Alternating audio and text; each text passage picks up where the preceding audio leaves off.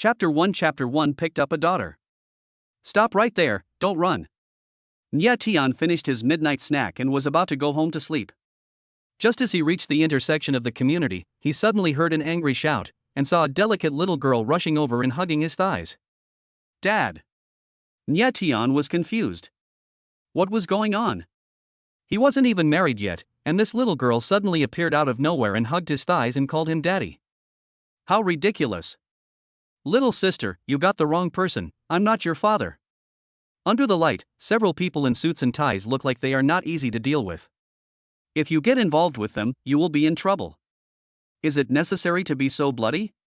Dad, they want to catch me, beat them for you quickly. The little girl, who was 4 or 5 years old, was wearing a pink princess dress and a cute ponytail. Her little face was pink and tender. She was obviously a child from a wealthy family. She was very cute, with a pair of twinkling eyes. Nya Tian almost couldn't help but feel overwhelmed with sympathy. However, the 3 men in suits rushing over were obviously not pushovers, so it was more important to stay out of trouble. She immediately wanted to pull her legs away and said, "Little sister, you've got the wrong person. Don't get me into trouble, okay? Look at my weak arms and legs. I can't beat them." Ah! But the next moment, Nya Tian screamed and felt as if the base of his thigh was clamped by an iron clamp, and the flesh was about to fall off. You are my father. Meng Meng will not recognize the wrong person. The little girl looked at Nya Tian with a pair of black and shiny eyes, which were covered with a layer of mist. However, her attack was so ruthless. Is she still a little girl of 4 or 5 years old? Even an adult wouldn't feel so much pain from being pinched. Boy, hand over this girl. She just beat up our boss. Don't cause trouble. The 3 men in black surrounded Nya Tian, staring at the girl, seeming a little afraid. After being pinched like this, Nya Tian looked at Meng Meng, who had an innocent face, and his face suddenly became embarrassed. These 3 people were too damn arrogant. They didn't even think before they spoke. A little Lolita of 4 or 5 years old actually beat up their boss. Who would believe this? Who are you? 3 grown men bullying a little girl, aren't you ashamed? Can you make up a more realistic story? Do you think I'm fake? Kid, you'd better not meddle in other people's business. This girl is not as simple as you think. Leave her to me. It has nothing to do with you. A man in black on the opposite side said solemnly and seriously. Dad, help Meng Meng teach these guys a lesson. They have been chasing Meng Meng just now. They are all bad guys. Meng Meng then let go of her hand that was holding Nya Tian's thigh, looked at the 3 men opposite with a pair of eyes, and a vicious expression appeared on her cute face. Nya Tian fainted. These 3 people looked like bodyguards. How could an ordinary person like him be their opponent?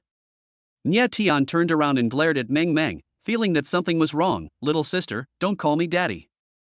How could I have a daughter as old as you when I'm not even married? Big Devil Dad, why are you so weak now? Why can't you even beat 3 ordinary people? It's really embarrassing for me. Let me deal with them. Meng Meng finished speaking, and then the figure disappeared. Only 3 consecutive groans were heard, which felt like one sound, and the 3 black-clad bodyguards who surrounded Nya Tian fell to the ground at the same time and fainted. Nya Tian's eyes widened, wondering if the world had changed. How could a little girl of 4 or 5 years old be so powerful? Even a martial arts expert couldn't knock these guys down in an instant. Who are you? Nya Tian was almost furious when he saw this cute and adorable little sister. This little Lolita was simply a human Tyrannosaurus Rex. Dad is really a weakling now. No wonder he didn't even know he was poisoned. The little Loli opened her harmless eyes and said to Nya Tian, who was standing there like a fool. Dad, you are going to be a great devil in the future, why are you so cowardly now? A few ordinary people have scared you like this. If Mom knew, she would definitely not marry you. No, if Mom didn't marry you, I would not exist. It's so annoying. Nya Tian listened to the little girl talking to herself, and his mind was like a paste for a moment. He couldn't understand what was going on. Although he had a girlfriend, they were still a long way from getting married. Suddenly a woman popped up. Who could stand this?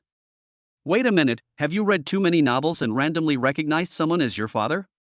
Then you imagined a bloody plot like time travel and came out to find your father. Stop making trouble, little sister. I'll take you back to where your home is. Nya Tian finally came back to his senses and stared at the little Lolita who had turned back into a cute baby. He was shocked. Meng Meng. Okay, cowardly dad, you may not be able to accept this reality, but I am really your daughter, just from another dimension. This is another dimension in the same space as the Earth. I am your daughter from another dimension. No, I am your daughter. This is a bit difficult to explain. Anyway, you are my dad. In 5 years, you will enter another space and give birth to me.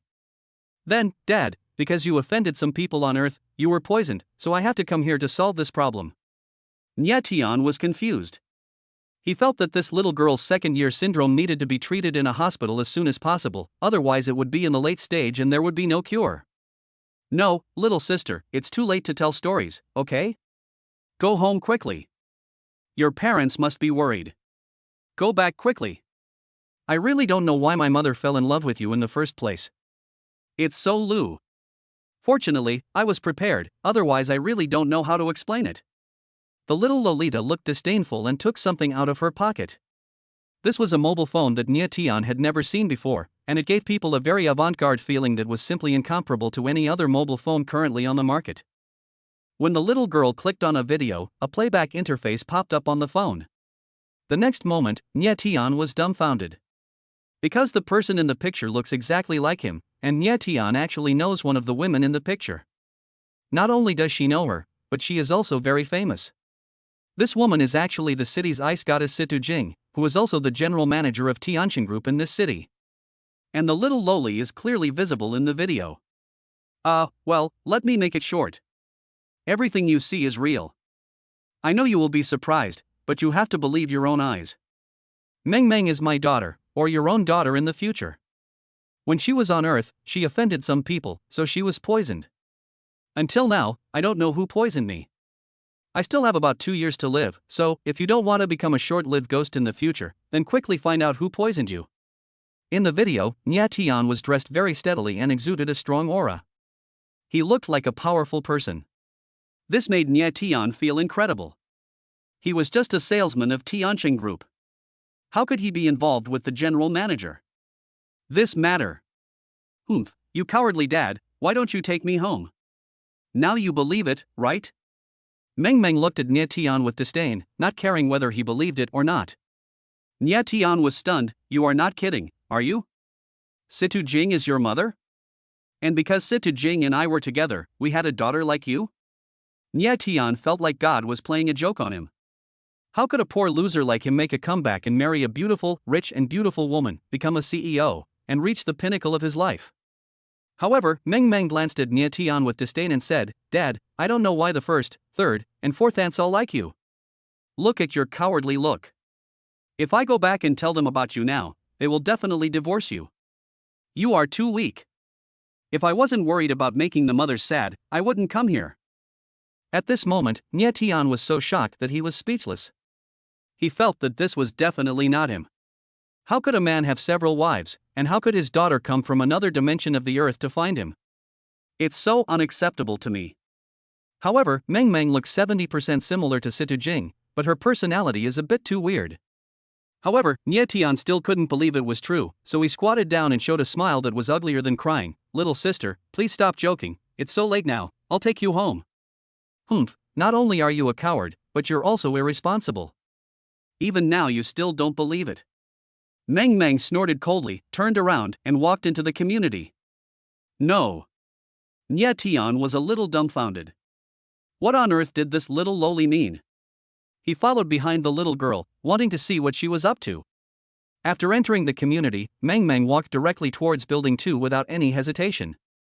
No way, does she know where I live? Nya Tian was overwhelmed. In fact, he was already about 60% convinced. Then, after going up to the 8th floor, the little loli stood directly in front of the door of number 85. At this time, Nya Tian had just moved into the house less than a week ago, and even his best friend had never told him which building and floor he lived on. Now you believe it, right? According to the current time, it has been less than a week since the cowardly father moved in, and he wanted to live with your girlfriend, right?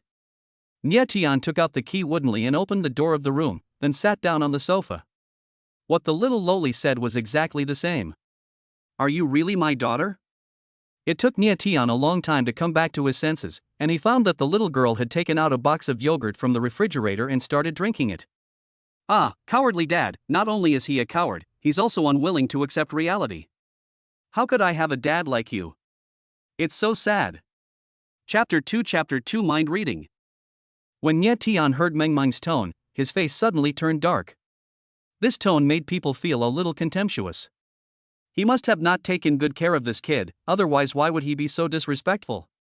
Forget it, let's not bother with her. She's still a child, and getting angry is bad for her health. Nia Tian tried hard to calm himself. This is pure self-deception. When Meng Meng saw Nia Tian was so angry, her big eyes suddenly turned into crescents and she muttered, "I told you not to watch me so closely all day long. Now I'm going to piss you off." Nia Tian was stunned. It turned out that he had been too strict with this little princess and now she was here to take revenge on him. Is this justice? Ah. This is retribution. Nia Tian was speechless and complained. He couldn't beat him and the boy blamed him. Couldn't he just look for his mother instead of his father? Oh. Dad, look how angry you are. It's not that mom is stricter than you, so I come to you, Dad. By the way, Dad, I'm telling you, you have to control your woman. She shouldn't be allowed to eat or drink at home. It's more important than you watching her. Meng Meng threw herself into Nia Tian's arms with a glass of milk. She said with her big eyes twinkling, "Your wife doesn't know how to love her daughter. She punishes her for the smallest mistakes and hits her hands at every turn. Dad, you have to help me vent my anger. Why does Nia Tian feel that something is wrong with this situation? It turns out that she is not here to solve his own problems, but to let him discipline her mother. She must have ulterior motives." Suddenly, my head was full of black lines. When Nia Tian was about to say something, the little girl actually took something out of her pocket.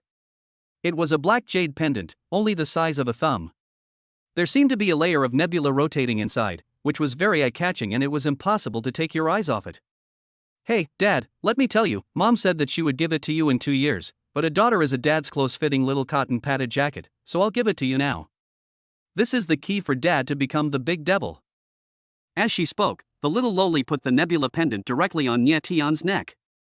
Immediately afterwards, he felt a sense of blood connection spread throughout his body, and then a warm current came from the pendant and rushed into his body. Originally, Nia Tian was still skeptical about whether the little loli was his daughter, but after wearing the nebula pendant around his neck, all these doubts disappeared, because the pendant gave him a sense of blood connection, and Nia Yan felt that something suddenly appeared in his mind. The little girl clinging to Nia Tian opened her big eyes and licked the corner of her mouth. "Okay, I'll give you the nebula pendant too. Daddy will experience it slowly. You will feel different when you wake up tomorrow." Nia Tian not only had no doubt about this, but was very sure of it.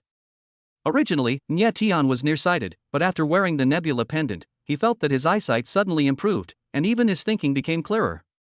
After taking off his glasses, he found that he could see the small words on the notebook 5 or 6 meters away from him clearly. This can't be true, right? Nia Tian was stunned for a long time before he came back to his senses. This felt like a myth, a little confusing. Of course it's true. What exactly is this nebula pendant? Dad, you've never told me, and I don't know what it is used for. Even Mom doesn't want to tell me. Tell me what it is? The little loli's eyes were full of curiosity. I don't know either. Nia Tian really didn't know what was so special about this thing, but he knew that this thing was definitely not simple. "Humph, you don't recognize me just because I gave you the pendant. I'm going to complain to my mom." The little girl looked at Nia Tian angrily with a look of dissatisfaction on her face. Meng Meng, am I really your father?" Although Nia Tian has already believed this fact, no one can accept it at once. Only children of this age can accept it. There is no way around it. Maybe their way of thinking is different. Of course, you already have the answer in your mind, and you still ask me. Our top priority is to quickly catch up with Mom. You know, Mom almost married someone else back then. Dad, you should hurry up. The little girl instigated. Of course Nia Tian knew this. Situ Jing was the most beautiful woman in Zhonghai City. There were at least 1,800 men chasing after her. With his current condition, it would be extremely difficult for him to even meet her, let alone chase her. Others traveled by car, and there was a direct elevator to the general manager's office, but he was just a small salesperson in the company. There is absolutely no chance of contact. Come on, Dad. Believe in you. I will help you. Of course, you have to kick your girlfriend out first. If you don't, she will dump you anyway. This sentence hurts my heart, it's a slap in the face. Speaking of which, Nia Tian's current girlfriend is a goddess-level woman. She is an operations manager of a company and is outstanding in all aspects. The two have been together for 3 or 4 months and have already confirmed their relationship. They are about to live together. It is a bit cruel for her to break up now. The key point is that Nia Tian thinks, what a good girl, but he gives up on her before he has even had a good time with her. Isn't this a waste? Dad, I'm telling you, you'd better end your relationship with your current girlfriend as soon as possible. Do you know that you had problems because of her? You bought a house and prepared to get married, but she kicked you out before the marriage. The house is also in her name, and she kicked you out of the house without leaving you a penny. It was at that time that you got the nebula pendant. The little loli said seriously and solemnly. No way, Zhang Yueru is not that kind of girl, right? Nia Tian couldn't believe it. Dad, I am your daughter, you have to believe me, I won't hurt you. The little loli sat directly on Nia Tian's lap and started to act coquettishly and cutely. Nia Tian felt dizzy after being shaken twice. In fact, it was really good to have such a daughter, who could act coquettishly, be cute, and was also very awesome. He was lucky. Meng, wouldn't it be a bit too cruel for me to break up with you? After all. Oh, Dad, this is easy for me to tell you. Your daughter is so old now, why don't you just bring her to see her when the time comes? What's cruel about it? It won't be cruel when you break up with her and become penniless? The little loli rolled her eyes and said very rational words, which made Nia Tian feel like there was an old monster living in this little loli's body. Dad is really stupid. I don't know what he is thinking. He is reluctant to break up with a woman like Zhang Yueru. He will feel comfortable when he is driven into a desperate situation. Just as Nia Tian was staring at the little Lolita's voice suddenly came into his ears. Meng, what did you just say? Nia Tian thought he was hallucinating, because the voice actually came from his heart. I told you to break up quickly, otherwise you will be penniless. The little loli looked at Nia Tian with some confusion, wondering when her stupid boss would come to her senses. Why is Dad so dull now? He is nothing like his future self.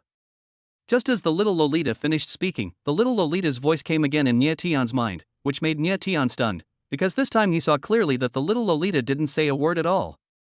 Is this mind reading? Nia Tian's eyes suddenly became blank, and he couldn't believe his ears. Meng, did you just say that I was stupid? Nia Tian looked serious. Ah. Dad, how did you know? The little girl was confused and stared with her eyes wide open, not being able to believe herself. You really said in your heart that Dad is stupid, believe it or not, Dad will spank you? Nia Tian's heart was already in an uproar, he actually had a skill or supernatural power similar to mind reading. This is definitely the legendary weapon. As a salesperson, how can I make customers pay willingly?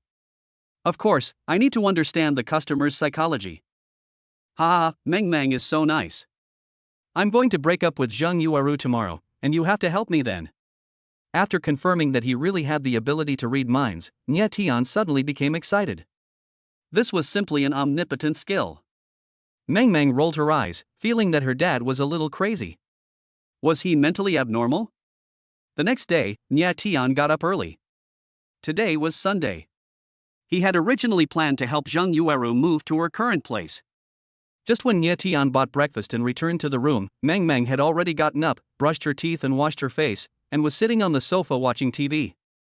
Meng, I bought you soy milk, fried dough sticks, buns, and tea eggs this morning. Nia Tian's usual breakfast was not so rich, but the appearance of Meng forced him to improve his living standards. Unexpectedly, when Meng saw what Nia Tian was holding, she showed a look of disgust and said, Dad, Mom said that breakfast on the roadside is unhygienic and greasy, and told me not to eat it. She asked you to make it for me. The smile on Nia Tian's face suddenly froze. He bought breakfast for the little girl with good intentions, but she didn't appreciate it and even despised it. Is there any way to reason with him? You can buy food, but it must be a nutritious breakfast from a 5-star hotel, so that Mom will feel at ease. You can also eat fruits after meals every day to supplement vitamins. The little girl said seriously, which made Nya Tian very embarrassed. Family members know their own business. Now he is a poor loser, how can he afford to buy breakfast in a 5-star hotel? And judging from this, the little girl's lunch must be of high standard. This guy is simply a little ancestor. Chapter 3 Little Lolita Betrayed. However, Nya Tian did not read the little Loli's thoughts. He studied it all night yesterday. Using mind reading is actually a very mentally exhausting thing. One must concentrate to peek into the target person's thoughts. As for whether there are other conditions, I don't know now. Dad, don't worry. I have a card here. It's given to me by Mom. But you can't use it, otherwise you will break the rules and bad things will happen. The little girl seemed to see what Nya Tian was thinking and took out a black bank card from her pocket. Puff! Nya Tian almost vomited blood. This turned out to be a Citibank Black Gold card, a card with unlimited credit limit. This kind of card was sold in limited quantities, so there was no need to worry about how much money he spent. Dad, this is what you asked Mom to give me, but you can't spend the money in it. Mom strictly instructed that only I can spend it. But I can secretly buy something for Dad. The daughter is worthy of being a father's sweet little cotton-padded jacket. Nya Tian immediately felt much better. Nya Tian had to eat the breakfast he bought by himself, while the little Lolita skillfully picked up her mobile phone and ordered takeout. She actually ordered breakfast from a 5-star hotel, which made Nya Tian very envious. Taking advantage of this break, Nya Tian called Zhang Yueru and made an appointment to meet at a Western restaurant at noon, saying that he had something important to discuss. Dad, you want to be heartless, right? I'm telling the truth. There's no result for you to be with her. Go catch up with Mom first. I can beat the boss at home. But when Nya Tian heard these words, he felt something was not right. Wait a minute, Meng Meng, let me ask you, what position does your mother, my wife, hold in the family? Nya Tian asked. Dad, this is not important. The important thing is to catch up with Mom as soon as possible, otherwise Mom will marry someone else. It seems that it will be in a year. We have to hurry. The little girl felt that she had let the cat out of the bag and immediately changed the subject. Nya Tian raised his eyebrows, feeling that this little girl's purpose was not simple. Just now, she clearly said that she wanted to be the boss at home. Could it be that Situ Jing was not her first wife? Is there anyone who could let Situ Jing be the mistress? At this moment, Nya Tian focused his attention on the little girl, and a voice rang in his ears, it's over, I let it slip. Mom said that if I can let Dad have me first when I come back this time, she will give me 50 million in pocket money. I hope Dad doesn't know about it, otherwise the 50 million will be gone. When Nya Tian heard this, he was stunned. It turned out to be 50 million in pocket money. Why be so generous? She is just a 4 or 5-year-old child. Does she know how to spend 50 million? Damn it, I'll be so rich in the future, I can easily take out 50 million, but I didn't even ask for some money for my current self to spend. He could only think about this in his mind. Nya Tian knew that now everything depended on himself. After breakfast, Nya Tian took the little Loli to the city center. The Western restaurant he booked was in a shopping mall in the city center. It was considered a relatively high-end Western restaurant with an average consumption of around 1,000 yuan per person. Nya Tian was dressed quite decently today. It was just past 10 o'clock when they arrived, and Zhang Yueru hadn't gone out yet. The little Loli dragged Nya Tian shopping. Women or female animals especially like shopping, and even the little Loli is no exception. But the little Loli is still too young, and some luxury stores simply don't have clothes for her to wear. So, the little Loli was very dissatisfied. Dad, society is so backward now. These stores don't even sell children's clothes. I didn't even bring any clothes to wear when I came here. I'm so mad. The two walked out of the store. The little girl was angry and looked very dissatisfied. Meng Meng, after things are settled, Dad will go shopping with you. Nya Tian was speechless. This little Lolita's requirements were really high. She wouldn't wear anything other than luxury items. With the current financial situation, he couldn't support her at all. At this moment, Nya Tian's cell phone suddenly rang. It was Zhang Yueru calling. I'm here. Where are you? Why are you wasting food? Just eat something. We have to move in the afternoon. Zhang Yueru has a nice voice and is very beautiful. Although she is not top-notch, she is still a beauty. In fact, Nie Tian and Zhang Yueru were classmates in college. They had a great liking for each other and established a romantic relationship when they graduated, both aiming to get married. I'll be there soon, you go up first, I've reserved a seat. Okay, I'll go up first. After hanging up the phone, Nie Tian felt heavy in his heart. He always felt that things were not that simple. And in Nie Tian's opinion, Zhang Yueru should not be like what the little Loli said. This scene was seen by the little Lolita next to them, and her eyes flickered and she didn't dare to look at Nie Tian. Let's go, Meng Meng, let's solve this matter. Nie Tian didn't notice the little Loli. He concentrated and looked at the little Loli, and found that the little Loli was not thinking about anything at the moment, which made him a little strange. But Nie Tian didn't care, maybe he really didn't think anything about it. This Western restaurant is called Murphy's Western Restaurant. The interior is elegantly decorated and exudes a hint of aristocracy. The waiter was very polite and led Nie Tian to the reserved table. The moment Zhang Yueru saw the little Lolita, her maternal glow instantly overflowed. In fact, Zhang Yueru likes children very much, and Meng Meng is so adorable, just like a little princess. Whose child is this? She is so pretty. She will definitely be a great beauty when she grows up. Come to your auntie quickly.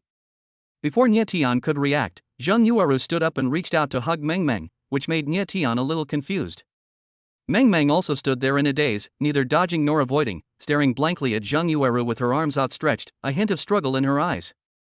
This expression happened to fall into Nie Tian's eyes. What's going on?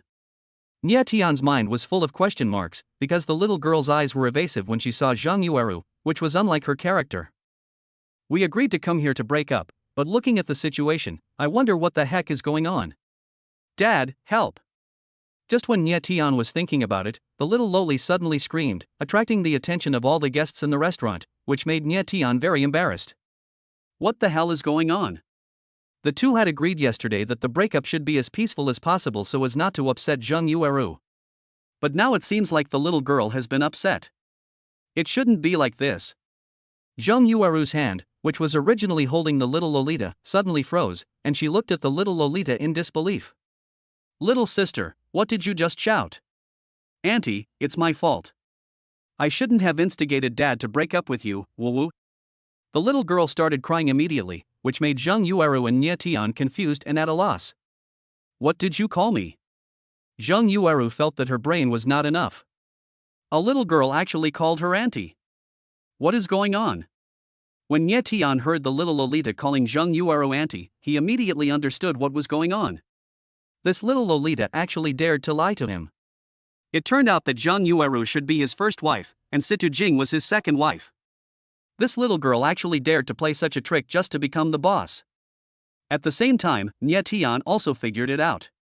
The little Loli must know the effect of the nebula pendant, and it can also resist his mind reading. What he saw last night must have been what she deliberately let him hear. Seeing that the child is so scheming at such a young age, Nie Tian felt like crying but had no tears. Why do kids nowadays have so many thoughts? Auntie, you are the best. It's Meng Meng who wanted to be the boss, but she doesn't dare anymore. The little girl pouted in Zhang Yueru's arms, her eyes full of tears, feeling like she was being bullied.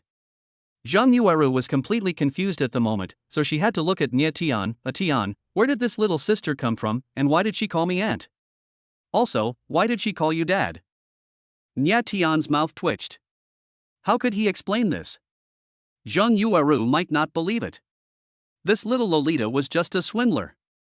Nie Tian now really wants to catch her and give her a good spanking.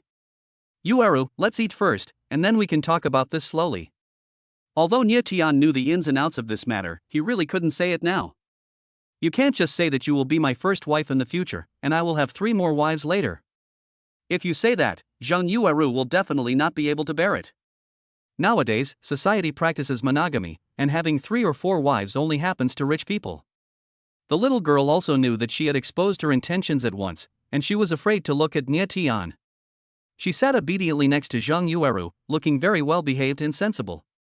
However, Nie Tian looked at her unhappily. This little girl was simply asking for a beating.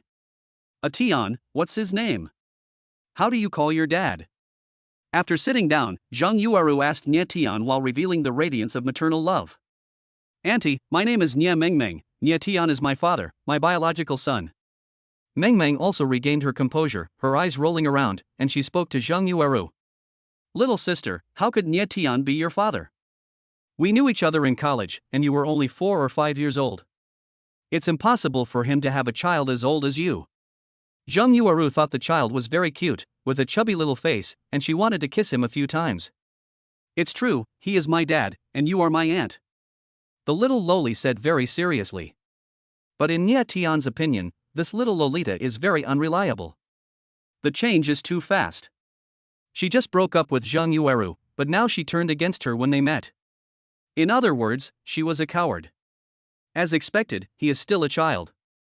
He might have felt sorry the moment he saw Zhang Yueru.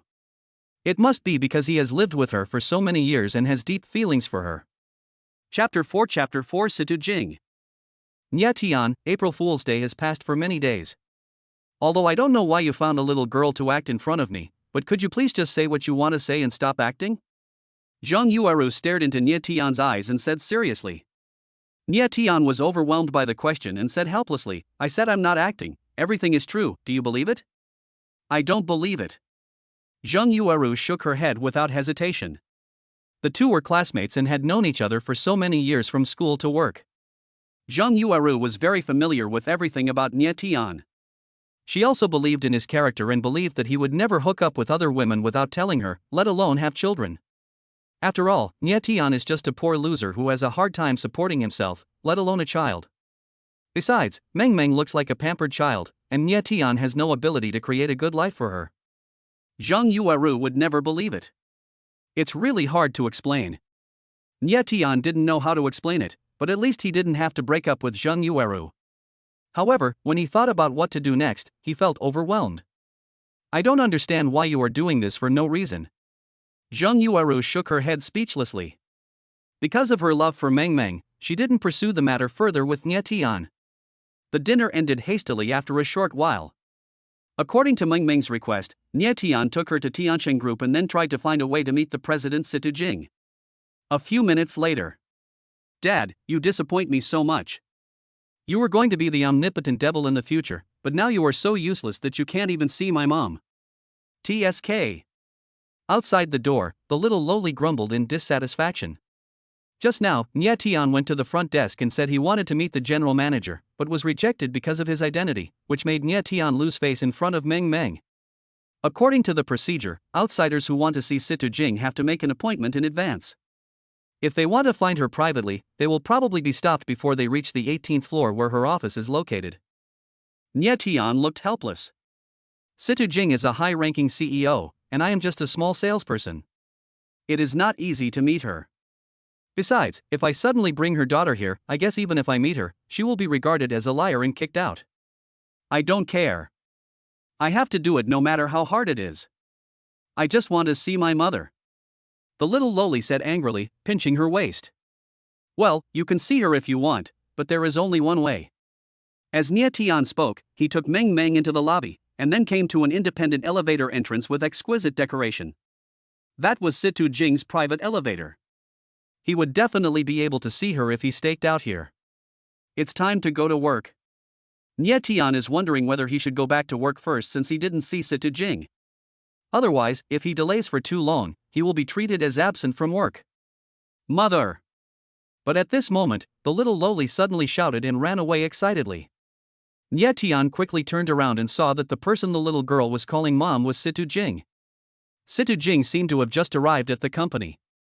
She was accompanied by an assistant, bodyguards, and a handsome young man with an elegant temperament. What the hell? This kid is too abrupt. Seeing Mengmeng calling Situ Jing mom without saying a word, it was too late to stop her. Nie Tian immediately broke out in a sweat due to nervousness. Situ Jing is recognized as the #1 goddess. The people pursuing her can circle the earth 3 times. She is pure and innocent now, and suddenly a little loli comes out and calls her mom. God knows what kind of impact it will have on her and what kind of sensation it will cause. "Mother?" Seeing Mengmeng jumping towards her, Situ Jing squatted down suspiciously and touched Mengmeng's little face affectionately. The little girl snuggled into her arms and said innocently, "Mom, I finally see you. You look so beautiful today." Situ Jing looked normal despite her daughter suddenly appearing. She smiled lovingly and said, "Mom misses you too. Come on, I'll take you upstairs to play." Beside him, the handsome young man was stunned when he saw this scene. As one of Situ Jing's suitors, Gu Dongyang naturally knew Situ Jing's living situation. He finally found an opportunity to get close to her, but he didn't expect that she had another girl. Could it be that she deliberately hid her marriage and had a child with another man? Aging, is she your daughter? Gu Dongyang asked cautiously. Situ Jing said calmly, "Yes, didn't you hear her call me mom?" "Oh." Gu Dongyang nodded, his expression became stiff, but his heart was shattered in an instant. However, he was unwilling to accept this fact until he found out the truth. Especially after taking a closer look at Meng Meng's appearance, he found that she did look a bit like Situ Jing. Then Situ Jing took Meng Meng's hand and walked towards the elevator, followed by Gu Dongyang and others.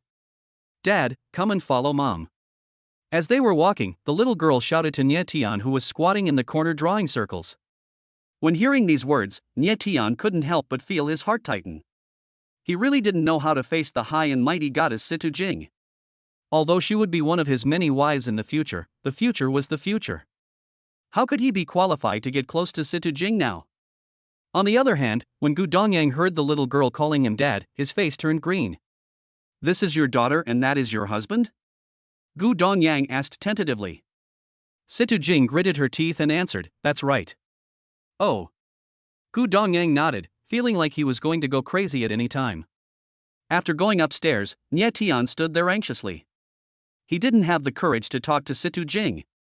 If it weren't for the little Lolita messing around, he probably wouldn't have dared to step into the elevator. They soon arrived at the office on the 18th floor. Situ Jing asked everyone else to wait outside and only took Nie Tian and the little Loli into the office. Bang! Situ Jing slammed the door shut with force. Just from the force with which she closed the door, it was obvious that she was in a very bad mood at the moment. "Who are you? Why did you bring her to my company?" Situ Jing asked straight to the point. Nie Tian straightened his back, showed his work ID, and said, "I am an employee of the marketing department." "Meng Meng is your daughter. She is really your daughter. Anyway, the facts are obvious, and Nie Tian can only say this. Besides, even if he doesn't say it, the little Loli will tell everything." Situ Jing looked down at the little Loli and said, "She is my daughter, and you are my husband?" "Yes, that's right," Nie Tian replied. He always felt that he had no confidence in front of Situ Jing. It might be the huge gap in their status that caused him to feel guilty. Situ Jing said coldly, "There are so many people pursuing me, but this is the first time I see you approaching me with such a clumsy method. Aren't you afraid that I will use extraordinary means to deal with you?" It turned out that Situ Jing regarded herself as a pursuer, and a very contemptuous one at that. Chapter 5 It's not what you think. Others offered treasures and spent money to try to win Situ Jing's favor, but Nie Tian was straightforward and brought his non-existent daughter directly to her house. If she hadn't been of some use to Situ Jing, he would have had them kicked out long ago. Nie Tian was very conflicted, but he mustered up his courage and explained shamelessly, "I'm not the mean person you think I am. In short, whether you believe it or not, Meng Meng is your and my daughter. Although it's hard for me to explain it in a few words, this is the fact. Yes, you are indeed a couple, but I am your precious daughter." The little Lolita echoed. Seeing the two of them talking in unison, Situ Jing couldn't help but feel a little dazed. She turned around and walked to her desk to sit down, and said in a very cold tone, "I'm very busy and don't have time to listen to your nonsense. I don't care what your purpose is for appearing in front of me, but I warn you, everything should be done in moderation, don't go too far, especially for people like you who are shameless." The little girl was busy explaining, "Mom, Meng Meng didn't lie." But before he could finish his words, he was interrupted by Situ Jing. She said coldly, "My dear, you are still young. You were deceived, you know? Don't help him explain. What I want to say is that since you showed up and helped me, I can let it go and give you some money. But from now on, don't show up in front of me again, okay? And don't tell the outside world that I have any inexplicable relationship with you. I can't bear it." As he spoke, he took out a check from the drawer, filled in the amount of 100,000 and signed it, then stood up and threw it directly in Nie Tian's face. "Fuck! You really think I'm a fraud?" Nie Tian shouted in his heart, but on the surface he still looked helpless. He did not touch the check, letting it fall to the ground. He said speechlessly, "I know it is hard for you to accept, but the facts are the facts. It is not a problem that can be solved by spending money. Give me the money and leave immediately. The 100,000 yuan is pocket money for the little darling. I won't allow you to treat her badly," Situ Jing said decisively, with unquestionable majesty in her tone. In fact, even if Situ Jing didn't have to chase him away, Nye Tian would have been unable to stay. The reason he could hold on until now was, firstly, for Xiao Mengmeng, and secondly, because he was worried that Situ Jing would fire him with just one word. Outside. It's fake, it must be fake. Gu Dongyang muttered to himself like a madman, although that little girl looks a bit like Ah Jing, her husband is definitely not that man. No, Ah Jing doesn't have a husband at all. The sudden change also made Gu Dongyang a little flustered. Gu Dongyang has been paying attention to Situ Jing for many years. He started to pursue her formally a few years ago. Although he has not succeeded yet, at least he has great hope. Therefore, Gu Dongyang knows everything about Situ Jing, no matter how big or small. Even if they are secretly married, they can't hide it from him. So according to Gu Dongyang's speculation, Situ Jing was not married at all, nor did she have a daughter, and she would not marry a man who looked like a grassroots person. Even though she knows her husband and daughter are fakes, Jing can still act so calm in front of me. It seems that she is deliberately using them as a shield to make me back down. That must be the case. Gu Dongyang muttered to himself for a while and finally came to a conclusion. At the same time in the office, the situation took a dramatic turn. I won't leave. I want to follow my mom, and I don't want dad to leave either. The little Lolita acted like a spoiled child, hugged Situ Jing's thighs, and cried and refused to let go. Nye Tian knew that this was Mengmeng's routine, and he also knew that she really treated Situ Jing as her mother, even though she was just another Situ Jing. When Situ Jing saw the little girl suddenly crying, she was also flustered and didn't know what to do. At the same time, she found that she had almost no resistance when facing this little Lolita. She, who had always been aloof, could not be aloof in front of the little Lolita. When she saw her crying, she actually felt inexplicably distressed. "Little baby, don't cry. I won't chase you away. Just be good and listen to me, okay?" Situ Jing hurriedly squatted down and gently comforted her. She was really afraid that she wouldn't be able to comfort her well, and the little girl's tears flooded the office. Good. The little girl's mood suddenly turned from gloomy to sunny. She pulled up Situ Jing's clothes and wiped the remaining tears from her face. It was hard to tell that she had cried. Situ Jing looked at Mengmeng. Seeing her innocent expression, her heart suddenly softened like rock sugar. She didn't want to see this little girl suffer any grievances from the bottom of her heart. Why did I fall in love with her from the bottom of my heart when I first saw her? Is this blood relationship? Situ Jing asked herself, then changed her expression to aloof and said to Nye Tian, "You go to work, baby, follow me first, and you can pick her up after get off work." Okay. Nye Tian nodded in agreement and waved at the little girl. "Dad is going to work, you play with mom and be good and obedient." "Okay, I get it, go ahead." The little girl waved her hand nonchalantly, a typical example of someone who forgets about her dad after seeing her mom. After Nye Tian left, Situ Jing secretly pulled out a hair of the little Lolita and gave it to her assistant along with her own hair, asking her to go to the hospital for a paternity test. At the same time, she asked her assistant to notify the public relations department and ask them to block any information about her, Nye Tian, and Xiao Mengmeng. After all, when the little girl called her mom in the lobby on the first floor, many people heard it. If the news was not blocked in time, it would probably cause a lot of unnecessary unrest. As for why she had to do a paternity test, Situ Jing herself didn't know why she did it. Moreover, she was 100% sure that she was still a virgin, but for some reason she decided to do a paternity test.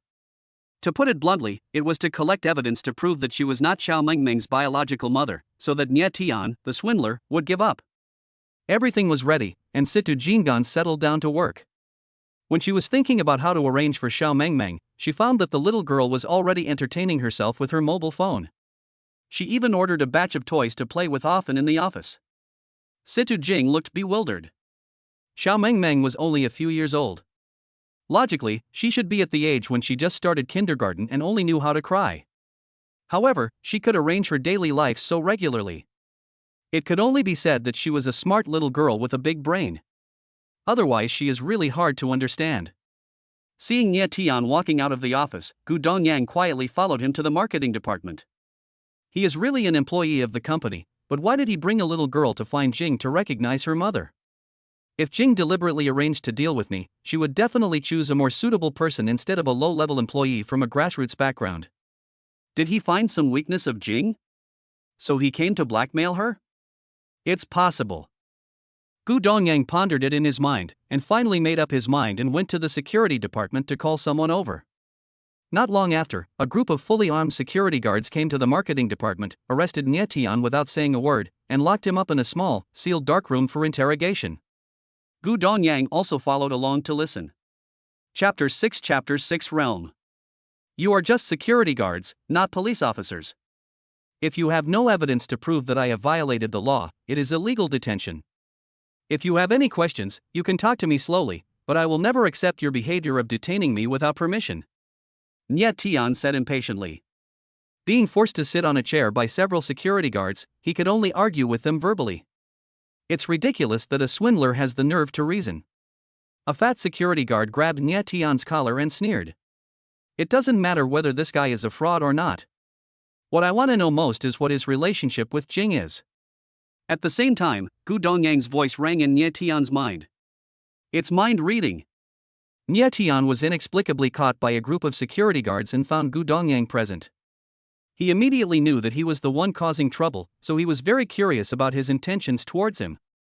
Now he has used mind reading to obtain Gu Dongyang's true inner thoughts. Gu Dongyang doesn't know that Nie Tian has mind reading skills, and he can't resist the mental invasion like Xiao Mengmeng does. Any thoughts in his heart cannot be hidden from Nie Tian's perception. The fat security guard asked again, "Tell me the truth, what is your purpose in bringing that little girl closer to the general manager?" "I brought my daughter to find her mother." It's that simple. Believe it or not, what I said is the truth. Also, take your stinky hands away. Nie Tian retorted coldly, and as he spoke, he forcefully pushed the fat security guard away and broke free from the suppression of several security guards. "Ha! You're so strong!" The fat security guard shouted in surprise. When Nie Tian broke free from the suppression just now, the strength he displayed was so great that 3 or 4 people could not resist. He pushed away the fat security guard weighing 200 pounds with ease, and it seemed effortless. It seems that after activating the Nebula Pendant, I not only gained the ability to read minds, but also my physical strength was greatly enhanced. No wonder the Nebula Pendant allowed me to become a great demon king, it is indeed very effective. Nie Tian couldn't help but marvel in his heart. At this point, Nie Tian ignored the security guards, walked directly to Gu Dongyang, and said, "I know you are setting me up. You already know everything you want to know, and I have nothing to say. In short, whether you believe it or not is your problem, so don't bother me anymore." Gu Dongyang sneered at Nie Tian's words and said calmly, "I know that none of them are true, and you are also dishonest, playing tricks on me with your slick words. Don't forget your identity, you are just a worthless grassroots life. If you know what's good for you, explain everything to me clearly. If you still don't tell the truth, I will let you know what cruelty is."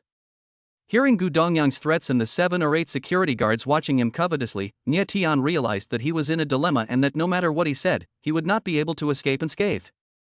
At this point, he seemed to have nothing to say.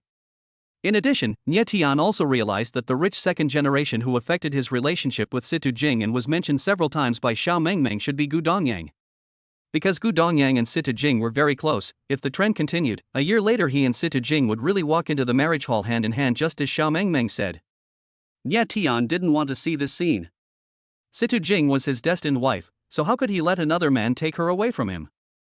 Nie Tian said calmly, "I have said everything I can say, and you already know everything. What else can I say? Even if you threaten me, I have nothing to say. In addition, although I am a poor grassroots with no great ability, I am not afraid of any threats." Nie Tian benefited greatly from the changes brought about by the Nebula Pendant.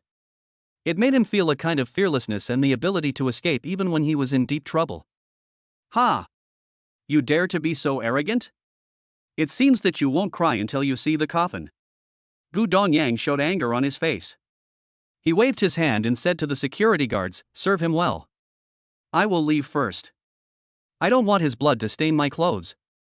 Having said that, he opened the door and walked out with a swagger. As soon as Gu Dongyang walked out, the security guard's expression suddenly changed. Under the dim light, they became ferocious like demons. Without saying a word, they punched and kicked Nye Tian. Bang, bang, bang. A series of dull blows continued to be heard. 7 or 8 security guards attacked at the same time, and Nye Tian really couldn't resist. But he managed to cope with it. He blocked all the attacks in a hurry and counterattacked. Bang, bang, bang. There was another muffled sound. Nye Tian went berserk and punched with all his strength, beating back the security guards one by one. His fists, which were filled with great strength, were like iron and broke bones of the security guards. Especially the fat security guard, the corner of his mouth was cracked and bleeding profusely. It feels different to have the strength to fight. Nye Tian was in high spirits when fighting, and he punched a security guard in the instep with his backhand. The man was in so much pain that he fell to the ground holding his leg and rolling around. After a chaotic fight, the small darkroom became much quieter, with only the security guards crying out in pain. Bang! Crack! Nye Tian punched the table, and a big hole suddenly appeared in the 3-centimeter thick compressed board tabletop. Wow! My strength has become so great, and my endurance is so strong that I don't feel too much pain even after breaking such a hard table. Nye Tian looked at his fist and grinned in surprise. The security guards on the ground were all terrified. They were overwhelmed by Nye Tian's brute force. Even though they were military men and knew fighting skills, they found out during the fight that all the fancy skills were just ridiculous in front of Nye Tian's brute force and were completely vulnerable. Outside the door, Gu Dongyang listened to the noise in the room gradually decreasing, and then becoming only screams. He thought the time had come, and after being beaten up, Nye Tian would finally confess the truth. Gu Dongyang pushed the door open slowly and said, "How is it? Do you want to tell the truth now?" Bang! However, what Gu Dongyang didn't expect was that just as he stretched his head and hadn't seen the situation in the room clearly, he was suddenly punched in the nose. He immediately squatted down with his nose covered in pain, tears streaming down his face. "I've told you many times that I'm telling the truth, but you refuse to listen and even dare to ask people to beat me. This is what will happen to you." Nye Tian walked out, looked down at Gu Dongyang and said proudly, "The feeling of having powerful strength is different." This is exactly what Nye Tian feels now. In the past, when facing high-ranking figures like Sita Jing and Gu Dongyang, he was always timid and kept his head down. And now as Nye Tian becomes stronger, he finds that these so-called big shots are just like that, which is exactly in line with the saying if you have strength, you have nothing to fear. Although Nye Tian's strength is completely different from that of people like Gu Dongyang, it is undeniable that his strength cannot be measured only by money and belongs to a different realm. Yes, a state of mind, a high level where even if you are very rich, you cannot beat me. Chapter 7 Cow. Seeing Nye Tian suddenly become so awesome, Gu Dongyang forgot the pain, stood up suddenly and was about to attack Nye Tian. Bang! However, as soon as he raised his hand, Nye Tian grabbed it and pushed it hard, causing Gu Dongyang to hit the opposite wall. He squatted on the ground, holding his chest in pain. Nye Tian said with disdain, "As soon as I started, you couldn't do it anymore. You are really terrible. I suggest you buy some Viagra to nourish your kidneys. Don't be so arrogant, you bastard." Gu Dongyang stood up and shouted with a dark face. Then he rushed to the door of the small dark room. "Are you all dead? Come out and deal with this bastard." Well, Gu Dongyang's words were very domineering, but to no avail. The security guards lay on the ground groaning, each of them unable to take care of themselves, so how could they care about his life or death? On the other hand, when Gu Dongyang saw the room full of injured security guards, he was shocked beyond words. He finally understood why Nye Tian became so arrogant and dared to hurt him. It turned out that Nye Tian was very powerful and 7 or 8 security guards were no match for him. Then Gu Dongyang, a delicate and pampered rich second generation, was even more insignificant. He was easily defeated in minutes. You can mobilize the security of Tianxin Group with just one sentence, which proves that you have some ability. But keep this ability to yourself and don't use it on me, otherwise this will be your end. Nye Tian said calmly, left after leaving these words, and left in a cool manner. Afterwards, Nye Tian continued to work normally. As for Gu Dongyang's condition, he was too lazy to care and just let things take their course. If he came to cause trouble again, he would continue to suppress him with force. But in fact, apart from using force, Nye Tian really has no ability to compete with Gu Dongyang in other aspects. It is undeniable that beating Gu Dongyang would cause a series of troubles for Nye Tian, but when he thought that Gu Dongyang was the one who was stealing his wife, Nye Tian would not have too many concerns. No matter what, he would just do it. Until 5:30 in the afternoon, when everyone in the company had gone off work, there was no movement from Gu Dongyang and the security department. It seemed that Gu Dongyang, for the sake of face, had suppressed the matter and did not even alarm Sita Jing. It can be seen that Gu Dongyang is a scheming person. If he doesn't cause trouble for Nie Tian now, he will definitely increase his efforts to compete with him in the future. Everything is just the beginning, and it is obvious that what happens in the future will not be of much benefit to Nie Tian. Nie Tian, I have something urgent to do and I have to leave quickly. This is the document that Vice President Lin wants. Please help me deliver it to his office. He is waiting for it. I'm leaving first. The middle-aged woman who worked as a planner in the marketing department put a folder on Nie Tian's computer desk, said this, and left in a hurry. Looking at her receding back, Nie Tian muttered with a dark face, "Damn it. I'm already off work, but you still want me to run errands for you. What's the hurry? Are you in a hurry to reincarnate?" But the copy was already in hand, so Nie Tian had to deliver it, and took the elevator to the 12th floor, the office of the company's vice president. Bang, bang, bang. Nie Tian knocked on the door gently, then pushed it open and walked in. He came to the desk and said with a respectful smile, "Vice President Lin, this is the copy you requested." "Well, put it here." The middle-aged, pot-bellied Vice President Lin nodded his fat head while talking on the phone.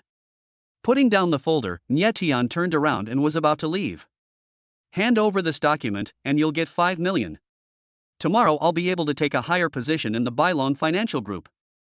Suddenly, a muffled voice sounded in Nie Tian's mind. It was the voice of Vice President Lin Darong. Nie Tian paused, his heart filled with surprise. No wonder he looked so proud when he entered the room. It turns out he is going to change jobs. But he is changing jobs, but what does he mean by handing over the document and getting 5 million? Could it be he is a traitor in the company? Selling the company's internal information for huge profits? When he entered the room, Nie Tian saw Lin Darong chatting excitedly on the phone. He was curious about what good things had happened to him. Then he sensed his inner thoughts, which were such earth-shattering words. He must be a traitor. Thinking of this, Nie Tian couldn't help but feel panicked. The resignation of the vice president is a huge event for Tiansheng Group. Logically, they would have made adjustments in advance and it would be impossible for him to leave quietly. This is common sense in the industry, and Nie Tian certainly understands it. It was precisely because he understood that he felt that something was wrong. Combined with the fact that he could sense Lin Darong's thoughts through mind reading, he could conclude that he was not a good person. Nie Tian turned around slowly and saw Lin Darong slumped in a chair, chatting with someone on the phone. He then tiptoed to the desk, picked up the document and left without even saying hello. Noticing Nie Tian's little move, Lin Darong shouted in confusion, "What are you doing?" Nie Tian said naturally, "Vice President Lin, I suddenly remembered that I took the wrong file. I will go and help you exchange it." Vice President Lin was so angry that his face sank. "You can't even do such a small thing. You are useless. Bring it to me quickly." However, Nie Tian heard another voice in his heart, "I was still counting on selling this copy to make money. This idiot is actually hindering my plan to make money. He is really useless. I will fire him when I get back." After hearing his inner voice, Nie Tian's face turned cold, and he said with a fake smile, "Okay. I'll get it right away, you just wait patiently, the result will definitely not disappoint you." Bang! He slammed the door and left, leaving Lin Darong sitting there in confusion. The purpose of Nie Tian's return was to further find out what Lin Darong was thinking, but Lin Darong cooperated so well and confirmed all the doubts that Nie Tian had speculated. That boy dared to talk to me like that. Is he really that brave? Lin Darong muttered angrily. The speed at which Nie Tian's expression changed really confused him. After a while, Nie Tian arrived on the 18th floor, outside Situ Jing's office. Seeing that it was Nie Tian who arrived, the assistant waiting at the booth outside did not stop him. Perhaps following Situ Jing's order, he gave Nie Tian the green light to pass. Just as he was about to knock on the door and go in, Nie Tian suddenly hesitated and withdrew his hand. He was very anxious. If I directly say that Lin Darong is the traitor, will Situ Jing believe it? She might even think that I deliberately created conflicts in the company. But I can't stay silent. So I'll tell her. It's up to her whether she believes it or not. Anyway, I have done everything I can. Thinking of this, Nie Tian pushed the door open and walked in. Situ Jing was playing with Xiao Mengmeng. When she saw Nie Tian coming, she immediately became cold and stood up to speak, but was interrupted by Xiao Mengmeng. Xiao Mengmeng ran to Nie Tian and said angrily, "Dad, Mom called someone to fire you." I tried to persuade her but she didn't listen. I was so mad at her, humph. Nie Tian was stunned for a moment and said, "You fired me?" Chapter 8 Distinguishing the Pros and Cons. Nie Tian had expected something like this to happen. After all, his appearance with Xiao Mengmeng was a mistake in itself for Situ Jing. If one were to put oneself in another's shoes, if Nie Tian encountered such a situation, he would fire the perpetrator without hesitation. Situ Jing said coldly, "What else? You are a person with evil intentions. If I don't fire you, will I give you a promotion and a raise? At the latest tomorrow morning, the dismissal order will be issued to you. Then you can go away and never appear in front of me again, including, my little darling." When mentioning Xiao Mengmeng, Situ Jing's expression softened, and it was obvious that she couldn't bear to be separated from Xiao Mengmeng. Nie Tian knew that he was doomed. This was the price he paid for bringing Meng Meng to mess things up. He took a deep breath helplessly, handed the copy to Situ Jing, and said, "There is one thing I know you may not believe, but after all, you are Meng Meng's mother. I can't watch you get cheated, so I have to say something. Someone wants to sell this copy to other companies and make a huge amount of black money of 5 million. This is all I can say, you can decide for yourself. See through it but don't speak it out, just stop when you have enough." Nie Tian knew that everything required evidence. Since there was no evidence alone, he might as well speak vaguely to arouse Situ Jing's curiosity and vigilance. As for what to do next, he could only leave it to the decision of this arrogant and icy female president. "What do you mean?" Situ Jing looked through the copy and found that it was the copy for customer research and market targeting this quarter. It contained huge value. If it was really sold to someone, the company would suffer a considerable loss. "You are a smart man. Do I need to say more about this kind of thing?" Nie Tian responded calmly. He didn't want to say more or explain anything, for fear that Situ Jing would accuse him of sowing discord again. After saying that, Nie Tian took Xiao Mengmeng away without hesitation, leaving Situ Jing alone in the office to ponder. "Dad, you're so useless. You can't even handle my mom. I really doubt how you and her gave birth to me." Standing in the elevator, Xiao Mengmeng tilted her little head and said resentfully, "This is adult matters, you are a little kid, don't talk nonsense." Nie Tian was speechless. They had only met for 2 days, but he had already been looked down upon by the little girl many times. He felt so embarrassed. In fact, Nie Tian was also very curious about why he would marry Situ Jing one day in the future. Moreover, he was fired by her now and it was difficult for him to see her, so how could he develop feelings with her? My silly dad. Should I tell him that his life trajectory has changed because of my appearance? Suddenly, Xiao Mengmeng's voice from the heart rang in Nie Tian's mind. Nie Tian glared and said bluntly, "I have a daughter like you for no reason. It would be strange if my life wasn't forcibly changed. I was already having a hard time, and now you've messed things up and I've even lost my job. And you still have the nerve to complain to me." Little Meng Meng pretended to be an adult and shook her head, "I can't help it. It's because you are so useless. You." Nie Tian felt so angry that he wanted to hit her little head, but after just thinking about it, he couldn't bear to do it. Not long after, Nie Tian and his daughter returned home. According to the plan, Zhang Yueru would move in and live with Nie Tian. Around dusk, she came with simple luggage and officially moved in. On the sofa, Xiao Mengmeng hugged Zhang Yueru's arm and complained, "Auntie, my dad is so useless. He can't even handle my mom." Zhang Yueru asked curiously, "Your mother, who is she?" "According to you, Nie Tian gave birth to you with her, so what else can't be done?" Xiao Mengmeng said, "My mother's name is." "Never mind, I can't tell you, so don't ask me. My father won't tell you either." Looking at the cute and smart little girl, Zhang Yueru couldn't help but feel like she was being put into some kind of script and forced to act. All in all, Zhang Yueru still refused to believe that Xiao Mengmeng was Nie Tian's daughter. After all, she knew Nie Tian's character. He was not a playboy and was not that romantic. It was almost time for dinner. Xiao Mengmeng only ate high-end food from star-rated hotels, so Nie Tian couldn't serve her. Instead, he followed her to eat for free. There was no other way. Xiao Mengmeng ordered a family meal, so Nie Tianhao and Zhang Yueru were of course willing to accompany her to enjoy the feast. It's late at night and everyone is asleep. In the bedroom, on the big Simmons bed, Zhang Yueru was wearing thin pajamas, nestling in Nie Tian's arms, drawing circles on his chest with one hand, and asked as she drew, Nie Tian, tell me the truth, what is the relationship between Meng Meng and you? Nie Tian said, I have said it hundreds of times, she is indeed my daughter. Even though it sounds absurd, it is the fact. I don't believe it. Zhang Yueru shook her head. Nie Tian sighed helplessly, if you don't believe me, there's nothing I can do. Forget it, since you won't tell the truth, I won't ask anymore. As he spoke, he sat up straight and continued with a serious face, I want to tell you something serious.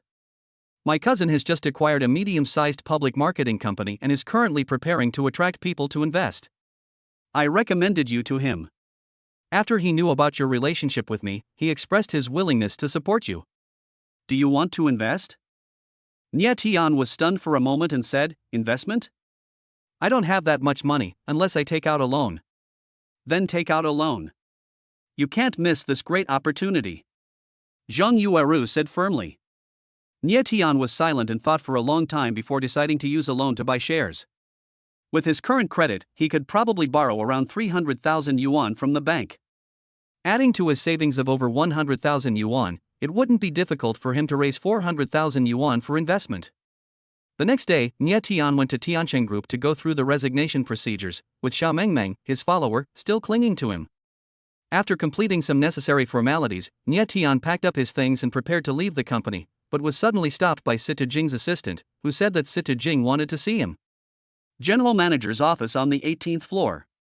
Sita Jing sat at the desk, looking at the DNA test report just received from the hospital. Her expression was extremely complicated, and her eyes were filled with extreme confusion and disbelief. The appraisal report issued by the hospital clearly stated, after identification by medical authorities, the genetic similarity between Ms. Sita Jing and the person being identified reached 90%, and they were biologically related. Shit! Her own membranes hadn't even been broken, and suddenly a biological daughter appeared. Sita Jing couldn't believe how such a bizarre thing could happen. And Xiao Mengmeng keeps calling Nie Tian daddy, which means that Xiao Mengmeng was born after she and this guy got together. The problem is that this is not the case at all. Sita Jing felt more and more confused the more she thought about it. How could this be? Even if it was a coincidence, it wouldn't be such a coincidence that their DNA is the same. However, she was more concerned about the serious impact this incident had on her. Although she and Nie Tian did not have any physical contact, it had borne fruit. If it were to get out, she would not be able to explain it to the outside world even if she had 10,000 mouths. No. This matter must be suppressed. I can't let this matter completely destroy me. Sita Jing distinguished the pros and cons and made the final decision. Chapter 9 Mom is a bad person. Bang, bang, bang. There was a knock on the door, and the assistant opened it and let Nie Tian and Xiao Mengmeng in. Seeing this, Sita Jing hurriedly hid the appraisal report in the drawer, then pretended to be calm and said coldly, I called you here for no other reason, I just want to see my little darling again. Little darling, come here quickly. As he spoke, he stretched out his hands towards Xiao Mengmeng. Little Mengmeng didn't buy it and hid behind Nie Tian, I won't go. Mom is a bad person. She doesn't want Dad. Mengmeng doesn't want you either. Dad, let's go. Okay, let's go. Nie Tian smiled kindly, and then without saying a word, he took Xiao Mengmeng and left without looking back. As for Sita Jing, Nie Tian had no intention of talking to her at all. Sita Jing was also extremely conflicted, especially when she heard Xiao Mengmeng say those words, she felt very uncomfortable. The original intention of calling Nie Tian and the others over was to clarify the matter about Xiao Mengmeng's background, but because of Sita Jing's sudden change of mind, the situation took a turn for the other way. Downstairs, Nie Tian led Xiao Mengmeng out of the hall, but ran into the person he disliked the most. Gu Donyang. Gu Dongyang's nose is still red and swollen after being beaten up by Nie Tian yesterday, but that doesn't stop him from showing off in public. He is dressed like a top star and is accompanied by 8 mighty and powerful full-time bodyguards.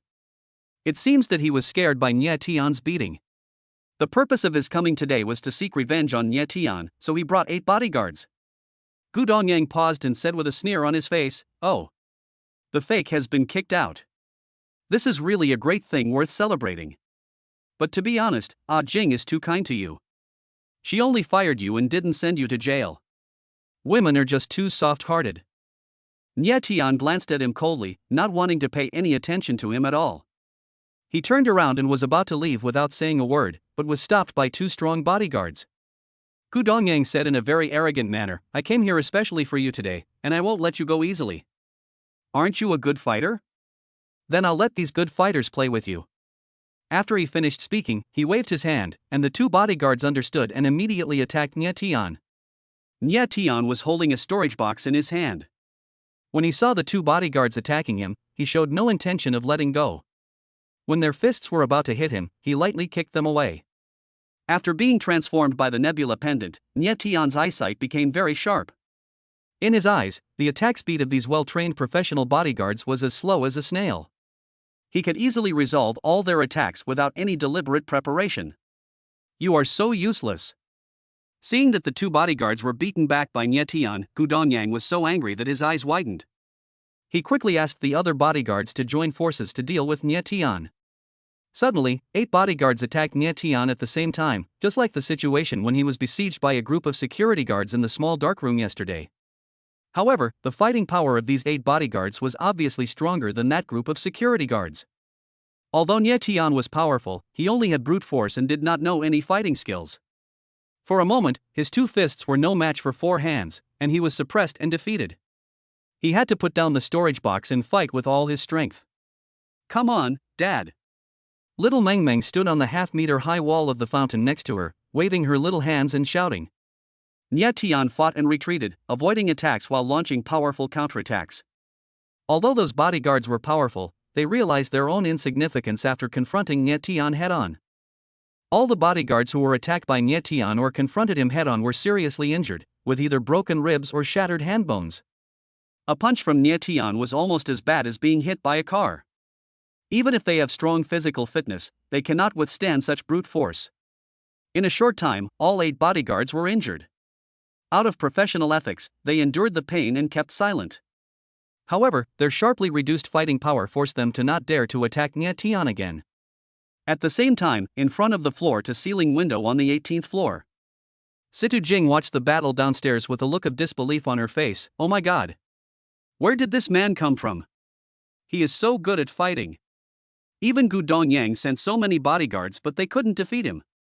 Although she said this, Situ Jing knew very well in her heart why Gu Dongyang targeted Nye Tian. The answer was in her heart. Now seeing 2 men fighting because of her, Situ Jing didn't know which side to side with.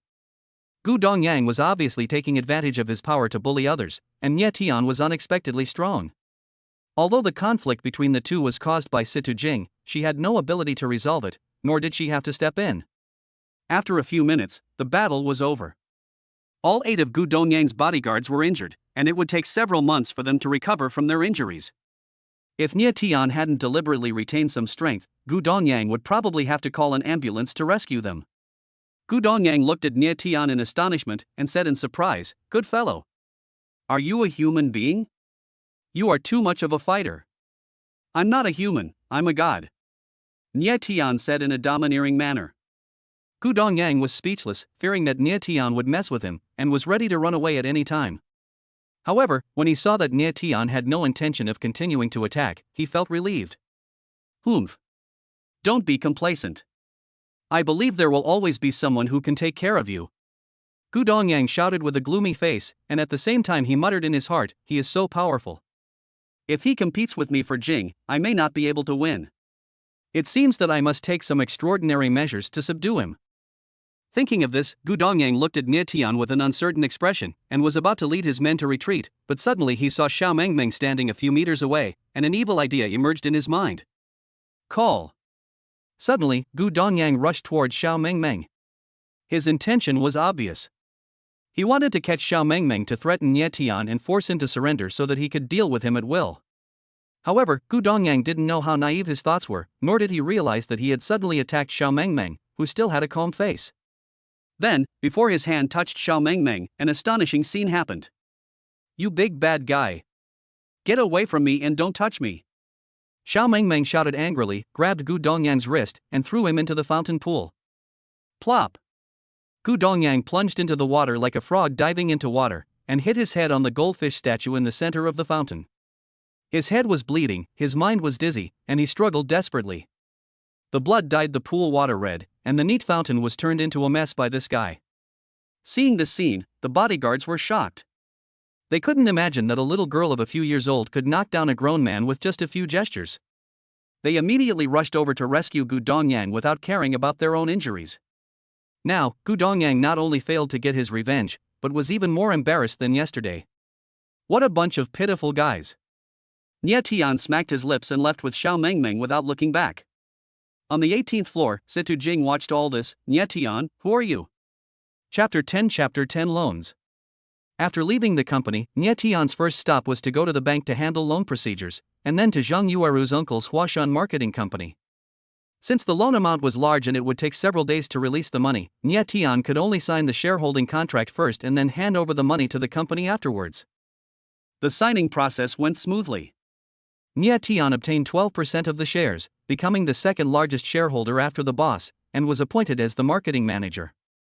Zhang Yueru also quit her original job and joined Huashan Company as the head of the marketing department to assist Nie Tian in managing the marketing department. On the same day, another major event that shocked the business world occurred. Lin Daron, the veteran deputy general manager of Tiansheng Group, suddenly jumped ship and joined Bailong Group. The development of the situation was just as Nie Tian had learned yesterday through mind reading.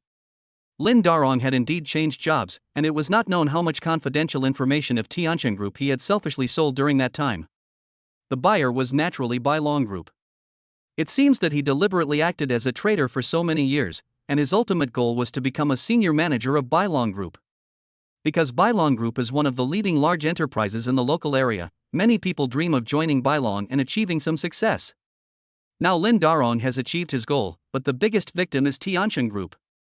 Not only did they suddenly lose a manager who controlled the company's lifeblood, but countless data was also stolen by the Bailong Group, and the losses caused were almost incalculable. And this so-called Bailong Group is an enterprise under the name of the wealthy and prestigious Gu family, and that Gu Dongyang is the prince of Bailong Group. Huashan Marketing Company, Marketing Manager's Office. Nie Tian sat at his desk and said angrily, "This Bailong Group is really a nobody. They stole confidential information from Tiansheng Group and openly poached employees, which clearly violated industry regulations. It seems that they have done a lot of dirty things like this." Zhang Yueru, who was standing by, was completely confused. She could understand that what Bailong Group did was immoral, but it had nothing to do with this side and she didn't understand why Nie Tian was so angry. "I know that Tiansheng Group is your former employer, and now it has been framed by Bailong Group. There is no need for you to be so united against a common enemy," Zhang Yueru said with a puzzled look on her face. Nie Tian seemed to realize that some things could not be said openly. He hesitated for a moment and said with a sullen face, "As an upright person, how can I not be angry when I hear about such things? With the precedent of Tiansheng Group, we must be careful in the future and cannot accept any business from Bailong Group, including their subsidiaries." Zhang Yueru nodded in agreement. "Yes, this is necessary." Afternoon. Xiao Mengmeng said, "Dad, something happened to Mom's company. Mom must be very sad now. Do you want to go over to see her?" Hearing this, Nie Tian couldn't help but glare. "Are you going to see her, or are you looking for trouble? It's not convenient for us to go look for her now." "Then what are you going to do?" Xiao Mengmeng asked with her little face raised. Nie Tian said solemnly, "It is impossible to stand by and watch. Why not find a way to collect evidence of Bailong Group's crimes and use the method of encircling way to save Zhao to help your mother?" "Oh, that's good." Xiao Mengmeng agreed. However, knowing is easier said than done. Although Nie Tian was well aware that it was illegal for Bailong Group to steal secrets from other companies, the fact that Bailong Group dared to do so must mean that they had absolutely safe confidentiality measures in place. With Nie Tian's ability, it would probably not be easy for him to find out some clues. However, he has the Nebula Pendant and the ability to read minds. As long as he finds the right method, he will be able to get some key information. In the evening, Nie Tian quietly came to a 5-star hotel in the city on the pretext of taking Xiao Mengmeng out to relax. At this time, the Bailong Group was holding a business reception in the hotel.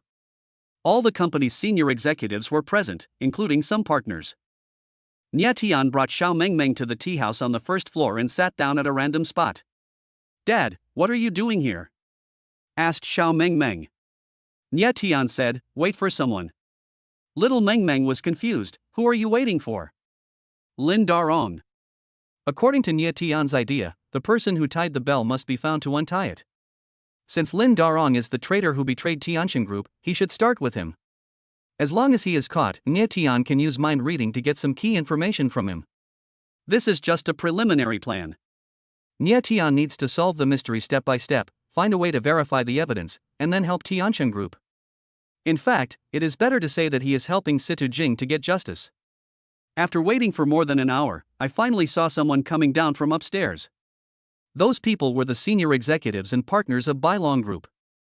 However, what surprised Nie Tian was that several senior bosses of Tianxin Group were also with them, and Situ Jing, the general manager, was among them.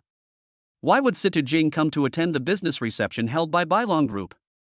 Is she here to congratulate them for successfully poaching the vice president of her company? That's impossible. Looking at Situ Jing from afar, Nie Tian felt very surprised, and at the same time found that the development of the situation seemed to be somewhat deviated from his expectations. However, Nie Tian could see that Situ Jing was in a very unhappy mood. Her already cold temperament now seemed as cold as an iceberg, emitting a cold aura that isolated herself from everything. Nie Tian couldn't help but speculate in his heart, could it be that Bailong Group wants to do something to Tianxin Group? Only after all the people participating in the business reception had left the hotel did Nie Tian Kai walk out with Xiao Mengmeng, standing in the shadows and watching from afar. Nie Tian's primary target is Lin Darong, and he decides to track him down and then arrest him for secret interrogation. But at this moment, there was a sudden commotion among the crowd. As if something big had happened, the top executives of Bailong Group were immediately in an uproar. They were all scrambling to discuss the matter as if their lives had been lost, and some were rushing to the company in their cars. In contrast, Situ Jing and others from Tianxin Group were very calm. It seemed that they heard some popular topics, and they all showed expressions of gloating on their faces. What's going on? Nie Tian watched from a distance, somewhat confused. Seeing that Lin Darong was about to leave by car, Nie Tian hurriedly followed. But at this time, something strange happened again. I saw a convoy coming quickly on the road. Seeing the convoy coming, the senior executives of Bailong Group also stopped and did not leave. At the same time, everyone saw a petite figure appear in their field of vision. She was wearing roller skates and skating at a very fast speed. The convoy was closely behind her. Then, this petite figure was seen nimbly turning into the front of the hotel and slipping past everyone. At the same time, the convoy that was tracking her also stopped, and dozens of people from the Bailong Group got off the car, most of whom were security guards and bodyguards. Chapter 11 Dream. What stunned everyone was that the petite figure skating quickly on roller skates turned out to be a pretty little girl about 6 or 7 years old. She had her hair tied in a bun, and was wearing a loose white windbreaker and cropped denim pants. She was holding a stack of folders in her arms, and she looked calm and composed, not even breathing. It can be seen that the purpose of the people from Bailong Group coming here is to capture this little loli. The little loli glided very quickly and disappeared into the darkness on the side of the hotel in a blink of an eye, and the people from the Bailong Group chased after her in a hurry. Dad! Just as Nie Tian was watching the show leisurely, a childish voice with a hint of excitement suddenly reached his ears. Dad? Are you calling me? Nie Tianxiao muttered subconsciously. But in the blink of an eye, the little girl with a bun-like hair appeared in front of him. Dad, the big girl is here to see you.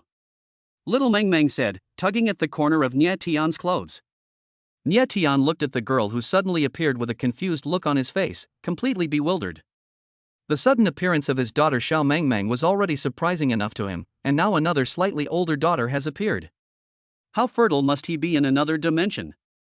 Not only did he marry several wives, but he also had 2 daughters. If his family wasn't rich, he probably wouldn't be able to support them. Dad! I can see you. The eldest girl Mengmeng suddenly threw herself into Nie Tian's arms, looking up at him excitedly with her little face. Nie Tian was stunned and said, You are my daughter too? Of course. I am not only your daughter, but also Mengmeng's sister. Mengmeng said seriously.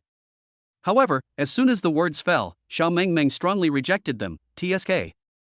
Who wants a sister like you? Mengmeng raised her chin proudly and said, Even if you don't care, I am still your sister. Well. Looking at the 2 girls staring at each other, Nie Tian didn't know what to say for a moment. They started bickering as soon as they met.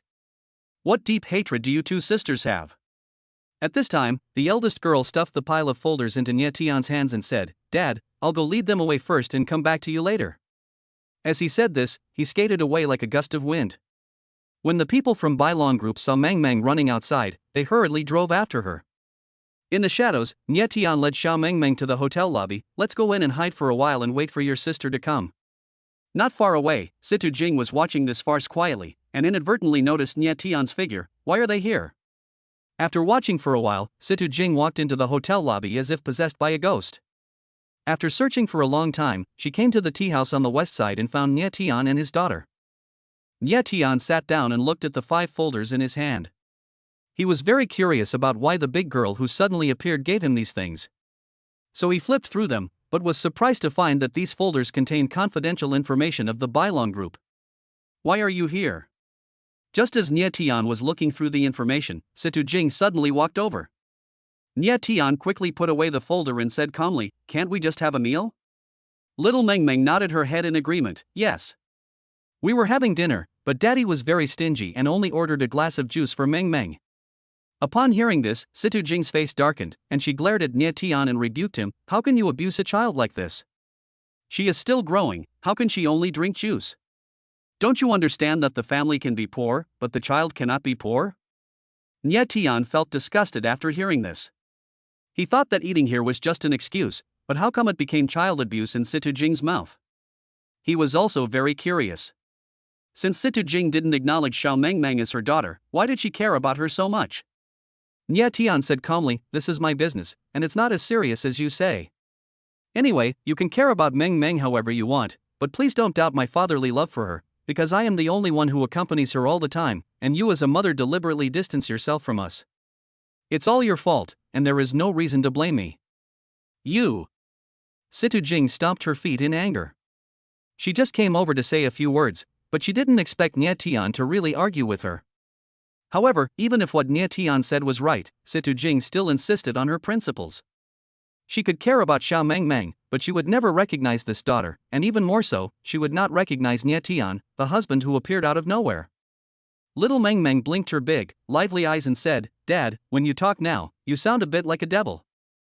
Nie Tian said arrogantly, "Of course. When your father gets serious, he is still very domineering." Looking at the big and small chatting and laughing here, Situ Jing suddenly felt that she was very redundant. She glared at Nie Tian with disgust, touched Xiao Meng Meng's head, and turned and left. Next, Nie Tian and Xiao Meng Meng waited for the eldest girl to come. But after waiting for more than an hour, the eldest girl did not show up. While waiting, Nie Tian looked through the information given to him by the eldest girl and found that those materials were all records of illegal transactions of Bailong Group in recent months, but most of them were incomplete.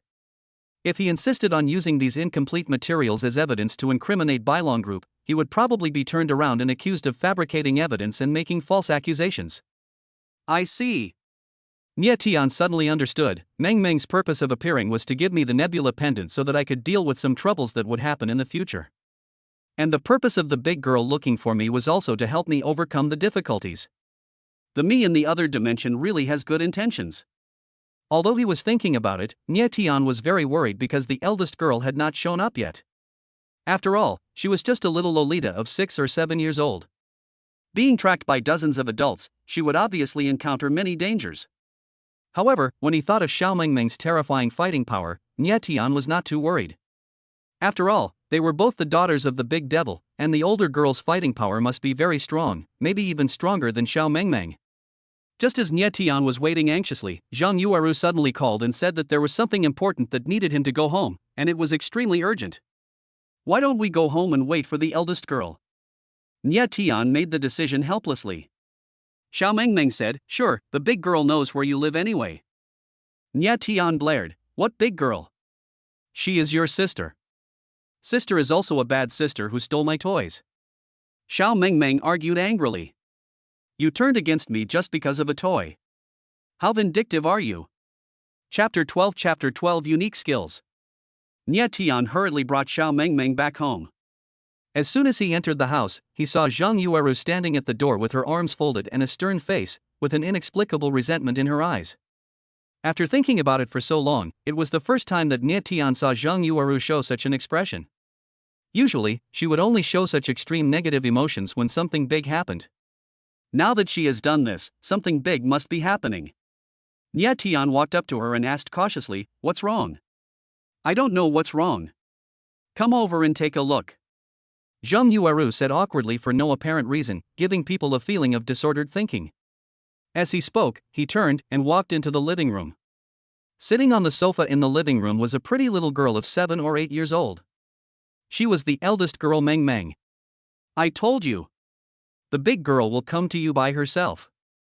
Little Meng Meng shouted excitedly when she saw the big girl. Meng Meng also jumped into Nie Tian's arms. Dad, you're back. But Nie Tian was stunned, because when he looked at Meng Meng's appearance again, he suddenly found that Meng Meng looked somewhat similar to Zhang Yueru, especially her exquisite and impeccable slender figure. It felt like she inherited Zhang Yueru's good genes. At this moment, an idea popped into Nie Tian's mind, that is, could Meng Meng be Zhang Yueru's daughter?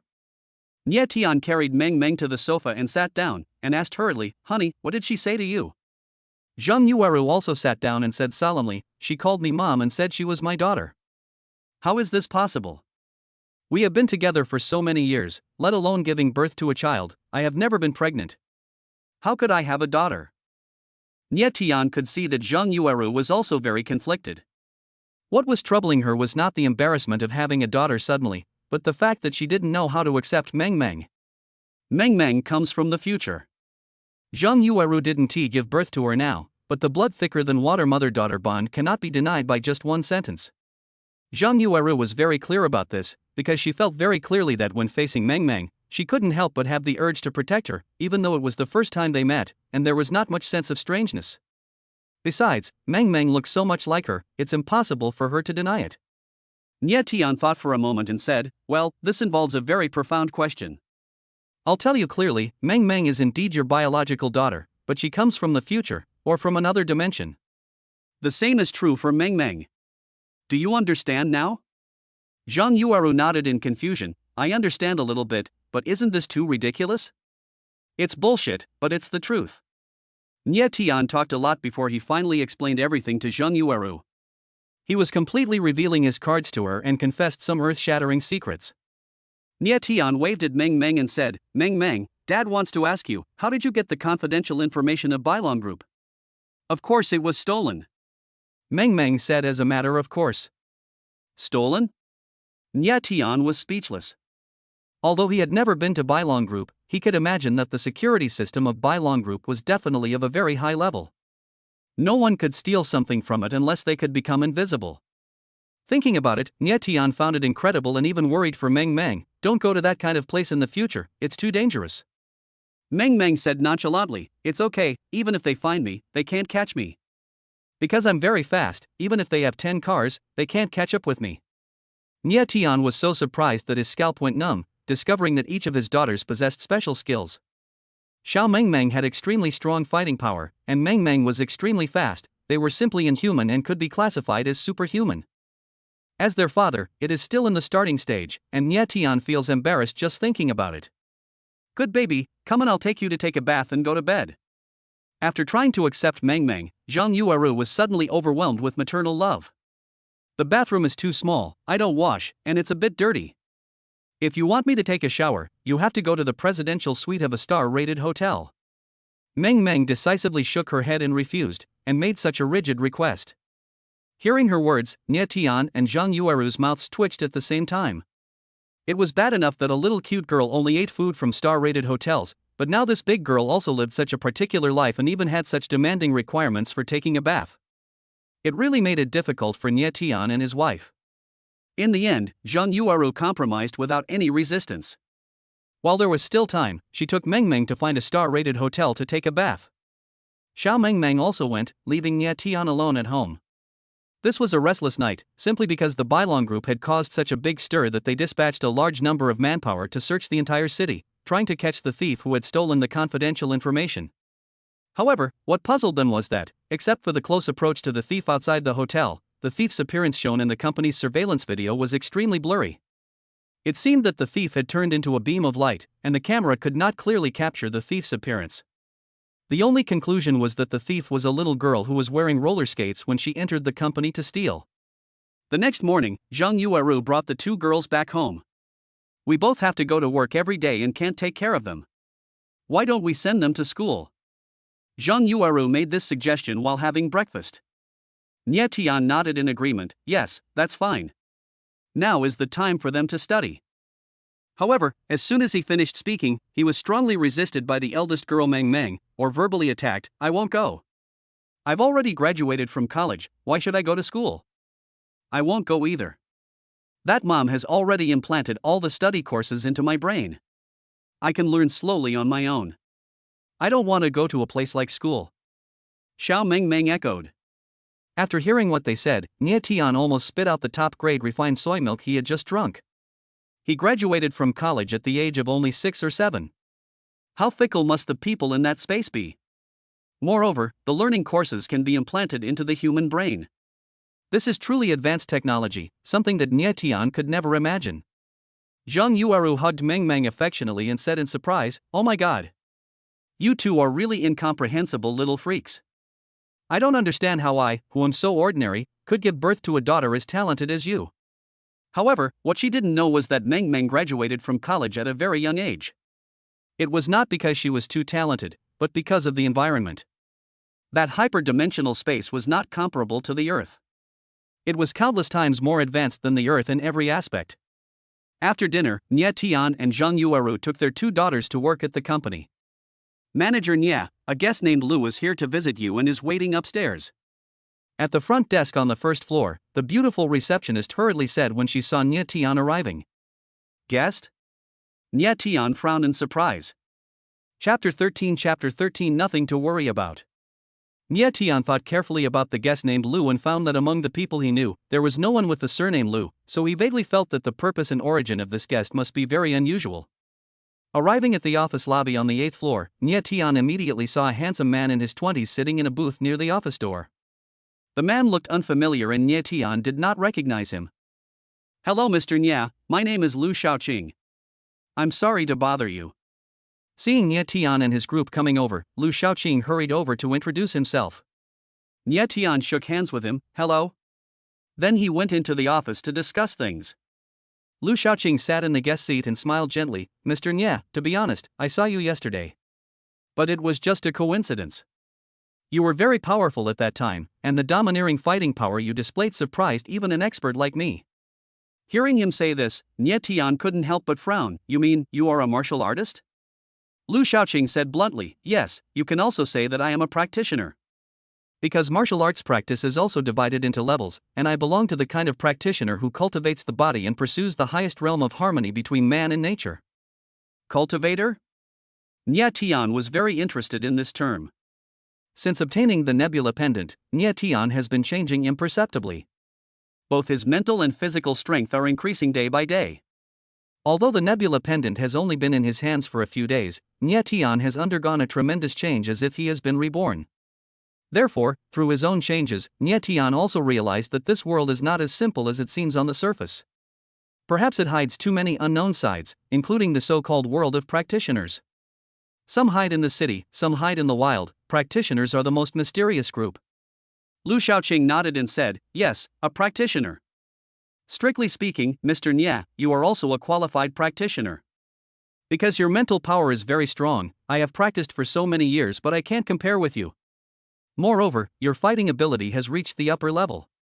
If you learn some more moves and routines, you will definitely be even more powerful and become a master." According to what he said, Nie Tian understood everything without asking. What Lu Shaoqing meant by seeing him by chance must have been when he was fighting with Gu Dongyang's gang outside Tiancheng Group yesterday, and Lu Shaoqing happened to witness that scene, which led to today's meeting. Nie Tian said, "I'm just a businessman. I don't want to practice martial arts. You came to me not just to remind me how strong I am, right?" "You are right. I came to visit you for another purpose. In fact, my purpose is very simple. I just want to help you and invite you to join my sect," Lu Shaoqing said sincerely. Nie Tian did not doubt the sincerity of his words, and believed in his intention to help him, because through mind reading, he paid attention to Lu Shaoqing's psychological activities and did not find that he had any bad thoughts. In addition, the invitation to join his sect seemed a bit too abrupt for Nie Tian. "No. Dad has his own path to follow and cannot join any organization."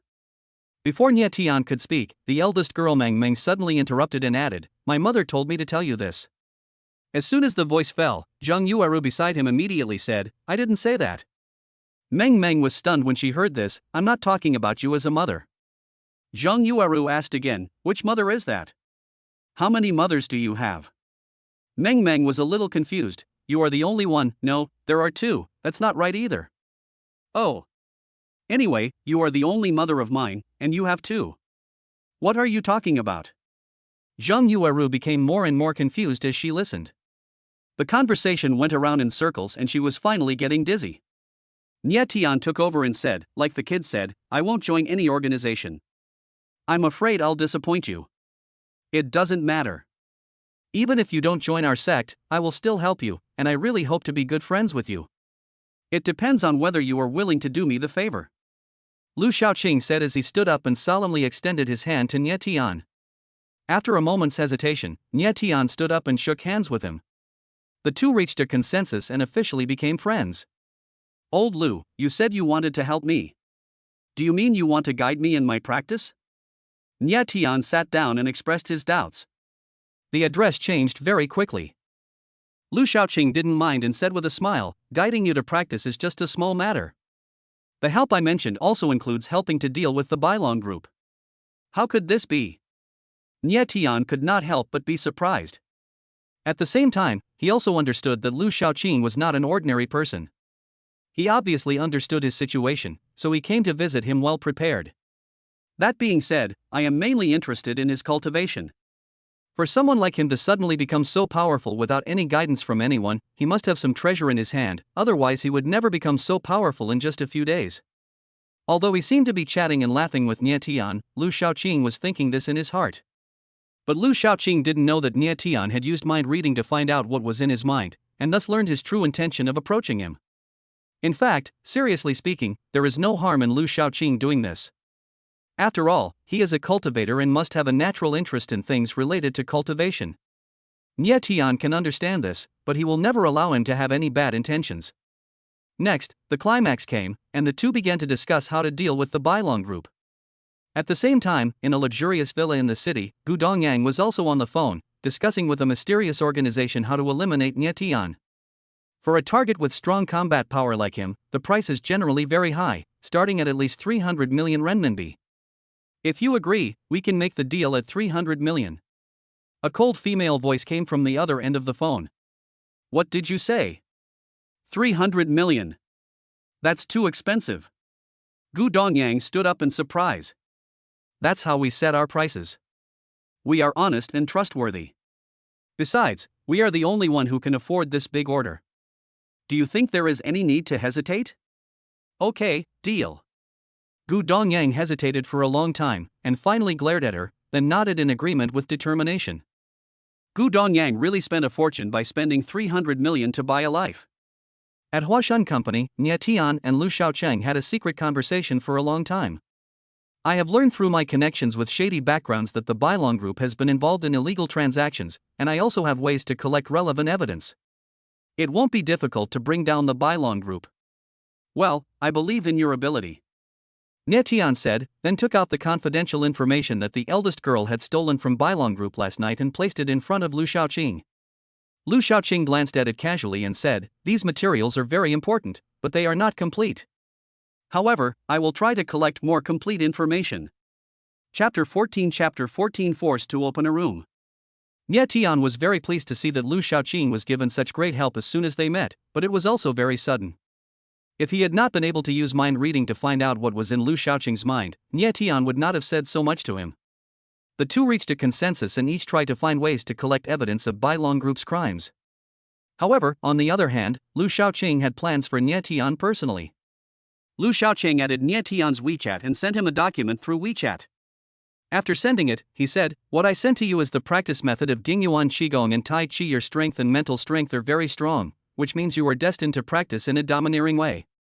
Dingyuan Qigong and Tai Chi are gentle, which just happens to be a combination of hardness and softness in you, and they can coordinate with each other, so that you can maximize your strength.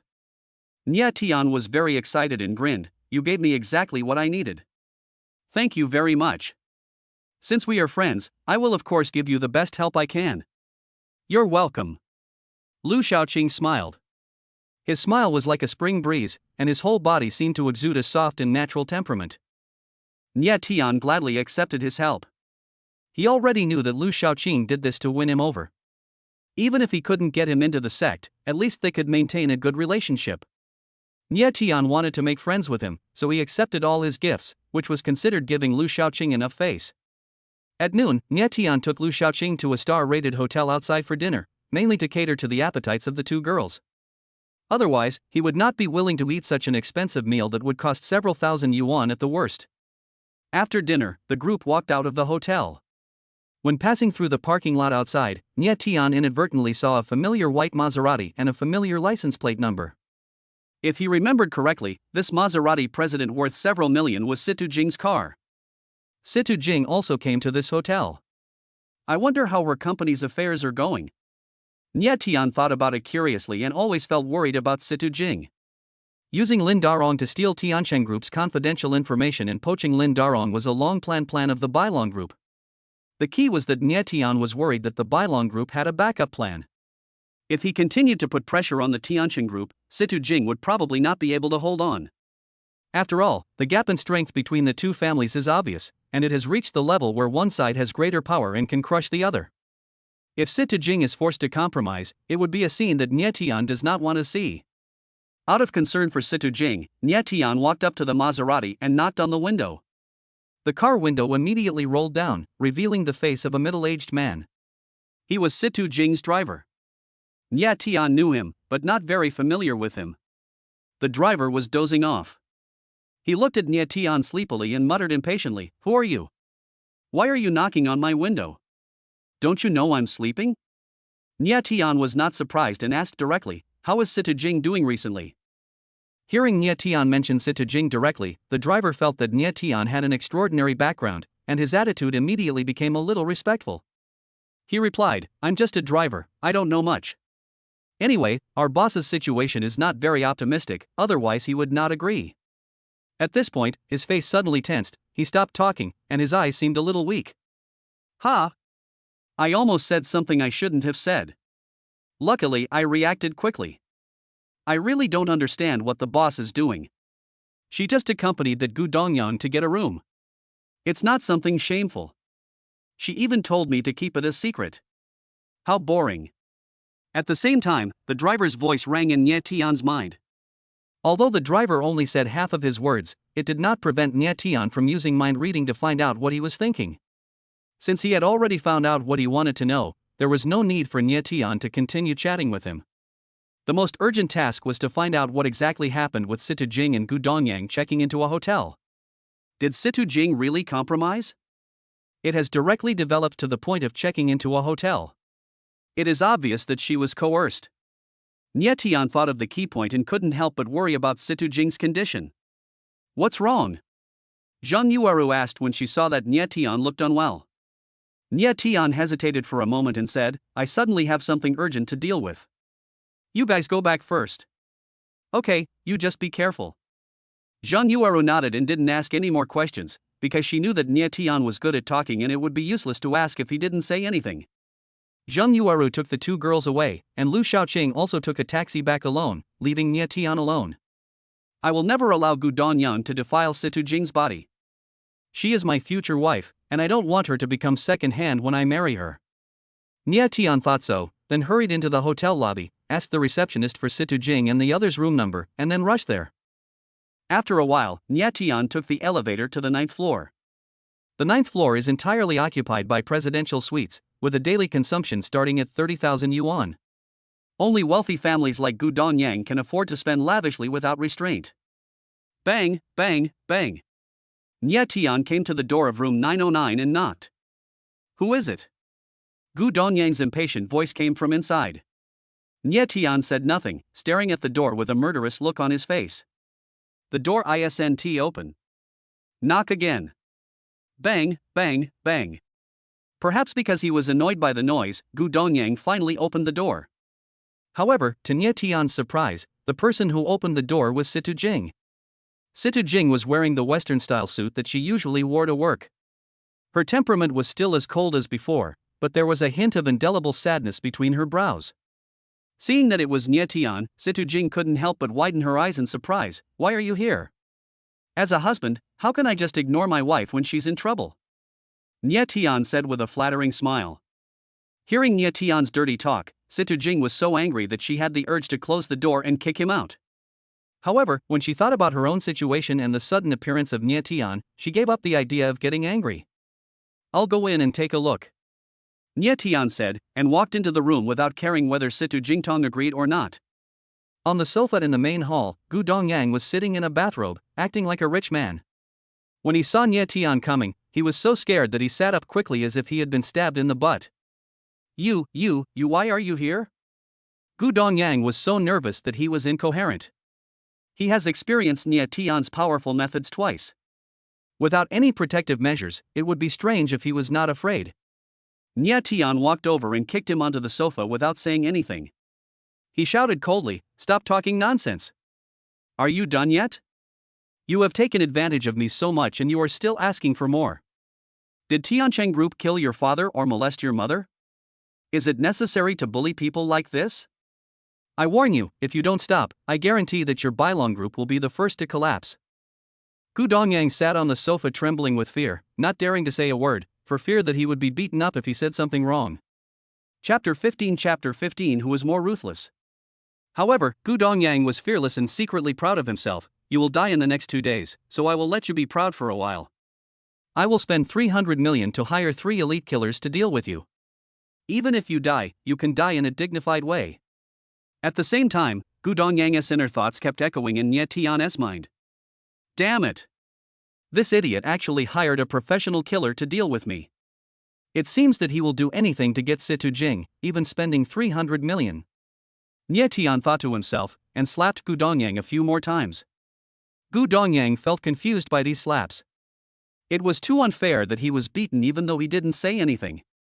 Nie Tian sat directly on the coffee table, staring at Gu Dongyang with murderous eyes, and asked, "Tell me the truth, what do you want to do to Tiancheng Group? Don't lie to me. If you say a wrong word, you will get 3 slaps." After being beaten twice just after they met, Gu Dongyang really didn't have the courage to lie to Nie Tian anymore. Besides, the questions he asked were not confidential, so he just told them honestly, "Our ultimate goal is to acquire Tiancheng Group and make the Situ family a vassal of our Gu family. It's that simple. I can't help it if you don't believe me." With the ability to read minds at all times, Nie Tian could of course tell the truth from Gu Dongyang's words, and immediately said with a dark face, "You forcefully acquired Tiancheng Group and then conquered the Situ family. You are really ambitious. The ambition is indeed not small. Bailong Group is already one of the top 100 companies in China that focuses on e-commerce and physical trade. If it were to acquire Tiancheng Group, it would definitely be able to leap into the ranks of the top 100 international companies. With such huge benefits, it is no wonder that Bailong Group would use all kinds of insidious means to target Tiancheng Group. I guess anyone would be unable to resist taking action." Having already found out the main intention of the Bailong Group, there was nothing more to ask. Nie Tian was too lazy to say more to Gu Dongyang. He just beat him up, took away all his clothes, and led Situ Jing away. After being beaten and then being left alone in the presidential suite, Gu Dongyang felt really embarrassed this time. At the same time, he realized that offending Nie Tian meant that his future life was destined to become colorful. Wait a moment. In the corridor, Situ Jing suddenly stopped. Nie Tian turned around and looked at her, asking, "What's wrong?" Situ Jing said, "I'm very curious, how did you know that Gu Dongyang and I were here? Also, why did you insist on intervening in the conflict between our company and Bailong Group?" The answer is very simple, because you are Mingming's mother and my future wife. If I don't help you, who should I help? Am I supposed to watch you fall into the tiger's mouth and be raped by Gu Dongyang and do nothing? Nie Tian said with a wicked smile. Now Nie Tian is no longer that ordinary clerk. When he speaks to Situ Jing, he feels confident. This change was very obvious and surprised Situ Jing a little. Situ Jing smiled coldly and said, "I admit that what you said is correct, but everything must be based on the premise of reality, which is not the case. So please don't always say that I am your wife and Mingming's mother. If it gets out, it will hurt me a lot. Do you understand?" Nie Tian nodded and said, "I understand, and I can understand how you feel right now. But some things are already destined, and you can't avoid them just because you want to. In short, whether you accept it or not, the facts are the facts, and I will spare no effort to continue to help you solve any difficulties." Situ Jing stared at Nie Tian silently, as if trying to find some flaws in his eyes, but all she saw was full confidence and absolute sincerity. Neuropathy. After looking at each other for a while, Situ Jing said this and left on her own. If I marry her, will my future life be very stressful? Nye Tian thought curiously as he looked at Situ Jing's receding back. After ending this interesting episode, Nye Tian returned to Huashan Company. Huashan Company was just established and does not have much business. It is in the expansion stage. Nye Tian has very few affairs to deal with every day and feels that the main purpose of going to work is to save face. However, with the two girls Meng Meng and Meng Meng around, going to work has gradually become a daily routine, making Nye Tian feel like he brings his family with him wherever he goes, which is very lively and warm. This was exactly the life he had once longed for, and now it had inexplicably come true. The overall process was simple and exciting, and could only be summarized as the impermanence of life. Day after day, the next day came in the blink of an eye. Nye Tian and his family came to work as usual, but as soon as they arrived at the company, they heard a big news. This news was like several tons of explosives, exploding with Huashan Company as the center, causing indelible and significant impact. Because of this incident, the company held an emergency meeting. Executives from all levels of the company gathered in the conference room on the third floor. Bailong Group has already ordered all of our customers to terminate their cooperation with us, and has also issued a clear warning that if Nye Tian is not fired and put on the industry blacklist, they will not only block all of our business opportunities, but will also bring our company down. Sitting in the first seat was a tall, thin, balding middle-aged man, who spoke with a serious expression. He is the big boss of Huashan Company and Zhang Yueru's cousin Wang Jingyang. Huashan Company invested more than 5 million yuan before it was officially established. It can be said that it embodies most of Wang Jingyang's life's hard work. The business had just started when it was forcibly resisted by industry giants such as Bailong Group. It felt like someone had cut off his lifeline with a knife. Either compromise or go bankrupt, there was no third way. After Wang Jingyang finished speaking, everyone looked at Nye Tian. Bailong Group's sudden move really caught Nye Tian off guard, but the situation had not developed to an irreversible point, so Nye Tian faced it calmly and said calmly, "In this case, the main purpose of Bailong Group's manipulation of our company is to deal with me." Nonsense. Almost all the senior executives, except Zhang Yueru, had the same idea in their minds. The fact is obvious that Bailong Group is targeting Nye Tian, and Huashan Company is just a tool they use to exert pressure. Zhang Yueru was the first to speak out, saying, "Uncle, why don't we try to slow things down first? Nye Tian is a core executive of the company, we can't just fire him." Wang Jingyang sighed helplessly and said, "I know that firing Nye Tian will be a serious loss for the company, but if we don't do it, our business will not be able to proceed. It is obviously not a solution to drag it out. What's more, it costs hundreds of thousands of dollars every day to maintain the normal operation of the company. Now there is no business to do, and the losses will be even greater. I estimate that it will not last long. Without Bailong Group's intervention, the company will go bankrupt. Compared with Nye Tian alone, no one can afford this loss." Zhang Yueru looked worried. "You mean, have you decided to fire Nye Tian?" Chapter 16 A Step Ahead. Wang Jingyang nodded, "Yeah." Without the ability to resist, he could only choose to compromise. There was no other way around it. Wang Jingyang had to do as he was told under pressure. The theme of this meeting was to discuss whether to fire Nye Tian. Now that the big boss had spoken, no one else had anything to say. Nye Tian did not resist at all and seemed to accept everything calmly. Now the company's business is completely interrupted, and the daily losses are more than just hundreds of thousands. You should be able to understand my cousin's painstaking efforts. In the office, Zhang Yueru said to Nye Tian. Nye Tian nodded slowly and said, "Well, I can understand. Facing this dead end now, firing me is the best option. I can totally accept it. Dad, if I can make up for the company's funding gap, then I don't have to fire you, right?" Suddenly the eldest girl Meng Meng interrupted. When Nye Tian and Zhang Yueru were talking, Meng Meng were listening. Meng Meng didn't pay any attention to it and just played by herself, while Meng Meng was older and had a college degree.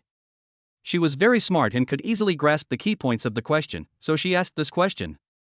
"My dear, you are right, but this kind of funding gap cannot be calculated. If we calculate it based on 1 month, it would be at least tens of millions. Dad and Mom don't have so much money," Zhang Yueru said affectionately while stroking Meng Meng's little head. Meng Meng said something shocking, "But I do have it." When Zhang Yueru suddenly heard her say this, her first feeling was that she was talking nonsense. How much money could a little girl under 7 years old have? It seemed that she had misunderstood the concept of tens of millions. However, Nye Tian didn't think so, because he knew that his two daughters were more powerful than the other, and both were very rich.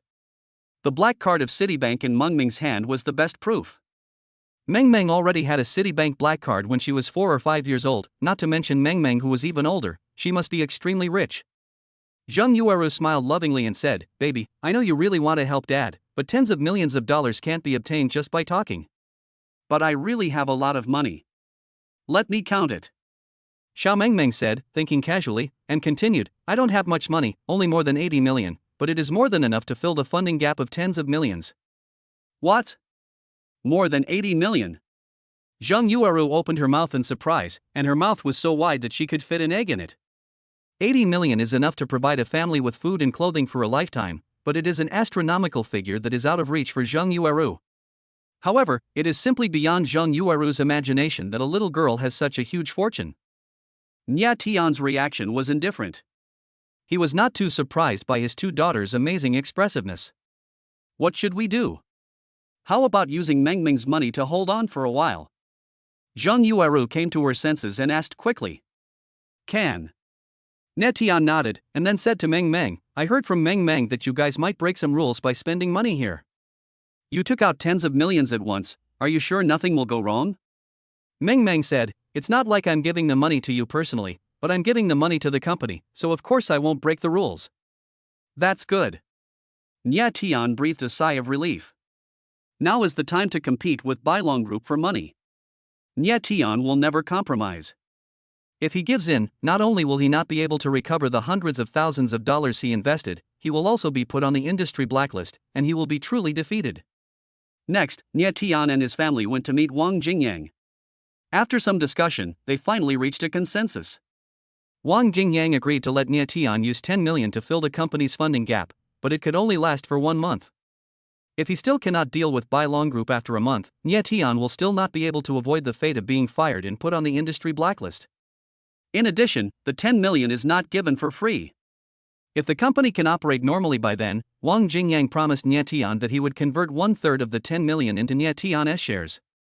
In the following period of time, Huashun Company officially entered a vacuum stage where it was operating on the surface but actually had no profits.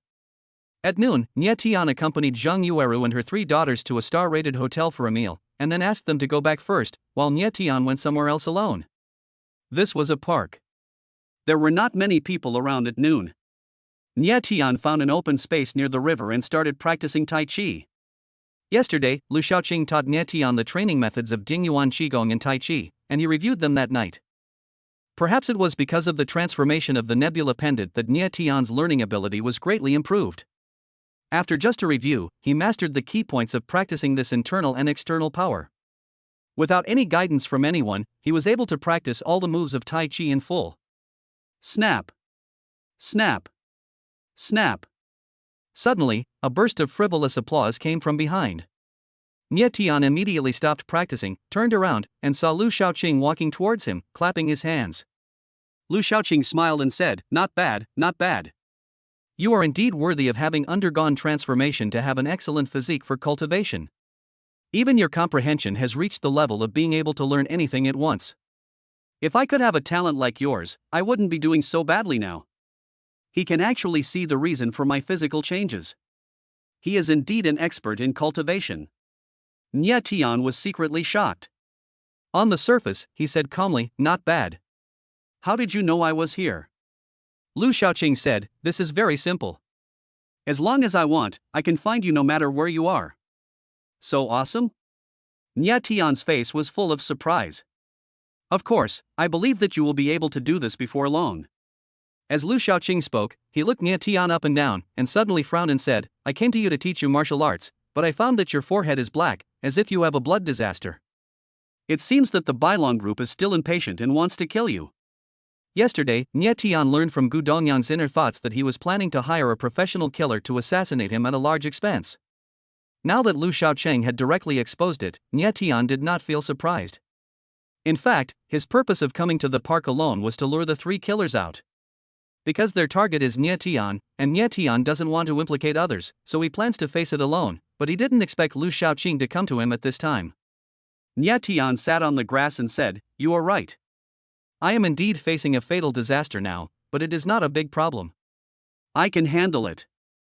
Lu Shaoqing sat down lovingly and looked at him meaningfully. "I know that your purpose of coming to the park is not to practice Tai Chi, but to wait for the decisive battle with the killer. But have you ever thought that doing so is too risky? This world is not as simple as you think. Those killer organizations are not just desperate criminals who fight for money. You are not strong enough now, so you'd better be cautious and don't be careless."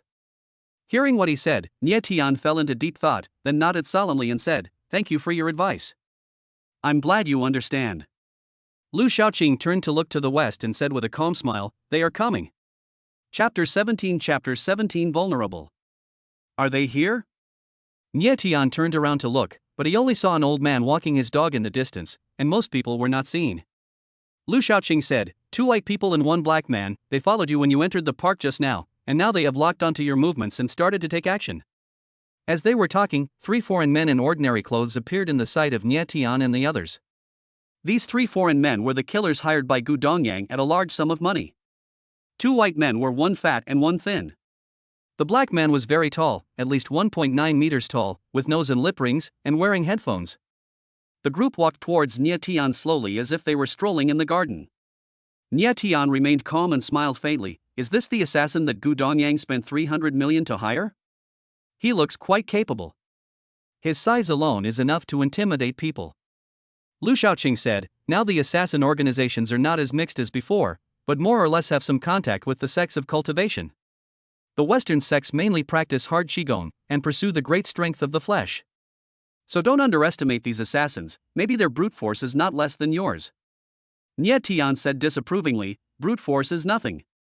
I have already learned Tai Chi. Even if their fists are very hard, they are definitely no match for Chinese Kung Fu." Seeing the 3 killers getting closer, Nie Tian and the other man still looked as if it had nothing to do with them and continued chatting and laughing among themselves. "Nie Tian, is that you?" The tall, fat white killer spoke in broken Chinese. Hearing this, Nie Tian stood up and said with a joking smile, "Yes. Nie Tian." The tall and fat killer gestured with his hands, wiping his neck, "You." Seeing his nonchalant look, Nie Tian couldn't help but find it a little funny. Don't most assassins kill by surprise? Why are they still chatting with me? Maybe he is too confident, or he doesn't take you seriously. Lu Shaoqing explained in a serious manner. However, what the tall and fat killer said was just an opening remark to express his contempt for Nie Tian. He didn't say much after that. Anyway, he didn't understand Chinese very well, so the next step was to fight with fists and feet. The 3 killers attacked at the same time, ignoring Lu Shaoqing. In a blink of an eye, they surrounded Nie Tian and attacked him at the same time. Nie Tian immediately performed a move from Tai Chi called White Crane Spreads Wings. This sudden move forced the 2 killers back half a step. Then he faced the fist of the black killer. The black killer's fist, as big as a casserole, hit Nie Tian's face straight. When he punched, there was a faint sound of wind, which showed the speed and strength of his punch. What a fast speed! Nie Tian couldn't help but be shocked, and quickly performed Tai Chi cloud hands, holding down the black killer's fist with both hands, pulling it back and forth a few times, immediately removing all the force from his fist, and then pulling it hard, and the black killer staggered and fell towards Nie Tian. Nie Tian also rushed forward and hit the black killer's chest with his shoulder, knocking him back with a bang. He retreated more than 10 steps and finally fell to the ground. At the same moment, the 2 white killers also attacked Nie Tian from the left and right. One of them was good at leg skills and the other was good at boxing. They both took a tough approach and their attacking moves were open and closed, which put Nie Tian under considerable pressure. You're able to perform at this level after just 1 day of learning. You're a good boy. Lu Shaoqing commented on Nie Tian's moves while watching the fight. Thanks for the compliment. Nie Tian didn't even look at him, replied casually, and then busy himself dealing with the 2 white killers. Seeing the tall and fat killer's fist coming at him, he immediately used a trick to use the force of the opponent, grabbed his fist and pulled it back, then dodged. Bang! The tall and fat killer's fist hit the forehead of the short white killer opposite, and his left foot also hit the tall and fat killer's lower abdomen. After just 1 move, not only did they not hurt Nie Tian at all, but they all suffered injuries and were fooled around by Nie Tian's Tai Chi. Lu Shaoqing leaned against the tree trunk, nodding and shaking his head, TSK.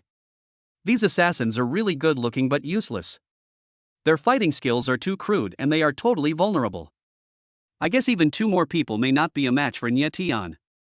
It seems that only a sect master like me can eliminate someone like Nye Tian. The battle situation has become very clear. There is an almost completely polarized gap in combat power.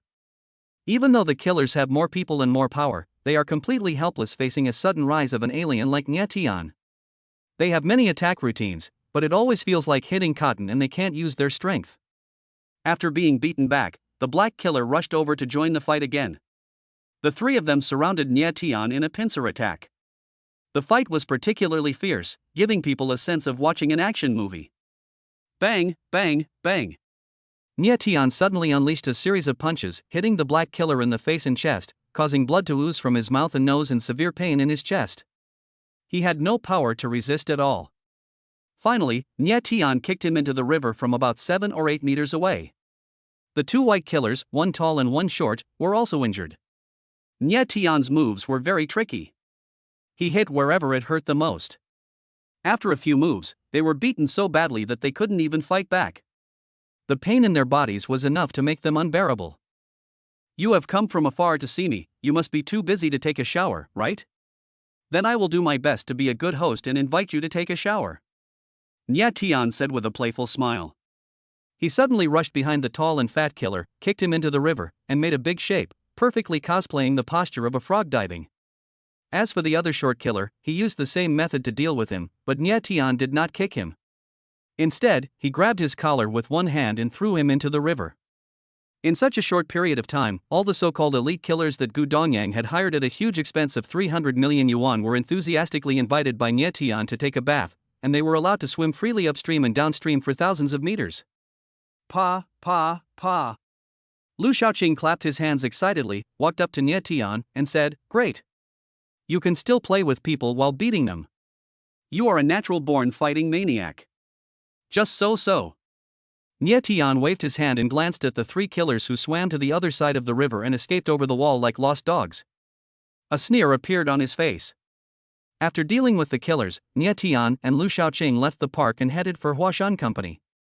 At the same time, downstairs of Huashan Company. Is this Huashan Marketing Company? It's like a scrap collection station. It's too disgusting to look at. Gu Dongyang stepped down from a golden Rolls-Royce Phantom worth tens of millions, looked up at the sign of Huashan Company, his face full of contempt. The middle-aged man next to him smiled flatteringly and said, "Although Huashan Company is a small company, it is quite courageous. It actually dared to disobey the order of our president. Not only did they not fire Nye Tian, but they even wanted to use 10 million to survive for a month. This is simply a matter of life and death. They are digging their own graves." Chapter 18 Do you want to be beaten? Ever since Bailong Group issued an order to Huashan Company to expel and blacklist Nye Tian, Bailong Group has been paying close attention to the developments here. Unexpectedly, the response Bailong Group received was a refusal to execute. Although the 2 companies have no connection at all, the Bailong Group is too powerful, to the extent that it can destroy Huashan Company with just a random word. So according to the Bailong Group's plan, Huashan Company will definitely do as it is told. But they didn't expect to be rejected, which made Bailong Group feel very embarrassed, so Gu Dongyang brought a group of people to the door to demand an explanation. In addition, Gu Dongyang also knew that the hired assassins were already in place and Nye Tian was certainly going to die today, so he dared to come to Huashan Company to cause trouble without any fear. Moreover, he was still doing his job impartially, coming with orders from his superiors, and his ultimate intention was nothing more than to force arbitration on Huashan Company. 3rd floor, conference room. Gu Dongyang showed all kinds of disgust and asked someone to wipe the main seat chair repeatedly, then he sat down in a proper manner. Behind him stood 4 bodyguards wearing black sunglasses and black clothes. On both sides, Wang Jingyang sat in the first seat on the left, and the other seats were occupied by senior executives from various departments of Huashan Company, while the seats on the right were occupied by people from Bailong Group. Wang Jingyang sat there trembling with his hands clasped together, his face full of distress, especially when he saw the acquisition agreement on the table in front of him. He felt a deep despair in his heart. "Uncle, don't be too nervous. When Nye Tian comes back, he will be able to handle it." Zhang Yueru whispered to comfort him. After hearing her words, Wang Jingyang not only did not feel better, but felt even more sad. Now, for him, Nye Tian was a big taboo, the disaster star in his life. Let alone asking Nie Tian to help him find a solution, he now wished he could strangle Nie Tian to death. In fact, Wang Jingyang's idea was very simple. If Nie Tian had not offended Bailong Group, his company would not have been implicated, and would not have been forced into bankruptcy by Bailong Group and then acquired at a very low price. At this moment, Wang Jingyang really hated Nie Tian. Noticing Zheng Yueru's little move, a hint of sarcasm appeared on Gu Dongyan's slightly swollen face, and he sneered, "Ha! You still want to count on Nie Tian? Maybe this guy can't even take care of himself now, so how can he care about your life or death?" Zheng Yueru looked up at him but didn't say anything, nor did she realize that there was something else he was saying. Because Zheng Yueru knew very well that the situation had developed to a point where it was irreversible. The Bailong Group had already decided to take ruthless action and leave no room for negotiation, and was determined to directly bring down the Huashan Company. Even if Nie Tian were present now, it would be difficult to reverse the situation. Gu Dongyang ignored Zheng Yueru, squinted at Wang Jingyang, and said, "Boss Wang, don't just stand there, sign it quickly. I'm very busy and don't have time to waste with you." Wang Jingyang couldn't help but shudder when he heard Gu Dongyang's words. In his mind, Gu Dongyang was like a death judge. Even if he wanted to resist, he was powerless and very unwilling. The company that he had worked hard for half his life to establish was destroyed just like that. For Wang Jingyang, this was a blow even more serious than the death of his wife. "Take your stinky hands away. Don't touch me, or I will hit you. I can't stand it if you touch me again." Suddenly, Xiao Mengmeng's scolding voice came from outside the door. Everyone turned to look and saw the eldest girl Mengmeng and the little girl Mengmeng walking in hand, while the two men Gu Dongyang sent to guard the door sat on the ground, groaning with their hands covering their calves. "You people in Huashan Company are too disrespectful." The adults were in a meeting, and two little girls barged into the conference room. "Do you know how to discipline them?" Gu Dongyang said with an unhappy look on his face. As soon as these words came out, without waiting for anyone to respond, Xiao Mengmeng shouted angrily, "Big bad guy! You are so disrespectful that you come here to bully us. Believe it or not, I will deal with you too." Ha ha ha. Gu Dongyang immediately gave Xiao Mengmeng a look of contempt from a young master. When the others heard what Xiao Mengmeng said, they were also shocked. In contrast, the eldest girl Mengmeng behaved very quietly, but it was undeniable that her eyes were very sharp. She stared at Gu Dongyang seemingly calmly, but gave people a vague sense of oppression. One of the girls is quiet and lively, while the other is willful and capricious. When facing Gu Dongyang, both of their personalities were fully revealed. But then again, if Gu Dongyang knew that the girl in the red Mickey t-shirt in front of him was the thief who sneaked into their company to steal confidential documents, he probably wouldn't be smiling so smugly. Zheng Yueru quickly walked over to Mengmeng and Mengmeng, squatted down and said, "This is not a place for you to play. Go out first. When Mama's done, I'll take you out to play, okay? This bad guy is here, we can't leave." Mengmeng shook her head decisively. "I won't leave either. I'm going to wait here for Dad to come back." Xiao Mengmeng said stubbornly, took a few steps forward, suddenly jumped onto the table, and sat down cross-legged. Seeing the two girls' reactions, Zheng Yueru was completely speechless and felt that she had no ability to persuade them to leave. "Wait for your father to come back? I think you should just wait to collect his body." Gu Dongyang glanced at Xiao Mengmeng and thought proudly in his heart, but when he thought of Xiao Mengmeng calling Sita Jing Mom, Gu Dongyang couldn't help but feel disgusted and wanted to throw this little brat out of the window. Gu Dongyang's expression immediately changed, and he shouted coldly, "I am in a meeting here, this is not a place for you to play, get out now."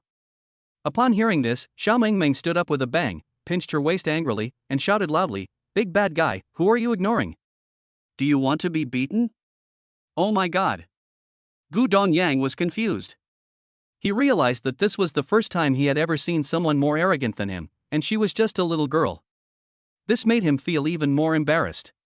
He stood up angrily, pointed his finger at the tip of Xiao Mengmeng's nose, and said coldly, "Little brat, don't provoke my patience, otherwise I would teach you a lesson even if you are a child." Gu Dongyang anticipated that Xiao Mengmeng would be scared to tears after being scolded like this. However, what happened next proved that he was thinking too much. Bang! Suddenly, Xiao Mengmeng kicked Gu Dongyang on the chin, causing him to knock over the seat and fall to the ground with his legs spread out. The sound of Xiao Mengmeng's kick was very loud, and it felt very painful to hear. In fact, Gu Dongyang was in so much pain that he felt dizzy and even had the illusion that his lower jawbone was completely shattered and numb. Chapter 19 I'll kill you. Xiao Mengmeng's sudden attack shocked the whole audience. Everyone looked at her in amazement. They couldn't imagine that a little girl of a few years old could kick an adult to the ground with one kick. Was she too strong, or was Gu Dongyang just tough on the surface and actually vulnerable? Such a strange scene is really hard to understand. Seeing the boss being beaten, the bodyguards immediately performed their duties and wanted to attack Xiao Mengmeng, but were stopped by the eldest girl Mengmeng. So they ignored Mengmeng and wanted to take action by force. Are you annoying? Get out of here. Mengmeng suddenly got furious and pushed the 4 bodyguards away with just a few moves. That's enough, you two. Why are you making a fuss here about something that even the adults can't solve? Don't you think things are troublesome enough?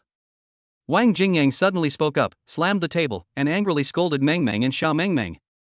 Knowing that Wang Jingyang was one of their own and an elder at the same time, the Mengmeng sisters had no choice but to keep quiet, as a way of giving Wang Jingyang face, and not to fight with the bodyguards. Rebellion! Rebellion! All of you have rebelled. At this time, Gu Dongyang rubbed his aching chin while roaring as he climbed up. He first glared at Xiao Mengmeng fiercely, then glanced at Zheng Yueru and the others, and said, I am not done with you for today's matter. Hurry up and sign for me, and then I will slowly discuss with you how to deal with the beating I received.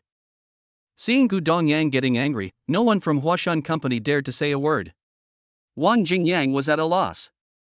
He looked at the acquisition agreement on the table and felt it was not a good idea to sign or not to sign. You're still dawdling. Do you have to force me to take action before you obey me? Gu Dongyang walked up to Wang Jingyang, looked at him with an almost cannibalistic look, and said with gritted teeth. After being threatened by Gu Dongyang, Wang Jingyang became even less confident.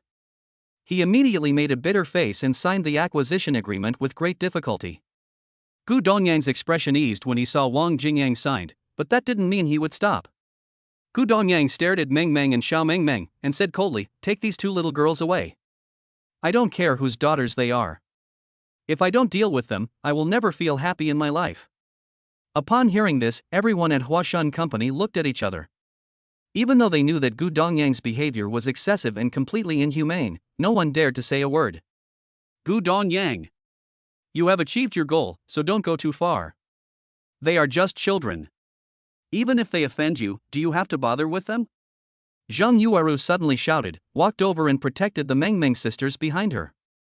At this time, she was the only one willing to take the risk and stand up for the 2 girls. Gu Dongyang sneered and said, Humph. I don't want to bother with them, but they are Nie Tian's daughters. If Nie Tian dares to offend me, I will not only eliminate him, but also make his family suffer forever. Zheng Yueru was so angry that she wanted to tear him apart with her bare hands. You didn't even let the child go, you are worse than a beast. Don't worry, I won't treat them unfairly. I will raise them well, and then send them to nightclubs to work as prostitutes, and they will make endless money. You see, I have arranged a future for them, am I not kind?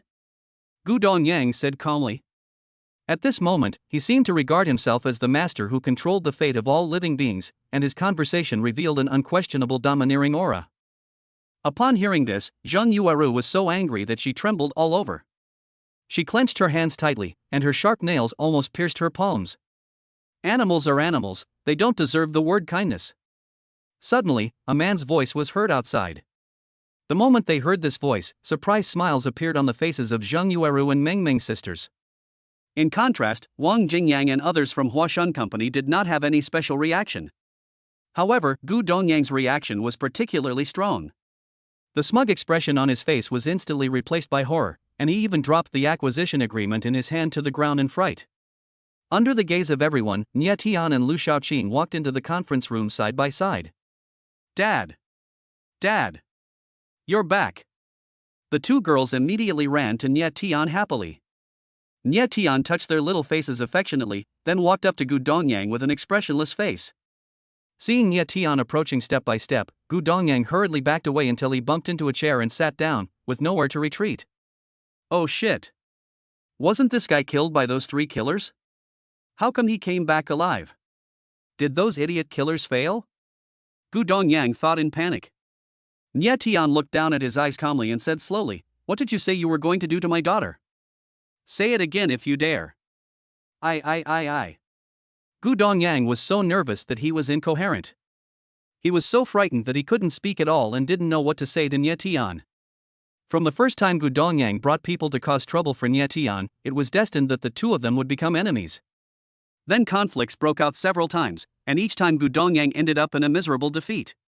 Therefore, in his mind, Nie Tian is the biggest taboo and the only opponent that makes him feel afraid. He thought that by spending a large sum of money to hire a killer and kill Nie Tian, he would be able to eliminate the trouble forever. However, he did not expect that what he did was just a waste of effort. Nie Tian was still alive and well, and brought him even greater fear. Nie Tian said expressionlessly, "Gu Dongyang, no matter how much I say to an idiot like you, it's like talking to a cow. So you should have some idea of what to do next. Anyway, you love to die, so if that's the case, then I will play with you until you die." Gu Dongyang was at a loss and confused. He didn't know what to say. There was only one thought in his mind: Nie Tian, don't hit me. The problem is that the conflict between the two has deteriorated to the point where it is no longer a question of whether to hit him or not, because he said something he shouldn't have said, and what's worse is that Nie Tian heard it clearly. From the moment he said he wanted to raise Meng Meng and Meng Meng to be prostitutes, he was already a dead man in Nie Tian's mind.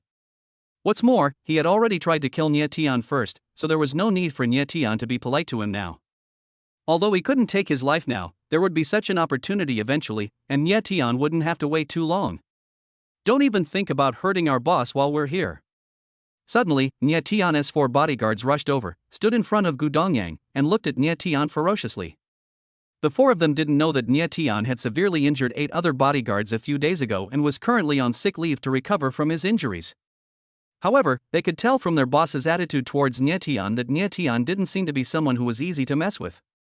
But they are bodyguards, they take money from people and help them avoid disasters, so when faced with this situation they have no choice but to protect their masters. Chapter 20 Collecting Evidence. Nie Tian glanced at the 4 bodyguards calmly and said, "Gu Dongyang is stupid, and you guys are also ignorant of your own life and death. You are indeed the same kind of people." As he spoke, Nie Tian clenched his fists, and then without saying a word, he started fighting without any hesitation. Bang, bang, bang. Nie Tian attacked angrily, exerting his speed and strength to the limit, beating the 4 bodyguards so hard that their skin was torn and their bones were broken. They fell to the ground at Gu Dongyang's feet, rolling and groaning. Next, it was Gu Dongyang's turn. "Who are you? I warn you, don't hurt our vice president, otherwise you will be in big trouble." A middle-aged executive of the Bailong group suddenly shouted. "What a shitty vice president." Nie Tian sneered, grabbed Gu Dongyang by the collar and punched him hard in the corner of his mouth several times. Bang, bang, bang.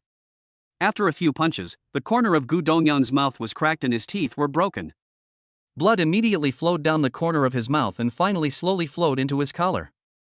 The force of these punches was so great that Gu Dongyang could not bear it at all and fainted on the spot. If Nie Tian had not held back, he would have been beaten to death with just one punch, let alone several. Anyway, Nie Tian has decided to kill Gu Dongyang, so there is no rush. Besides, it is not appropriate to kill him now. Let him lie in the hospital for a few days first. After beating Gu Dongyang, Nie Tian threw him to the ground and said, "Dismiss." Afterwards, the people from Bailong Group rushed Gu Dongyang to the hospital for emergency treatment. As for the acquisition of Huashan Company, no one dared to mention a word, and even the acquisition agreement signed by Wang Jingyang was not taken away. In the end, Zhang Yueru put the agreement into a shredder and destroyed it. As for Wang Jingyang, he still harbored a great deal of resentment towards Nie Tian. After all, the incident was caused by him and Wang Jingyang was just implicated and suffered the consequences. Nie Tian also felt apologetic about this, so he went to Wang Jingyang's office to have a secret talk with him. "Nie Tian, you are such a lucky star. I just founded the company a few days ago, and you have caused me so much trouble. To be honest, I really regret hiring you now. I also hate myself for being so stupid and hiring the wrong people, thus letting a wolf into the house." Wang Jingyang sat at the desk and said with resentment on his face. What he said was unpleasant to the ear, but Nie Tian remained calm and smiled. "I know that all this is my fault, and it is natural for you to hate me. But things have already happened, is it any use for you to hate me? The most urgent thing you should consider is how to restore the company to normal operations, instead of venting your hatred on me." Wang Jingyang smiled sadly, and said with a face full of despair, "Resume normal operations? Nie Tian, are you dreaming? You have offended Bailong Group so thoroughly that my company can no longer operate. All this is due to you. You still have the nerve to comfort me. Do you think I am not miserable enough? So you want to torture me a few more times before you are satisfied? Wang Jingyang's words were filled with anger and resentment, and his emotions were very unstable. Nye Tian knew that it was useless to say more to him now, so he didn't plan to talk to him anymore. I know you won't listen to me, so I won't say any more. But please rest assured that I will do my best to make up for the mistakes I made, and I will bear all the losses before the company resumes operations. As for you, just wait for news.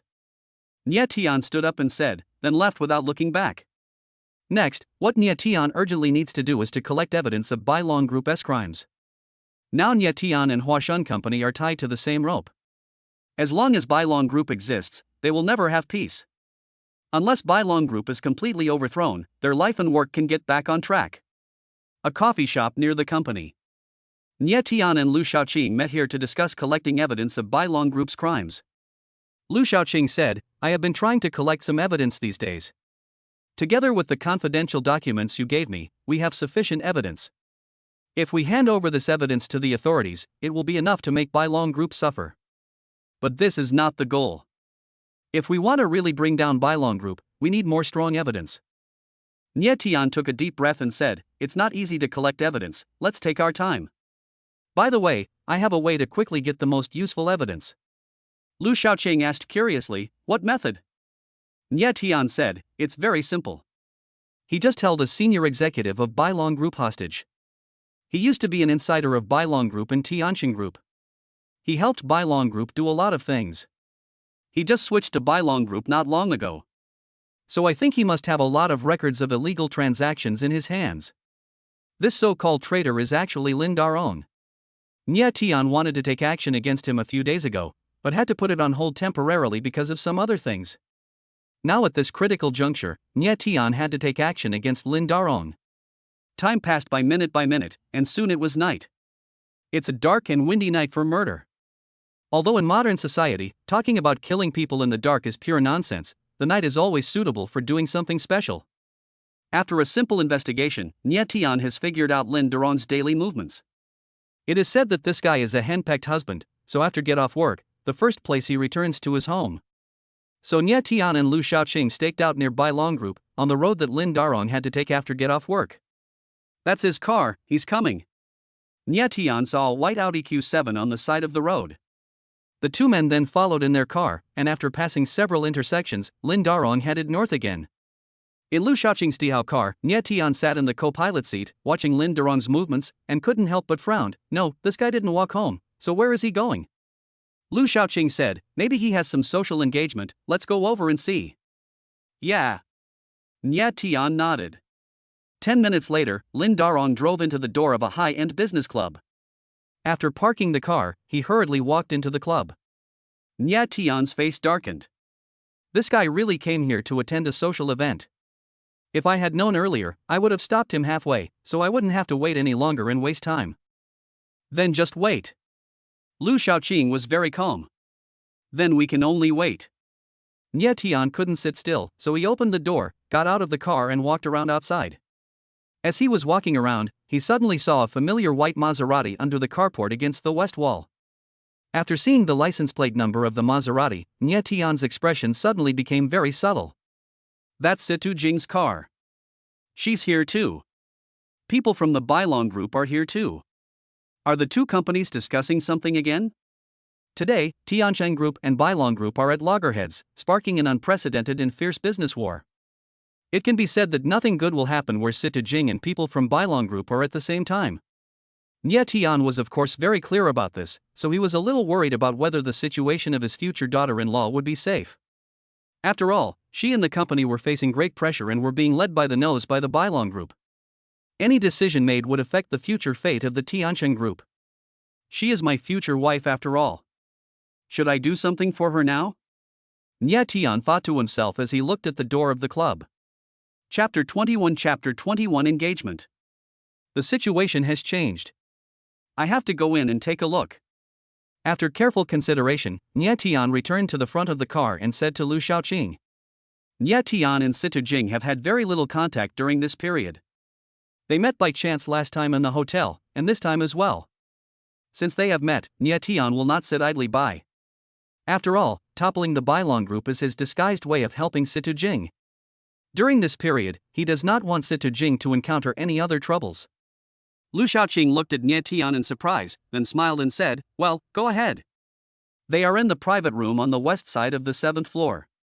People from Bailong Group and Tiansheng Group are all there, including the beautiful CEO Situ Jing. Hearing this, Nie Tian couldn't help but be surprised and asked curiously, "How do you know their specific location when you were sitting here and haven't gone in?" This made Nie Tian very confused. In the park during the day, Lu Shaoqing found him directly without any prior notice, but he didn't ask at that time. Now that he showed this trick again, Nie Tian couldn't help but be curious. Actually, it's not a special skill, because any practitioner can do it. Lu Shaoqing kept it short and patiently explained to Nie Tian. The ability to sense the location of other people is called spiritual consciousness, which is an upgraded version of thought. When the practitioner's strength reaches a certain level, the spiritual consciousness will be enhanced, just like a scanning radar, which can sense targets within a specified range through spiritual consciousness. After figuring this out, Nie Tian became more interested in the world of practitioners, but he had no time to continue studying it with Lu Shaoqing, so he rushed into the club in a hurry. However, Lu Shaoqing did not go with Nie Tian. Judging from his behavior, he seemed reluctant to see some people from Bailong Group. The 7th floor of the club. The interior and exterior decoration of the club is very high-end and classy. Only a behemoth like the Bailong Group can afford such luxurious consumption. Nie Tian went straight to the west side of the 7th floor and found that there was only a large private room here. There were several bodyguards guarding the door, so it was not easy to get in. It's no use just standing there and watching. I have to find a way to get in or meet Situ Jing and ask her what happened. Nie Tian stood not far away, looking at the door of the box and thought. Perhaps it was God's deliberate arrangement. Just when he was anxious to find a solution, he suddenly saw Situ Jing walking out. Situ Jing's face didn't look good. She was originally aloof, but now her expression looked a little gloomy, as if she was filled with hatred and resentment. Then she walked to the bathroom in a hurry. Coincidentally, Nie Tian was standing at the corner of the corridor outside the bathroom door, with half of his body exposed, and Situ Jing walked over just in time to run into him head-on. But Situ Jing was walking in a hurry and noticed the presence of someone, but without looking at him, he walked straight past Nie Tian. Nie Tian didn't say anything and waited until she came out of the bathroom before planning to meet her. But at this moment, several executives of Bailong Group also walked towards the bathroom. These people were the ones that Gu Dongyang brought to Huashan Company, so they knew Nie Tian. Nie Tian didn't want to be discovered, for he was worried that it would cause unnecessary trouble, but he was also worried about missing the opportunity to meet Situ Jing. After a little hesitation, he gritted his teeth and walked into the women's bathroom. After Situ Jing finished using the toilet, she was washing her hands at the sink. She heard someone coming in, but she was too lazy to look. However, she was shocked the next moment.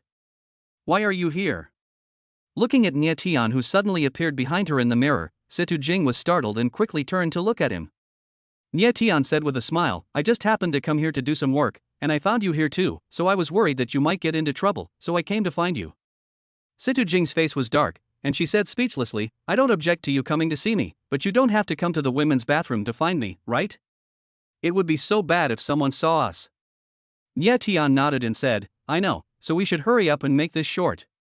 I have nothing to say to you." Situ Jing's face darkened and he turned to leave. "This abominable guy has already disrupted my life. I told him not to appear in front of me again, but he still haunts me. What sin have I committed? Gu Dongyang alone is enough to give me a headache, and now there is another one like him. How can I live in the future? Oh, it doesn't matter. Anyway, I am going to get engaged to Gu Dongyang. When Nie Tian finds out, he will definitely back down." Situ Jing refused to say more, but Nie Tian used his mind-reading skills to immediately find out what she was thinking. Her words just confirmed what Xiao Mengmeng had said to Nie Tian at the beginning. If Nie Tian didn't hold on to Situ Jing, she would become someone else's wife. Now that they are engaged, Nie Tian doesn't have much chance left. Seeing that Situ Jing was about to open the door and leave, Nie Tian suddenly said, "I heard that you were getting engaged to Gu Dongyang?" Upon hearing this, Situ Jing paused, turned to look at Nie Tian, and asked with a puzzled look on her face, "This decision was just made, how did you know about it?" Nie Tian said calmly, "How should I know? The most important thing for me is your whereabouts. Now everyone probably knows that you are engaged to Gu Dongyang, but you are just trying to make compromises. But I don't want you to make compromises like this. Don't forget, Meng Meng is waiting to be reunited with you, and I, your future husband, am also waiting to marry you. Hearing Nie Tian's dirty talk again, Situ Jing felt very repulsed.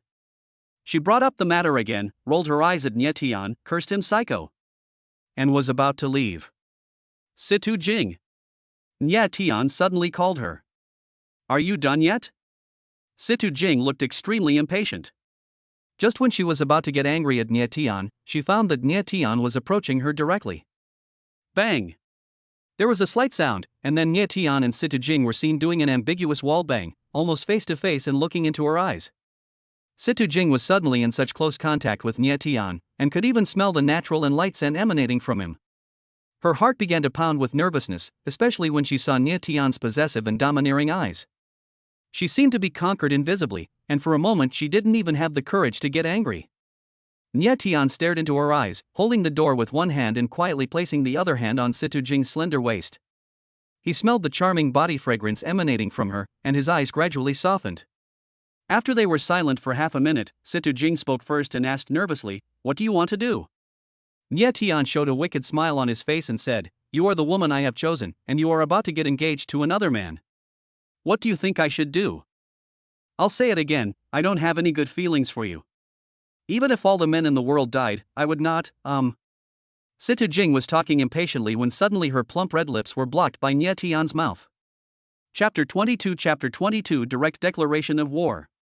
The sudden forced kiss shocked Situ Jing greatly. The special feeling of contact at that moment made her brain feel as if an electric current had entered it, causing her to become numb. For a moment, she froze in place, not knowing what to do, and even forgot to resist. It was more than 10 seconds later that Situ Jing came to her senses. She widened her eyes and tried to push Nie Tian away, but found that she could not move him at all. It was only then that Nie Tian was willing to let go. He slowly raised his head and continued to look Situ Jing in the face from a close distance. He also freed his right hand and held up her fair and beautiful chin with his fingers. If Meng Meng and Meng Meng saw this scene, they would definitely be surprised and say that Nie Tian was becoming more and more like a devil. You hooligan! Even you bully me! Situ Jing was furious and stretched out her hand to slap Nie Tian, but her palm was hard and light, not like a hit on Nie Tian's face, but a gentle caress instead. Nie Tian took advantage of the situation and grabbed her white and tender hand, smiling gently, "Don't be so stubborn. I know that you have subconsciously decided that I am someone you can rely on, but you can't let go of your pride, so you keep rejecting me." Situ Jing's eyes became moist, and soon tears welled up in them, and finally burst out. Suddenly, she hugged Nie Tian, buried her head in his arms, and sobbed softly. Her crying was very suppressed, as if she wanted to vent the grievances that had been accumulated in her heart for a long time through tears, but she was afraid of being heard by others, so she only dared to cry softly. In fact, what Situ Jing did was just as Nie Tian said, she was just trying to be strong. She held on even in the face of tremendous pressure. The reason she did not recognize Nie Tian was indeed that she could not let go of her pride, but she knew very well in her heart that Nie Tian had been silently helping her. So although Situ Jing seemed tough verbally, she had actually already accepted in her heart that Nie Tian was the only person she could rely on. The situation is obvious. Everyone in the family and the company hopes that Situ Jing will marry Gu Dongyang to resolve the current crisis, but no one really considers her. No one in the whole family is as good as Nie Tian. How could Situ Jing not be moved by Nie Tian? The kiss from Nie Tian just broke through Situ Jing's psychological defenses, touched the softest part of her heart, and gave her a reason to release her true nature. Otherwise, Situ Jing would not have reacted so indifferently after Nie Tian forcefully kissed her, because she knew that this man was worthy of her reliance. After crying for a while, Situ Jing's emotions gradually calmed down, and the brief passion that suddenly emerged also subsided, making her return to a cold expression, and she immediately pushed Nie Tian away. Situ Jing looked at Nie Tian with resentment and said, "You are all bad guys, coming over one after another to bully me." Nie Tian grinned and said, "We are both bad guys. It depends on who you are willing to be bullied by. I can be bullied by anyone except you." Situ Jing said coquettishly, then turned around, opened the door and walked out of the bathroom. "I really don't want to see you being bullied by those guys. Instead of you struggling alone, why not let me face it with you and make things clear with them? At worst, we can declare a direct war and see who has the last laugh." Nie Tian suddenly said this with a firm tone that deeply touched Situ Jing. Situ Jing said with a worried look on her face, I have also thought about doing what you said, but the Bailong group is too powerful. I am simply unable to resist. Otherwise, I would not have compromised and let them control me. Nye Tian said proudly, it's okay, I can resist them as long as I am here. Situ Jing said nothing more, looking at Nye Tian with shining eyes. She admired his courage to say such words from the bottom of her heart, but she also knew that it was extremely difficult to actually execute it. Ah, Jing. It's been so long, you're still not well? Suddenly, a slightly vague voice came. Hearing this voice, Nye Tian's face suddenly became gloomy, especially when he saw the appearance of the person who came. A fierce murderous intent burst out in his eyes. The person who came was Gu Dongyang. He was wearing casual clothes, a mask and a baseball cap, and looked mysterious, as if he was afraid of being recognized.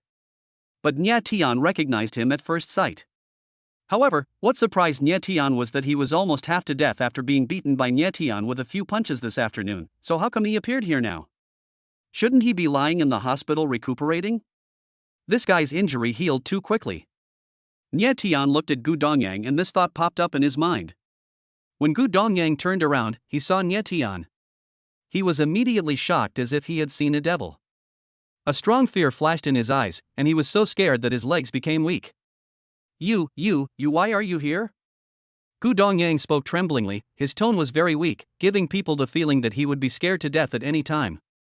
Because when he was beaten up by Nye Tian today, Gu Dongyang clearly felt a sense of fatal danger from Nye Tian. He was already scared by Nye Tian's beating, and after realizing this fatal threat, Gu Dongyang no longer had the courage to provoke Nye Tian again.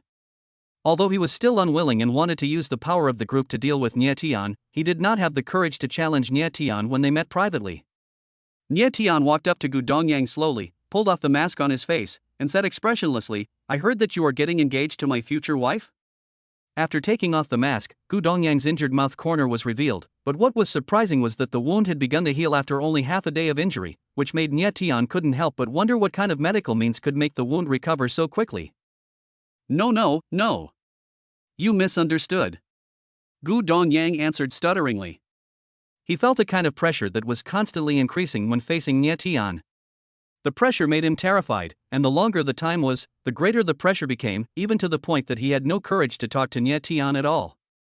Nye Tian reached out and patted Gu Dongyang's face, sneering, it's just a misunderstanding, I'm just worried that you made some mistakes and I have to deal with it. He. Gu Dongyang laughed dryly like a fool. Come on, take me to meet your people. Nye Tian said to Gu Dongyang. Hearing him say this, Gu Dongyang was unwilling in his heart, but he didn't have the courage to refute, so he had to do as he was told.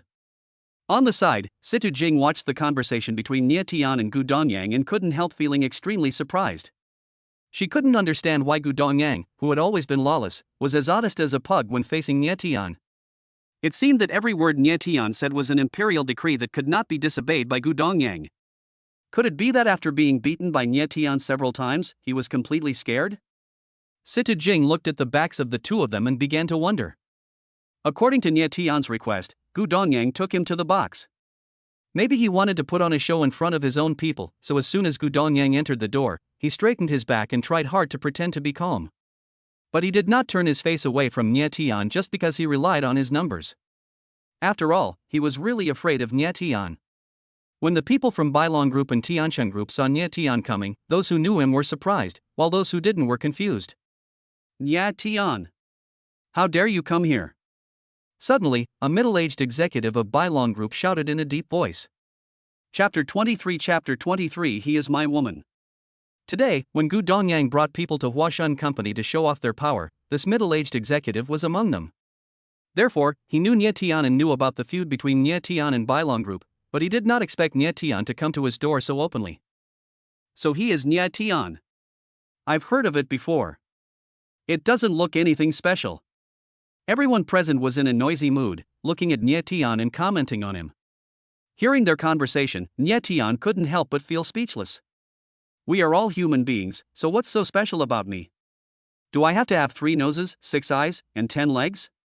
As he spoke, Nye Tian walked over to a 50-something old man with gray hair and said, I heard that you want Situ Jing to marry Gu Dongyang? This old man is the chairman of the board of directors of Tiansheng Group and Situ Jing's father, Situ Dahai. Nye Tian had met him several times when he was working at Tiansheng Group. As a father, Situ Dahai naturally has the ability to dominate Situ Jing's marriage, so Nya Tian would talk to him. Situ Dahai looked at Nya Tian with a puzzled look and said coldly, "This is our family affair, you don't need to ask about it." Nya Tian said bluntly, "Situ Jing is my woman, of course I have the right to ask." The moment they heard him say this, everyone in the audience was shocked. It was not that they felt that Nya Tian was so domineering, but rather that he was like a fool who was deliberately making a fool of himself. There were so many young people who said this kind of thing, and now that Nya Tian had said it, it was of no use. However, after hearing Nya Tian's words, Situ Jing felt a full confidence and unquestionable determination, as if declaring that Nya Tian had the ability to control the overall situation. However, among the 20 or so people in the audience, only Situ Jing was optimistic about Nya Tian. There was also an idiot, Gu Dongyang, who was scared by Nya Tian and thought that whatever Nya Tian said was right. Situ Dahai sneered, "Young man, it's good for young people to be ambitious, but if they are too arrogant or too stupid, they won't be able to survive in society. I can ignore what you just said, but I hope you won't act crazy here. We are very busy and don't have time to fool around with you." "I'm not kidding." Nya Tian smiled indifferently, not wanting to talk to Situ Dahai anymore. He turned around and glanced at everyone, then said, "I am not optimistic about Situ Jing and Gu Dongyang's marriage. I have also asked Gu Dongyang himself, and he is also against this marriage. Now I want to ask for your opinions. Who is against it? Who agrees? Stand up and speak." While speaking, he turned and glanced at Gu Dongyang. Noticing Nya Tian's gaze, Gu Dongyang hurriedly nodded his head like a chicken pecking at rice, indicating that he agreed with his opinion. When others heard Nya Tian's words, their first feeling was that he was talking nonsense. It was totally impossible for him, an outsider, to veto the marriage between the two major groups. But they didn't realize that Nya Tian did have the ability to dominate everything and began to intervene. But Nya Tian's serious attitude was considered by them to be brainless and a joke. Bang! Situ Dahai was so angry that he slammed the table and shouted, "It is not your turn as an outsider to interfere in my daughter's marriage. Get out of here immediately." Nya Tian grinned and said, "I'm talking to the people from Bailong Group, so please stop making trouble. It's really annoying. Some people come and kick him out." A thin old man in his 60s spoke angrily. He is the president of Bailong Group, Gu Dongyang's father, Gu Qinglian, a legendary tycoon in the business world. With just a stomp of his feet, a top figure can make the entire Shijing city tremble. Hearing Gu Qinglian's words, the bodyguards outside the door immediately rushed in and tried to take Nya Tian away by force. "Let these useless bodyguards deal with me again. Can you replace them with some stronger ones?" Nya Tian was speechless, but he didn't hesitate. He took decisive action without saying a word, subdued the bodyguards in no time, and threw them out the door like garbage. In the blink of an eye, those full-time bodyguards who were highly valued by Gu Qinglian were simply and violently dealt with by Nya Tian. After seeing how powerful Nya Tian was, everyone had to re-examine him. After all, everyone present was an extremely shrewd person. How could they not see that Nya Tian possessed extremely strong authority and was fully capable of dominating the situation? Therefore, everyone's attitude towards Nya Tian immediately changed from contempt at the beginning to cautiousness now. The topic returned to the starting point, and Nya Tian asked for everyone's opinions again, regarding Situ Jing and Gu Dongyang's engagement. "What do you think? Don't waste time, just give me a straight answer." "Nya Tian, this is a matter between our two major groups, you have no right to interfere. As for our opinions, you should know them without me saying anything, so don't waste your breath on them," Gu Qinglian said coldly. Nya Tian shrugged indifferently and said, "Okay, since you all agree, let me be the only one to object. I will withdraw first, and we will meet again later." After saying this, he turned around and left, holding Situ Jing's hand and taking her away with him. Seeing Nya Tian's actions, the box suddenly exploded, and people from the two major groups clamored to chase after him. Nya Tian didn't care about anything and took Situ Jing downstairs. Situ Jing didn't resist and followed him cooperatively. Only after he brought Situ Jing out of the door did Nya Tian Kai stop and said solemnly, "From now on, I will be in charge of your affairs, and no one else can interfere. As for the Bailong Group, you can just ignore it. In addition, I want to say that I hope you must believe in me and believe that I have the ability to change everything. Please don't doubt my sincerity." Situ Jing smiled and said, "Whether you are trustworthy or not remains to be verified. But in my opinion, you are already qualified for me to trust, and your performance just now touched me deeply, so I have to consider it." As he was speaking, he suddenly stopped. "What are you considering?" Nie Tian knew that she was deliberately keeping him in suspense, so he cooperated and asked with curiosity. Situ Jing reached out and grabbed Nie Tian's collar, pulled him in front of her, and said eye to eye, "I'm considering whether I should accept you as a man?" Nie Tian took advantage of the situation to hold Situ Jing's graceful waist and said with a wicked smile, "What else? Do you think you still have room to refuse?" Situ Jing thought about it seriously and said, "It seems not." Baji. Nie Tian suddenly kissed her sexy little lips without saying much, and everything was said without words. At the same time, when the people from the two major groups who were chasing after them saw Nie Tian and Situ Jing being so affectionate with each other, everyone's faces turned green. Nie Tian, I've discovered a serious problem. Don't rush to pick up girls.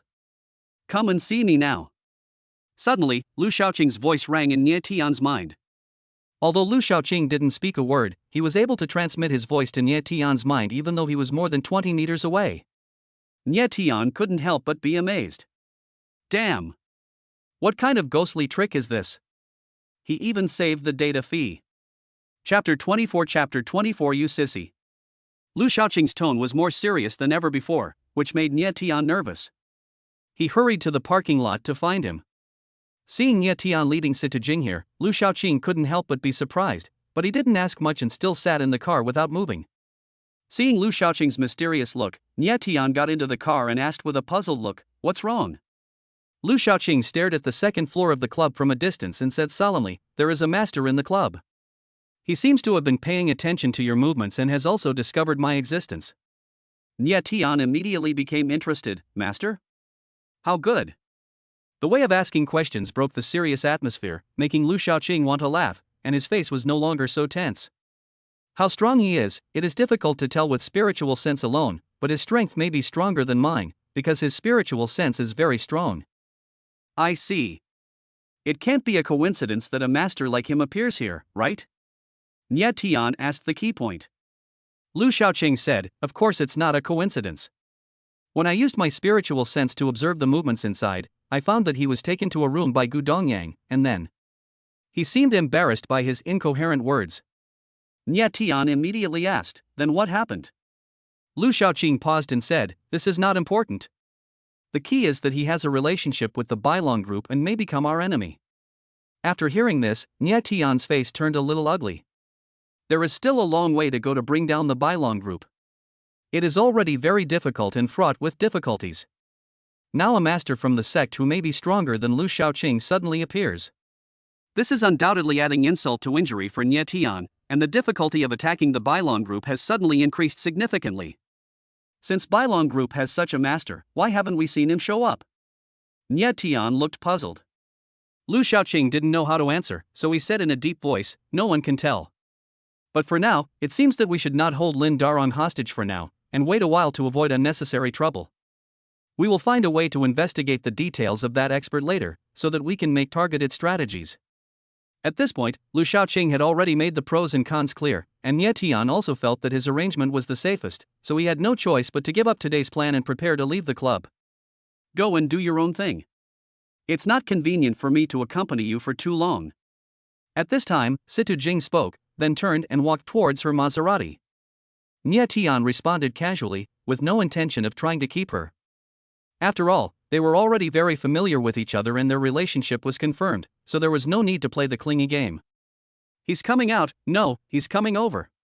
Lu Shaoqing suddenly shouted while looking at the door of the club. Nie Tian quickly turned around and saw a large group of people from Tianqing Group and Bailong Group walking out of the club, but he couldn't tell which one was the master that Lu Shaoqing mentioned. But after a few seconds, Nie Tian knew who he was without asking. Just as Lu Shaoqing said, after the master walked out of the club, he had been paying attention to this side, and after observing for a while, he walked towards this side. He is a handsome man with long hair and a slender oval face. The long beard on his chin is tied into a pigtail.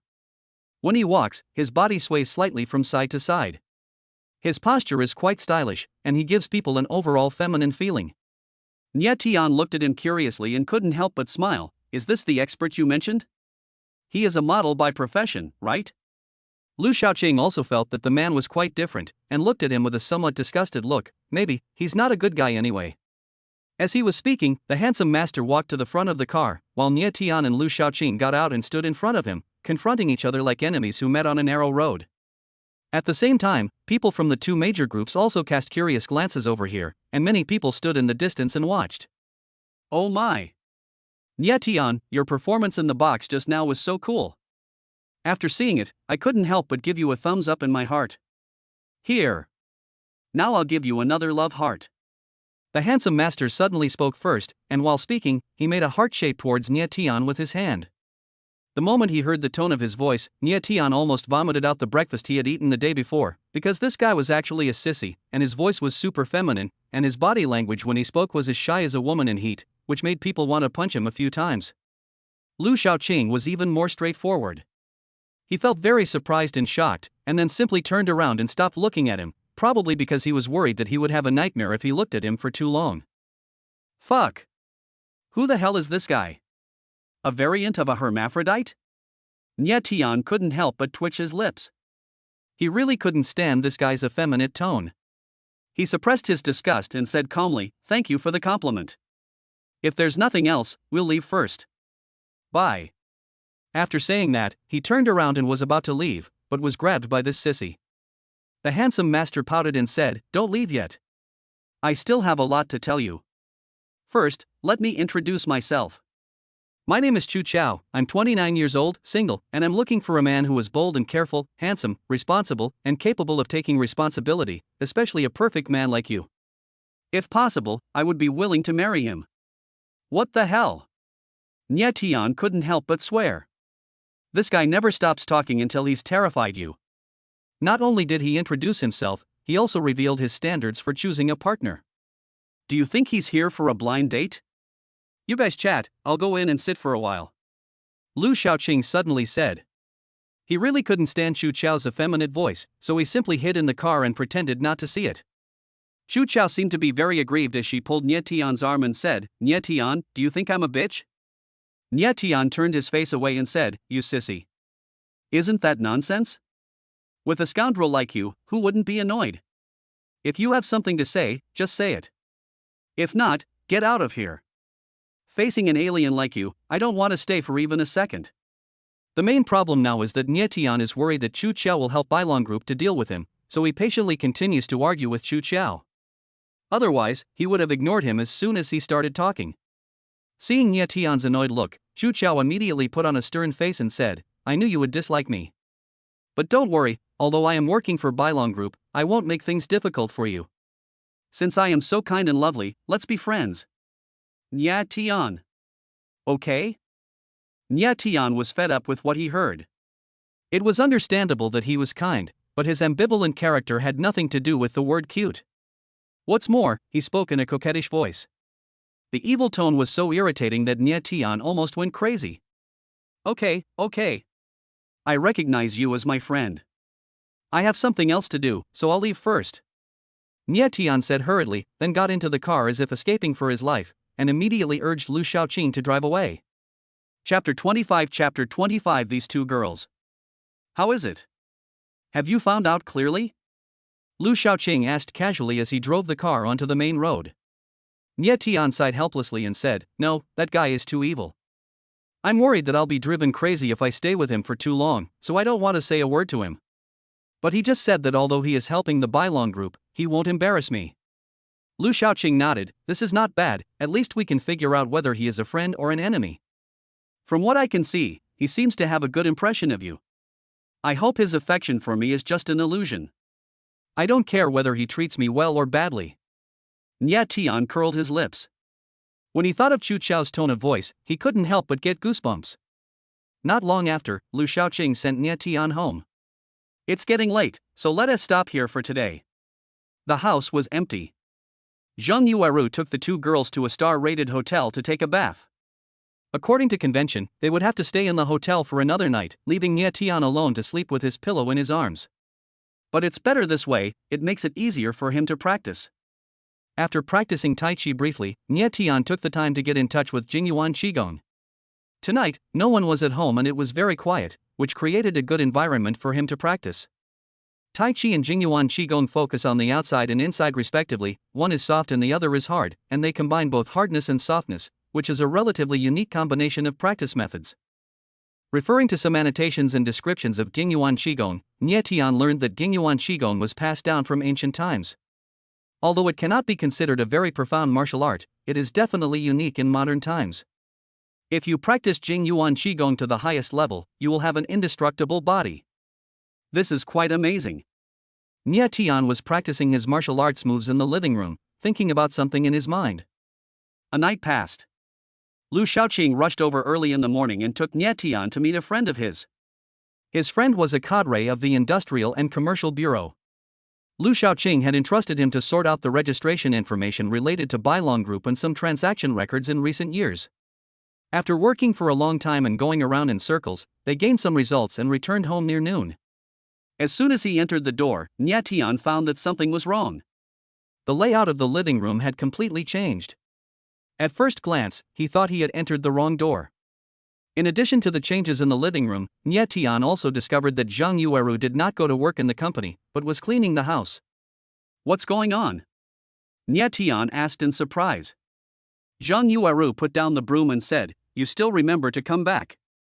It's all thanks to your daughter that our family has become like this." Nie Tian was very confused. What happened to them? Zhang Yueru said with a hint of resentment, "They were bored at home because you left them alone when you went out to do things." Meng Meng suddenly said she didn't like the way the house looked, and then she moved a lot of furniture.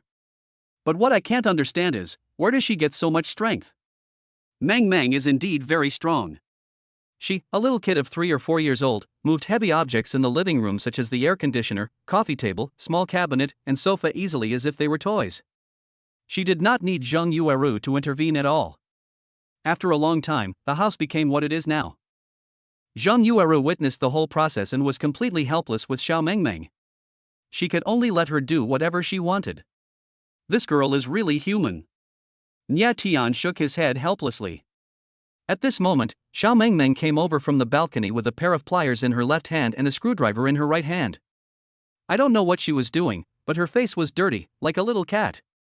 Nie Tian asked in surprise, "Girl, what are you doing with the tools?" Little Meng Meng blinked her innocent big eyes and said, "I didn't do anything. I just dismantled the washing machine and wanted to assemble a robot." Puff! Nie Tian and Zhang Yueru almost vomited blood. Xiao Mengmeng is so imaginative that he disassembled the washing machine and made it into a robot. But this is not the point. The point is that this girl actually converted the washing machine into a robot. The robot is more than 1 meter tall, with the shell of a washing machine as its body, short limbs made up of parts, and its head is actually a juicer. When seeing Xiao Mengmeng's masterpiece, Nie Tian and Zhang Yueru were amazed at her amazing imagination and creativity, but they were more concerned about whether she could put the washing machine back together after disassembling it into this state. The answer was clear as soon as they asked. When they saw Xiao Mengmeng shaking her head, Nie Tian and his wife immediately realized that the washing machine was scrapped. In this regard, Nie Tian just sighed helplessly and did not blame Xiao Mengmeng.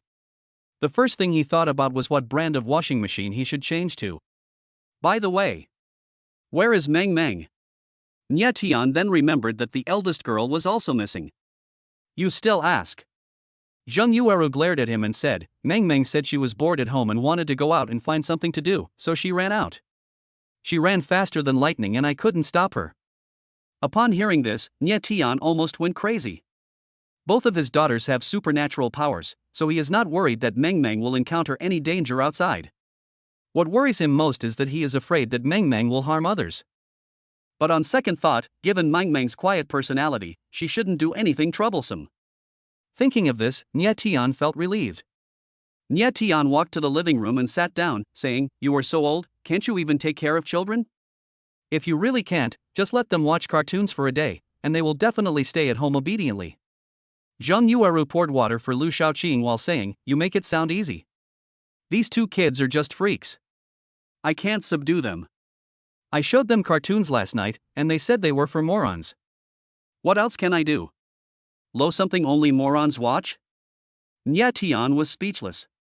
Cartoons suitable for their age were something only morons would watch, so how advanced must their thoughts be? As he was speaking, a strange smell suddenly wafted over. Nie Tian shrugged his nose. With his keen sense of smell, he immediately felt that it was stinking. Is this the smell of dog shit? Oh no! The little dog must have defecated in my room. Xiao Mengmeng suddenly shouted, turned around and ran into the room, and sure enough, she saw a 1 or 2 month old red-haired husky puppy defecating in her little bed. Then Xiao Mengmeng carried it to the living room. Nie Tian looked stunned and asked, "When did you buy the dog?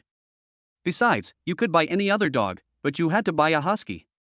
Aren't you afraid that it will destroy the house when it grows up?" Zheng Yueru said helplessly again, "Meng Meng was clamoring to raise a giant panda this morning, but who can afford that?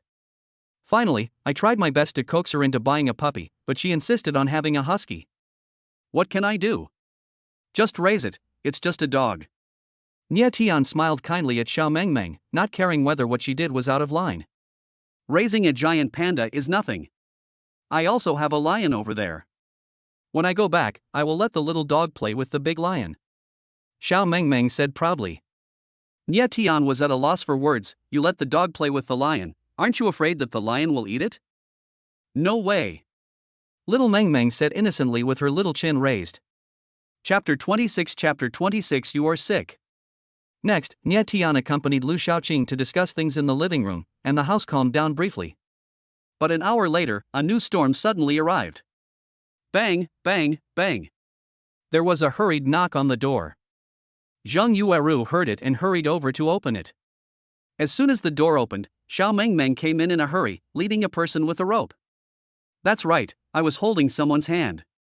The man's hands were tied together with one end of the rope, and the other end was held by Mengmeng, who led him into the house in a dignified manner. "Baby, is he the pet you just adopted?" Zheng Yueru asked in surprise when she saw the man. Mengmeng shook her head and said, "No, he insisted on following me, and I couldn't get rid of him, so I had to bring him back." Zheng Yueru didn't know what to say, but as they were talking here, Mengmeng took the man to the living room. The moment Nie Tian and Lu Shaoqing saw that man, they were both shocked and looked as if they had seen a ghost. Because this person is none other than the guy that Nie Tian and the others dislike very much, Chu Chao. God knows what good things Mengmeng did when she went out that she actually brought this weird guy back. Nie Tian and Lu Shaoqing were trying to avoid him, but they didn't expect that this guy would get closer and closer. "Hey! Nie Tian, we meet again." When she saw Nie Tian, Chu Chao immediately shouted excitedly at the top of her voice, as if she had met a long-lost lover. Hearing his voice, Nie Tian couldn't help but feel disgusted, but considering his daughter was present, he didn't want to react too strongly, and ignored Chu Chao. He squatted in front of Mengmeng and asked, "What were you doing outside? Why did you bring him back?" "I went to steal the information," Mengmeng said as a matter of course. "Stealing information?" Nie Tian was stunned and couldn't help but think of the night when he first met Mengmeng. Didn't she find him after stealing the confidential documents of Bailong Group? Now that she said that, she would definitely do the same thing again. In fact, that is exactly the case.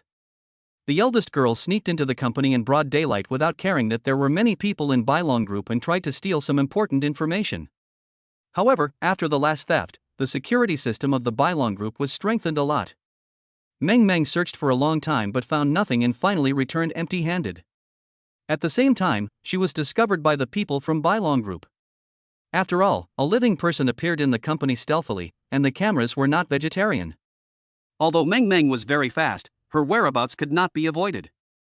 So the Bailong Group dispatched hundreds of security guards to try to catch her, but it was all in vain because no one could keep up with her speed. Even now, no one knows what she looks like. They only know that she is a child of some age. Later, Chu Chao was alarmed by Mengmeng's invasion of Bailong Group. At Gu Qinglian's request, Chu Chao made a brilliant appearance.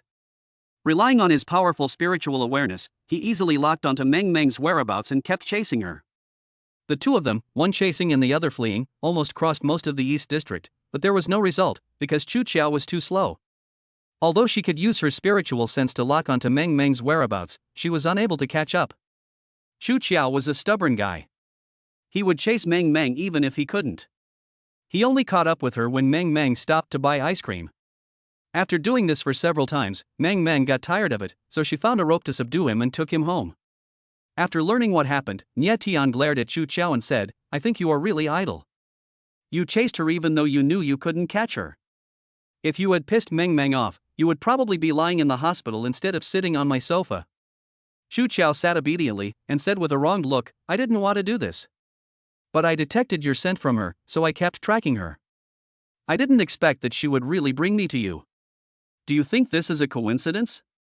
Is it our fate? As he said this, he became more excited. Nya Tian blared and scolded, Fate is your sister. She is my daughter, who else can she come to if not me?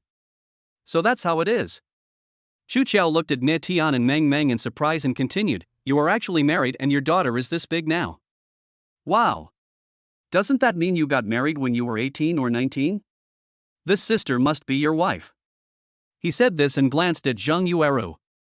Nya Tian didn't bother to pay attention to Chu Qiao's eloquent words. In fact, he couldn't even explain his own situation clearly, because it was a phenomenon made up of various bizarre events, and Nya Tian was forced to accept it. This guy's strength is quite strange. Logically speaking, his spiritual awareness is so strong, and his martial arts must be good too. How could he be subdued by a girl like you? Lu Shaoqing observed for a while and expressed his doubts. He didn't deliberately lower his voice, nor did he care about Chu Qiao's feelings after hearing it. He just didn't take the sissy seriously. Nya Tian thought about it carefully and agreed, you are right, it is indeed very strange. Chu Qiao, who was standing by, was immediately annoyed when she saw them talking about her. She puffed out her chest and said angrily, I'm right here, why don't you just ask me? Why are you talking about me so directly? I feel really embarrassed. Face? Upon hearing this, Nya Tian laughed in his heart. This sissy is not even living like a human being. Why is he still talking about face? Only he would flatter himself. Nya Tian said patiently, okay, then tell me what's going on with you? Seeing Nya Tian start to look at her squarely, Chu Qiao's resentment in her heart immediately dissipated, and she said very proudly, my situation is very simple. In fact, I am not a martial arts master. My spiritual awareness is very strong because I have been cultivating myself and my character, cultivating my inner self without stopping the outer world. Then my practice philosophy is to cultivate my body and mind to enjoy bliss, so I seldom practice external skills. Oh. The self-cultivation philosophy that you insist on has turned you into this ugly state? Nya Tian's face was full of black lines. Chu Qiao rolled her eyes and said, my personality is innate and has nothing to do with cultivation. If you don't understand, don't make blind guesses, okay? Nya Tian said with a sullen face, okay, let's not talk about your business for now. Now tell me about the Bailong group. I want to hear you do something for them now. What are you doing? To cure the disease. As if he mentioned the point that Chu Qiao was proud of, he suddenly became excited. In fact, I am the descendant of a family of traditional Chinese medicine. My family's ancestral medical skills were passed down from the Chu state during the Warring States period, and I am also a descendant of the Chu royal family. It is because my family's medical skills are very strong and unparalleled in the world that Gu Qinglian asked me to treat him. Nya Tian, are you sick? I can help you treat it, and it's free. Hearing him say these dirty words, Nya Tian wanted to smash his head with an ashtray. You're the one with the problem. It's good that you're not sick. If you get sick next time, just come to me. Chu Qiao said proudly, while putting her legs on the coffee table like a master. Bang! Nya Tian said nothing and kicked his legs down casually. Get your hooves out of my way, you have no manners. Seeing Nya Tian's expression change, Chu Qiao immediately sat up straight like a good child. Chapter 27 This time it's a big deal. Auntie, are you thirsty? Xiao Mengmeng came up to Chu Qiao and asked in a friendly manner. Chu Qiao thought about it seriously and nodded, I'm a little thirsty. According to how the script developed, Chu Qiao believed that this cute little loli would definitely help him pour a glass of water next. Xiao Mengmeng suddenly put her hands on her waist and said with a stern face, since you know you are thirsty, talk less, so as not to affect your metabolism. Ha ha ha. After hearing these words, Nya Tian and the others almost burst out laughing. The dialogue between Xiao Mengmeng and Chu Qiao can easily make people laugh, not to mention that Chu Qiao also puts on an expression like a resentful woman in the boudoir, and anyone who sees it will probably laugh so hard that they lean against the wall. Chu Qiao was not stupid. She knew that she was looked down upon by this little Lolita, but she didn't want to argue with a little kid. She said gently, little sister, I want to know why you call me auntie?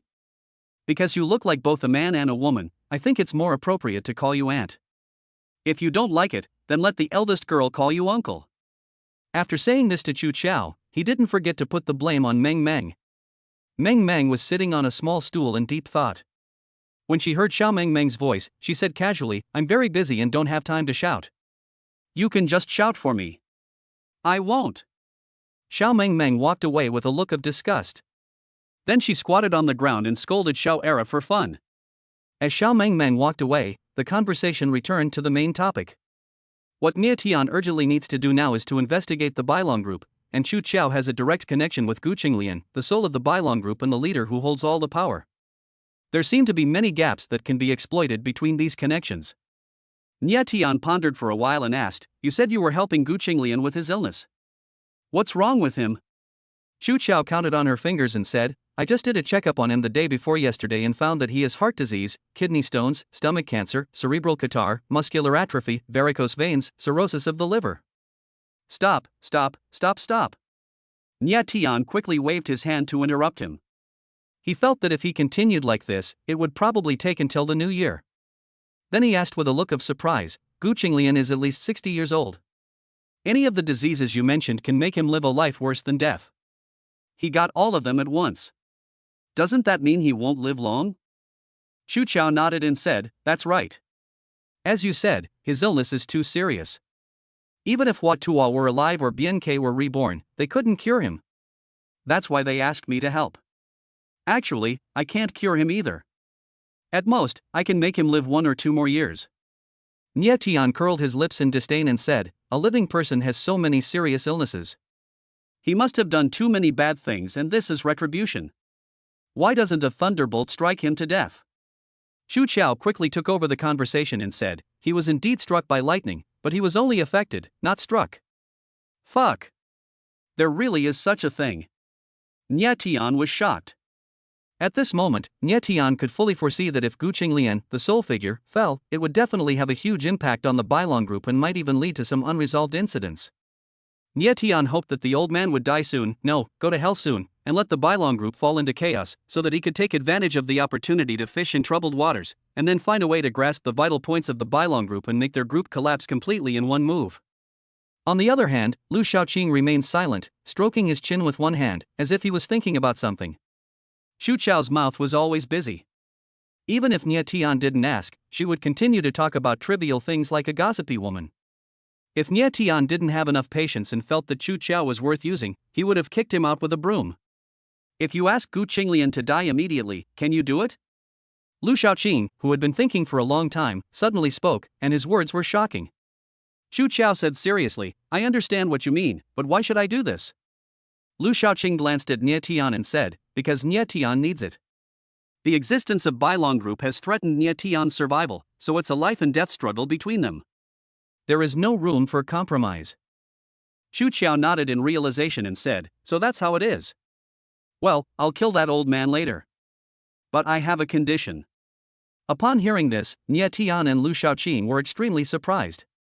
Lu Shaoqing just said it casually, but he didn't expect Chu Qiao to agree so readily. If Gu Qinglian could be killed, Chu Qiao could put forward any conditions as long as they were not too excessive, and Nie Tian would accept them. Nie Tian said, "Tell me your conditions first." Chu Qiao said excitedly, "My request is very simple, that is, after doing what you ask, I want to live with Nie Tian." Dang. As soon as he said this, Nie Tian and Lu Shaoqing were both shocked, especially Zhang Yueru, who was so scared that the water cup in her hand fell to the ground. Nie Tian couldn't imagine what it would be like to live with a sissy. In comparison, he hoped that Gu Qinglian could live a few more years rather than have to face Chu Qiao, a sissy, all day long. Besides, Chu Qiao must have some purpose in deliberately trying to get close to Nie Tian. It is almost obvious that with his intervention, Nie Tian's life will become a mess, which makes people feel overwhelmed just thinking about it. Nie Tian couldn't help but roll his eyes and said, "No, your request is too harsh. I can't agree to it. You can't even satisfy such a small request of mine. You disappoint me so much." Chu Qiao was so angry that her face turned red. She stood up suddenly and walked away with her hips twisted. Seeing him leave, Nie Tian had no intention of trying to keep him until he slammed the door and left. "He is really angry." Lu Shaoqing laughed in surprise. Nie Tian said disapprovingly, "I don't care if he's angry or not. I don't expect him to help anyway. Just don't make trouble." Lu Shaoqing's face calmed down, with a cold murderous intent in his eyes. He said slowly, "Although we can't count on him, but since we have done it, let's just go all out and play big this time." Nie Tian was stunned. "What do you mean?" Although he asked, Nie Tian had actually heard the hidden meaning behind Lu Shaoqing's words. Having known each other for several days, Nie Tian knew that Lu Shaoqing was sincerely helping him, but based on Lu Shaoqing's performance in the past few days, Nie Tian discovered that Lu Shaoqing seemed to be quite resentful towards Bailong Group. Otherwise, he would not have tried every possible means to help Nie Tian collect evidence. Of course, this is just Nie Tian's speculation. The reason why Lu Shaoqing hates Bailong Group is hidden very deeply. Nie Tian can't find out even with mind reading, and he has never thought about asking in detail. Since the current situation is good, then maintain the status quo. Asking too much will not be good. Shortly afterwards, Lu Shaoqing left. Nie Tian was not idle either. He immediately thought about the next plan. Taking Lin Darong hostage for questioning was inevitable. What happened next would depend on the situation. Chapter 28 Don't mess with the kids. Dad, let me discuss something with you. The eldest girl Meng Meng came over and leaned on Nie Tian and said. Nie Tian smiled kindly and said, "What's the matter? Tell me." Meng Meng said, "It's not a big deal. Can you take me and Meng Meng with you when you go out to do things in the future? The reason we came to you is to help you get through some difficulties in the future. If you always ignore us, then what's the point of us coming here?" Upon hearing this, Nie Tian understood. He knew very well that although these two daughters seemed young, in fact they could not be judged by common sense. Their abilities and execution capabilities were no worse than those of adults, and were even much stronger, so they were fully capable of helping Nie Tian with some difficult tasks.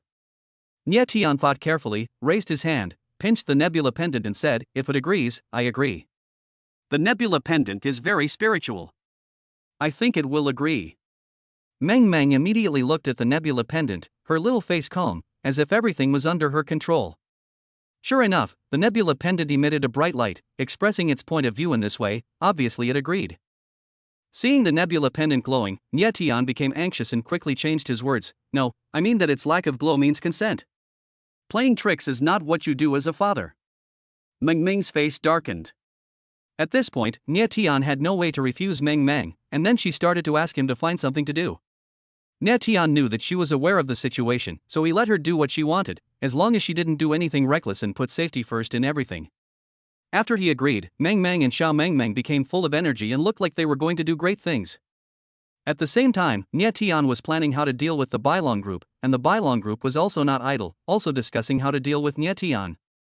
When Nie Tian first had friction with Gu Donyang, it could only be regarded as a personal grudge, but after several subsequent clashes, the situation gradually spread to a situation where Nie Tian and Tiancheng Group jointly targeted Bailong Group. In addition, Nie Tian said some threatening words to the people of Bailong Group in the club last night. It would be strange if Bailong Group did not hate him.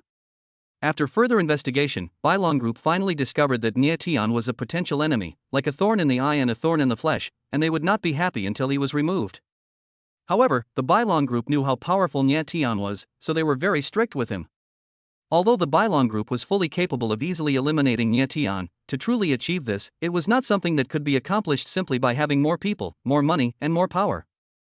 In short, according to the Bailong Group's historical methods of dealing with Nie Tian, if they want to deal with Nie Tian, they will inevitably attack him secretly, thereby breaking the deadlock and entering the decisive battle stage with Nie Tian. In the afternoon, a social event was being held in a private room of a club. The participants include Lin Darong and Gu Donyang, but the protagonists are Situ Jing and several senior executives of Tiancheng Group. Nie Tian can only be regarded as a gangster.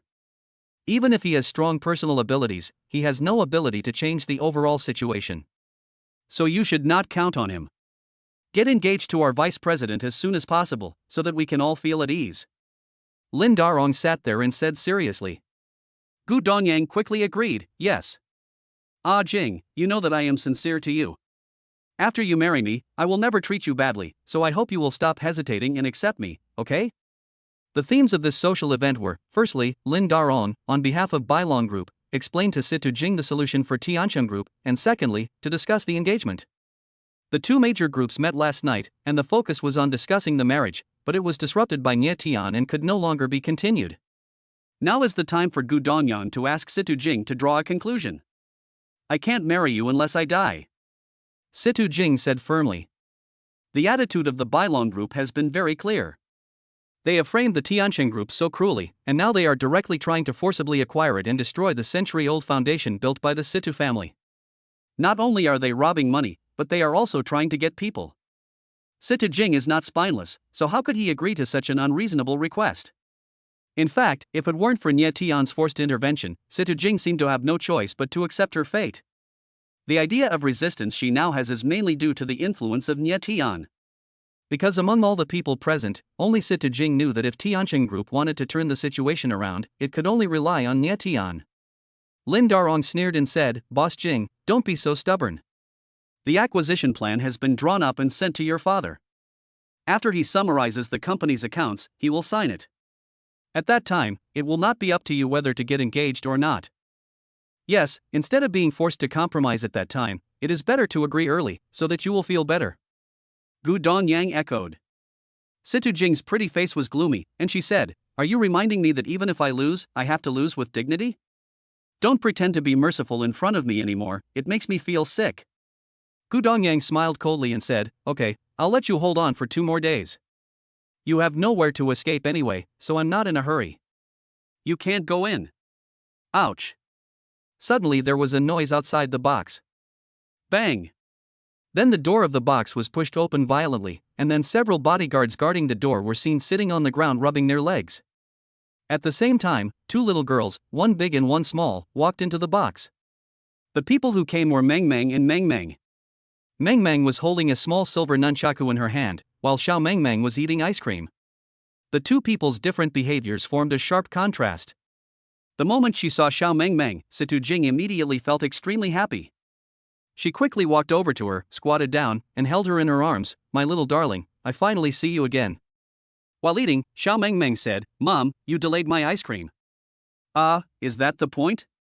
Situ Jing was immersed in the joy of reuniting with her daughter after a long absence, but was suddenly amused by Xiao Meng Meng's words and was left in tears.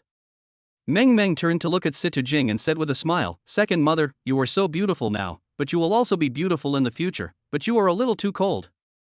Hearing this, Situ Jing couldn't help but feel confused. "You call me second mother?" Meng Meng nodded and said, "Yes. You are my father's second wife, so of course I have to call you second mom." "What?" Situ Jing was completely confused.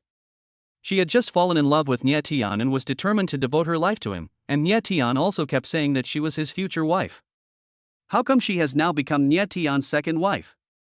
Could it be that he has 3 wives and 4 concubines? I'll go ask Nie Tian about it later. Situ Jing muttered with a dark face. On the other side, when Gu Dongyang saw the 2 little Lolas appear, he was immediately scared as if he saw a devil. He covered his face with a tissue, fearing that he would be recognized by them.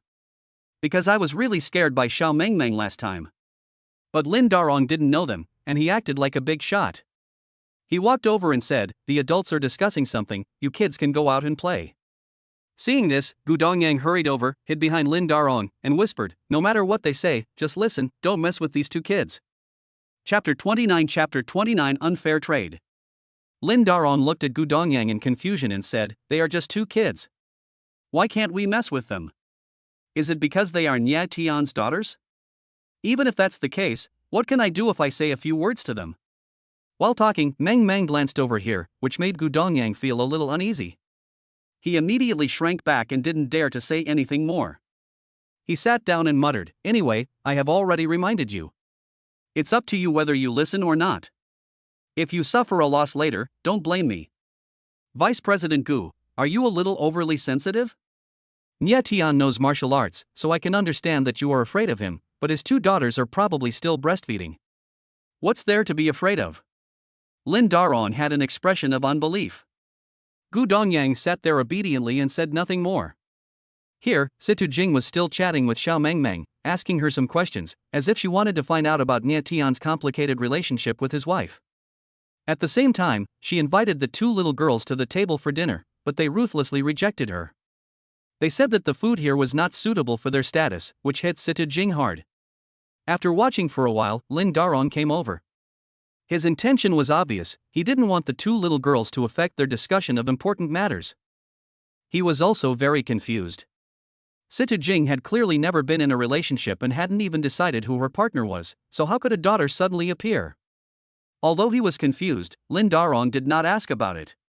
He knew anyway that even if he asked, no one would tell him. "That's enough. Now is not the time for you to reminisce about the past. We still have serious business to discuss. You two kids should go out first. Lin Darong said with a stern face. Hearing the tone of his voice, Situ Jing's face turned cold. When she was about to retort, she was unexpectedly interrupted by Xiao Mengmeng. Little Mengmeng ate a little ice cream in her hand and looked up and said, Fatty, are you Lin Darong? Lin Darong crossed his arms and said calmly, Yes, it's me. But can you please stop calling me Fatty? It's very rude. Xiao Mengmeng didn't care whether he liked it or not, and continued to speak, Are you the traitor who betrayed my mother's company? Hearing this, Lin Darong became unhappy. What do you mean by an insider? This is called business operation, don't talk nonsense if you don't understand. Oh, as long as you are Lin Darong. Xiao Mengmeng said calmly, then took out a special high-grade tissue from her pocket and wiped her mouth. It seemed like a normal action, but suddenly a big turn occurred that no one could have expected. Come with me. Xiao Mengmeng said, and suddenly grabbed Lin Darong's tie and dragged him out. Let me go. Lin Darong struggled hard, but found that he was unable to break free. Facing this little girl who was only a few years old, he had no power to resist at all. Seeing this scene, everyone except the eldest girl Mengmeng was shocked. A big man weighing nearly 200 kilograms was dragged around by a little kid like a dog. The difference between them was so huge that it was completely incomprehensible. Especially the completely disproportionate height difference, which makes people feel that Lin Darong is not facing a child, but a monster. Humph. I told you long ago but you didn't listen. Now you know how powerful I am. Gu Dongyang sneered and stood by watching, with a tone of gloating.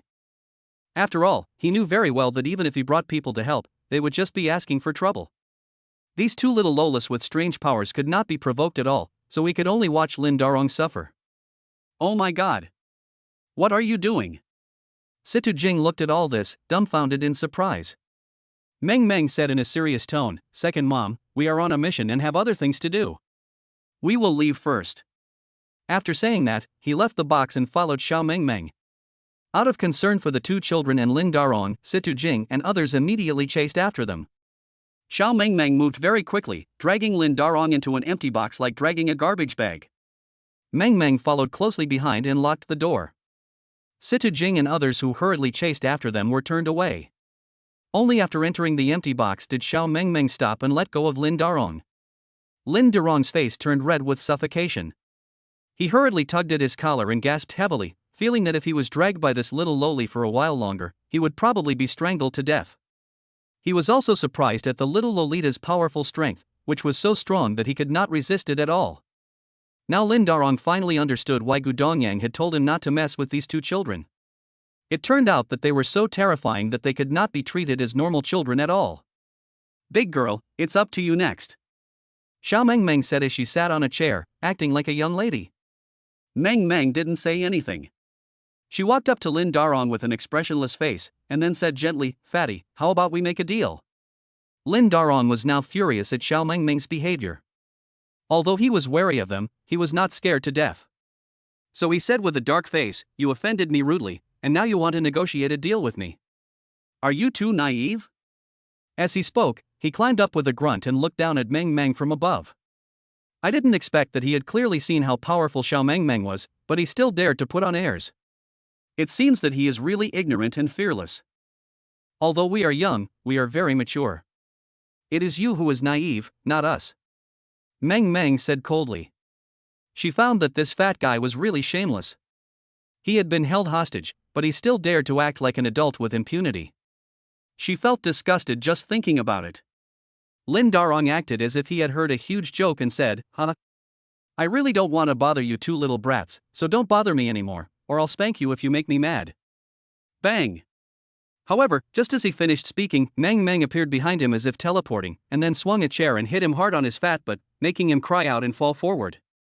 His nose hit the corner of a chair, and 2 streams of blood immediately flowed out of his nose. Then his body came into close contact with the floor, and he fell directly to the ground, feeling dizzy and groaning like a dying pig. Humph! This is what happens to you for betraying my mother. Xiao Mengmeng sneered with gloating glee. Mengmeng held up a chair weighing dozens of kilograms in one hand, walked up to Lin Darong's face, and said, Fatty, do you agree to trade with us now? Fatty, no, Lin Darong endured the severe pain. When he saw Meng Meng holding a chair with one hand, he was immediately frightened, fearing that the chair would fall on him at any time. He quickly said timidly, "Okay, okay. I promise you. What deal do you want to make with me?" Meng Meng said calmly, "The deal is simple. You help us collect evidence that can prove that Bailong Group is engaging in illegal trade. The deadline is 3 days. You must do it whether you can do it or not." Lin Darong was stunned and asked without confidence, "What good will it do if I do it?" Meng Meng said, "Until you complete this deal within the deadline, we won't beat you again. This is your benefit. This is so unfair." Chapter 30 Mr. Wang's Little Secretary. Looking at the two young girls miserably, Lin Darong covered his aching nose and wanted to cry but had no tears. He felt even more resentful in his heart. Lin Darong has been in the business world for more than a decade and has done all kinds of deals, with both losses and gains, but this is the first time he has encountered such an unfair deal. The only benefit is that he has to do things well to ensure that he will not be beaten. What kind of benefit is this? It is completely unfair. However, after experiencing how powerful the two little Lolas were, Lin Darong was completely scared. Even though he rejected them in his heart, he dared not say a word against them, for fear of making them unhappy and hurting him again. Meng Meng stared at Lin Darong and said, "From the looks of you, it seems like you are very unconvinced. If you have any requests or conditions you want to raise, just tell us. Although we will definitely not agree to it, at least you won't feel so bad if you tell us." These words were spoken in a very domineering manner, and were somewhat like the conversation style of Nie Tian, who had become the great devil. She was truly worthy of being his daughter. Meng Meng also had the potential to become a witch. "Aunt, can you please stop talking? I promise you that after I go back, I will do my best to help you collect evidence. Is that okay?" Lin Darong really couldn't stand the aggressive momentum of Meng Meng's words, so he quickly expressed his position. Meng Meng nodded contentedly, "That's good." However, although Lin Darong said it nicely, he was not convinced in his heart. "I won't agree to anything. After I leave, who cares about your crappy deal? I will kill Nie Tian and see if you two dare to be so arrogant again." The mission this time was considered completed. The two little girls walked out of the box, chatted with Situ Jing for a few more words, and then went home. At the same time, Nie Tian came to Huashan Company. Now Huashan Company is in a surface operation stage with zero profit. The company has not taken any business. All employees are idle and do not have to go to work, but they can still receive normal salaries. Nie Tian came here just to show his face and organize the evidence collected in recent days. Just as Nie Tian was busy in and out, he suddenly saw his boss Wang Jingyang appear in his sight. Wang Jingyang looked very pleased with himself, and walked with a breeze, as if he had encountered some great good thing. These kings always look like they're as if their mothers have died. Why are they so happy today? Nie Tian wondered. After suffering strong oppression from the Bailong Group, the company was unable to operate, which hit Wang Jingyang hard. He even developed hatred towards Nie Tian. If the company had not relied on Nie Tian's money to maintain operations, Wang Jingyang would definitely turn against him. Now he looks so high-spirited again, which is really strange. While he was watching, Wang Jingyang had already arrived in front of Nie Tian. In addition to him, there was also a beautiful woman in her 30s with a charming appearance. This charming woman looked unfamiliar, and Nie Tian had never seen her before. "Nie Tian, there's nothing to do in the company right now, you can just rest at home, there's no need to come here." Wang Jingyang said calmly, and then glanced at the charming woman and continued, "Let me introduce her to you. Her name is Wu Li, the office secretary I just hired." "Oh, very good." Nie Tian nodded at Wu Li, and the latter also nodded in greeting. In fact, Nie Tian and Wang Jingyang had nothing to say to each other. After a few casual chats, Wang Jingyang left with his secretary. Nie Tian looked at the direction Wang Jingyang left, his face full of confusion. This is really strange. In the past, Wang Jingyang always looked bitter and resentful when he saw me. Why did his attitude suddenly change today? Did he think it through and no longer hate me? After thinking about it carefully, Nie Tian was a little confused and puzzled. The company's finances were so tight right now that it was good enough not to fire any employees. Where did Wang Jingyang get the spare money to hire a secretary? Is it just pure lust for beauty? This is possible, but we can't take things too simply. In short, Wang Jingyang behaved very strangely from head to toe today. Although he was old and looked ordinary, his mood would not change so drastically just because of a woman. He must have gained other greater benefits to make such a big change. Nye Tian returned to the office and continued to organize the evidence. But just then, a phone call came. Nye Tian, right? I'm Lin Darong. I have something to discuss with you. Please come to East Lake right away. Situ Jing is also here. We'll be waiting for you here. We won't wait for you later. As soon as Nye Tian answered the phone, the other party spoke straightforwardly. Beep, beep. A busy tone sounded, and Lin Darong hung up the phone immediately after finishing his words. Nye Tian held the phone in one hand, his face gradually becoming gloomy. The situation is now extremely volatile. Neither Nye Tian nor Bailong Group can say who will attack whom first, but it seems that Bailong Group will be the first to lose patience. Situ Jing is here too. It seems I can't go even if I don't want to. Nye Tian thought to himself. Lin Darong suddenly called to invite him, and Nye Tian knew it was a trap even with his toes, but since it involved Situ Jing, he had no other choice and had to go. Besides, after so many days of subtle practice, the Nebula Pendant has helped Nye Tian improve his strength a lot. He is now completely different from before, and is even stronger than when he dealt with those killers the day before yesterday. Therefore, Nye Tian, with his courage and skill, was not worried about how the Bailong Group would target him. Even if they used some tough measures against him, he was confident that he could defeat them with his absolute strength and resolve any crisis. Nye Tian set off immediately, driving the second-hand Volkswagen Magotan provided by the company, and headed towards East Lake. East Lake is located in a mountain forest park and is considered a relatively famous geographical landmark in Xijing. There are some high-end clubs and golf courses built around it, making it a place where only wealthy people can afford to have fun. Not long after, Nye Tian arrived at East Lake Park. As soon as he entered the gate, someone came to lead the way, and they walked around until they arrived deep into the park. This is a large fishing pond with complete and high-end facilities, which is specially provided for the entertainment of wealthy people. But now there is no one here and it seems very deserted. However, with Nye Tian's arrival, all the people who should appear immediately appeared. 3 people walked out from the second-story building next to the fishing pond. The leader was Lin Darong, and the other 2 were men of different ages in plain clothes. The oldest was probably in his 50s. Nye Tian watched them coming and glanced at the second floor. He seemed to sense a very familiar aura on the second floor. That aura belonged to Gu Dongyang. In fact, Gu Dongyang was there too, but he was too afraid of Nye Tian, so he didn't dare to show up for the time being. During this period of time, Nye Tian sensed the building inside and out. Apart from the presence of Gu Dongyang and several other strangers, he did not find any sign of Situ Jing. It seems that this is indeed a trap. Lin Darong mentioned Situ Jing before, but it was just a gimmick to lure Nye Tian to show up. Now that their goal has been achieved and Nye Tian has arrived as promised, it obviously doesn't matter whether Situ Jing is there or not. It seems that they can't hold back and want to attack me, and they have even invited 2 masters from the sect. Nye Tian looked at Lin Darong and the others, his expression becoming a little solemn. Chapter 31 You're in trouble. The temperament of a sect's master is completely different from that of ordinary people. They give people a feeling of being unfathomable, and their deep eyes have a sense of transcendence.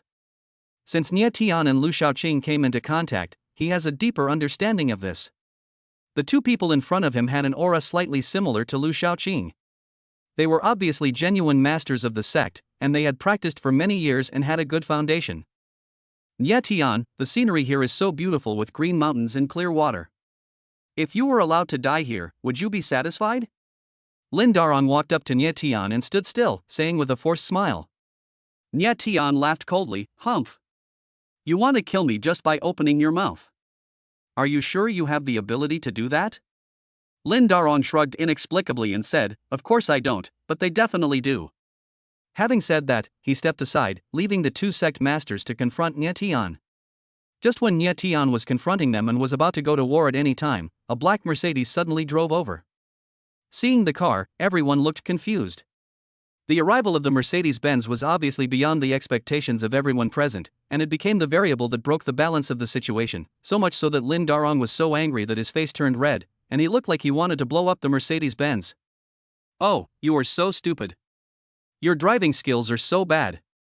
I told you to get here within 10 minutes, but it took you more than 20 minutes. You are so useless.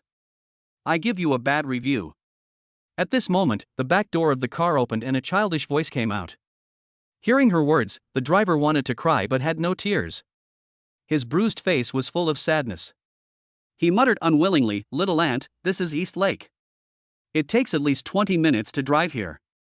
Besides, I've already run through 7 or 8 red lights. Are you still not satisfied? It's wrong, it's wrong. No matter how you try to argue, it's just a sign of guilt," the young lady said confidently. As he was speaking, 2 little girls got out of the car, one on the left and one on the right. The person who just communicated with the driver was the eldest girl, Meng Meng. "Why are they here?" Nye Tian turned around and looked, his face full of surprise. When he heard the voice just now, he knew it was the eldest girl, but he didn't understand why these 2 girls came to him. When Lin Darong saw the 2 little Lolas, a look of fear suddenly appeared on his face. But when he thought of the presence of 2 sect masters, he let go of his fear and no longer took the 2 little Lolas seriously. He then rushed to the front of the Mercedes-Benz. "Su Chang, what's going on?" Lin Darong opened the car door and shouted impatiently. The driver was a man in his 30s, and also Lin Darong's right-hand man. When he saw Lin Darong asking questions, he immediately said with a sad face, "I don't know. They came to the company to look for you, and I said you were not there, and then they forced me to bring them to find you. I was really forced and had no choice but to bring them here." Lin Darong was so angry that he wanted to kick him to death. "You were so useless." After the 2 little girls got off the car, they first ran to Nye Tian and greeted him, and then turned their attention to Lin Darong. "Fatty, you're in big trouble." Xiao Mengmeng walked up to Lin Darong angrily and kicked him without hesitation. Hiss. Ouch. Lin Darong's face tightened in pain and he sat on the ground hugging his left calf. At the same time, I didn't understand why I had just reached a deal with them in the morning, but they changed their minds in the afternoon. Nye Tian came over and asked in confusion, "What are you 2 doing here and there? Why are you targeting him?" Lin Darong was the target that Nye Tian had always wanted to attack but had not yet done so. Now, before he could make a move, the 2 little Lolas beat the fat guy up. Through this, Nye Tian immediately understood. He had told the eldest girl Meng Meng to let her do what she wanted, and she did just that. She took the little Meng Meng to find things to do, and they also had the same tacit understanding as Nye Tian. Both of them set Lin Darong as their target. Meng Meng said, "We agreed on a deal with him this morning, but then I heard from my second mother that this fat guy is unreliable. I was worried about him, so I planned to go to his company to look for him. I found him here, but I didn't expect you to be here too. It seems that he is really unreliable. He just agreed to a deal with me, and then he turned around and brought people to deal with you. How abominable." "So that's how it is." Nye Tianxia nodded subconsciously, then his face was startled and he asked hurriedly, "You mean second mother? Have you seen Situ Jing?" "Yeah." Meng Meng nodded in response. "Damn. Things are getting serious this time." Nye Tian was speechless and cried out helplessly in his heart. Now Nye Tian is in a passionate love period with Zhang Yueru, but suddenly he breaks up with Situ Jing and they have all kinds of ambiguous interactions. It is obvious that Nye Tian is looking at everything according to the predetermined pattern of future destiny, as Xiao Mengmeng said. He has decided to seduce all of his wives one by one, but before that, revealing his relationship to Situ Jing is obviously against the rules and may cause trouble. Nye Tian knew this very well. He could even predict how Situ Jing would react when she saw him again. Maybe she would slap him, call him a scumbag, spit in his face, and then leave resolutely. My triangle relationship is really messy now. Nye Tian felt his scalp tingling as he thought about it. Dad, are you worried about something? Meng Meng asked when she saw that Nye Tian looked unwell. Nye Tian had a look of despair on his face. Nothing, I just want to be alone. Meng Meng tilted her head and asked again, who is Jingjing? Jingjing is my mother. Xiao Meng Meng immediately added. Hearing the conversation between his 2 precious daughters, Nye Tian was immediately amused and confused, and the melancholy in his heart instantly disappeared. By the way, is the Jingjing he mentioned the same as the Jingjing they both mentioned? It seems that children are just children. Even though the 2 little girls have very high IQs, they can't help but show the ignorance that is unique to little kids. Looking at the father and daughter chatting and laughing there, Lin Darong and the 2 sect masters couldn't help but feel that they were redundant. They were obviously going to kill Nye Tian to eliminate the murderous atmosphere, but the 2 little Lolas messed it up and turned it into an atmosphere of showing family affection. Come to think of it, Lin Darong really felt drunk. What are you 2 still standing there for? Hurry up and do it. Lin Darong suddenly shouted impatiently.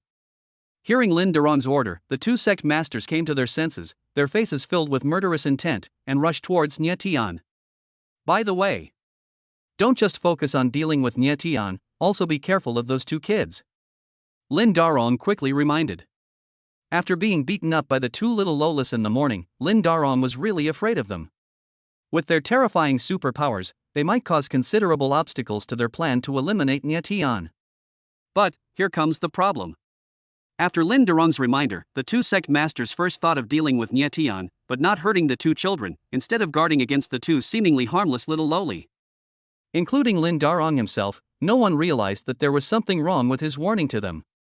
Chapter 32 Hiding in North America. In the blink of an eye, the two sect masters started fighting with Nye Tian. They were very powerful as soon as they attacked, and a heavy and compelling aura surged from both of them. When they attacked, that special aura turned into sharp energy, which oppressed Nye Tian so much that he didn't dare to confront them head-on. This special aura is the true chi that is condensed from the spiritual energy of heaven and earth and the essence of the sun and the moon by martial arts masters.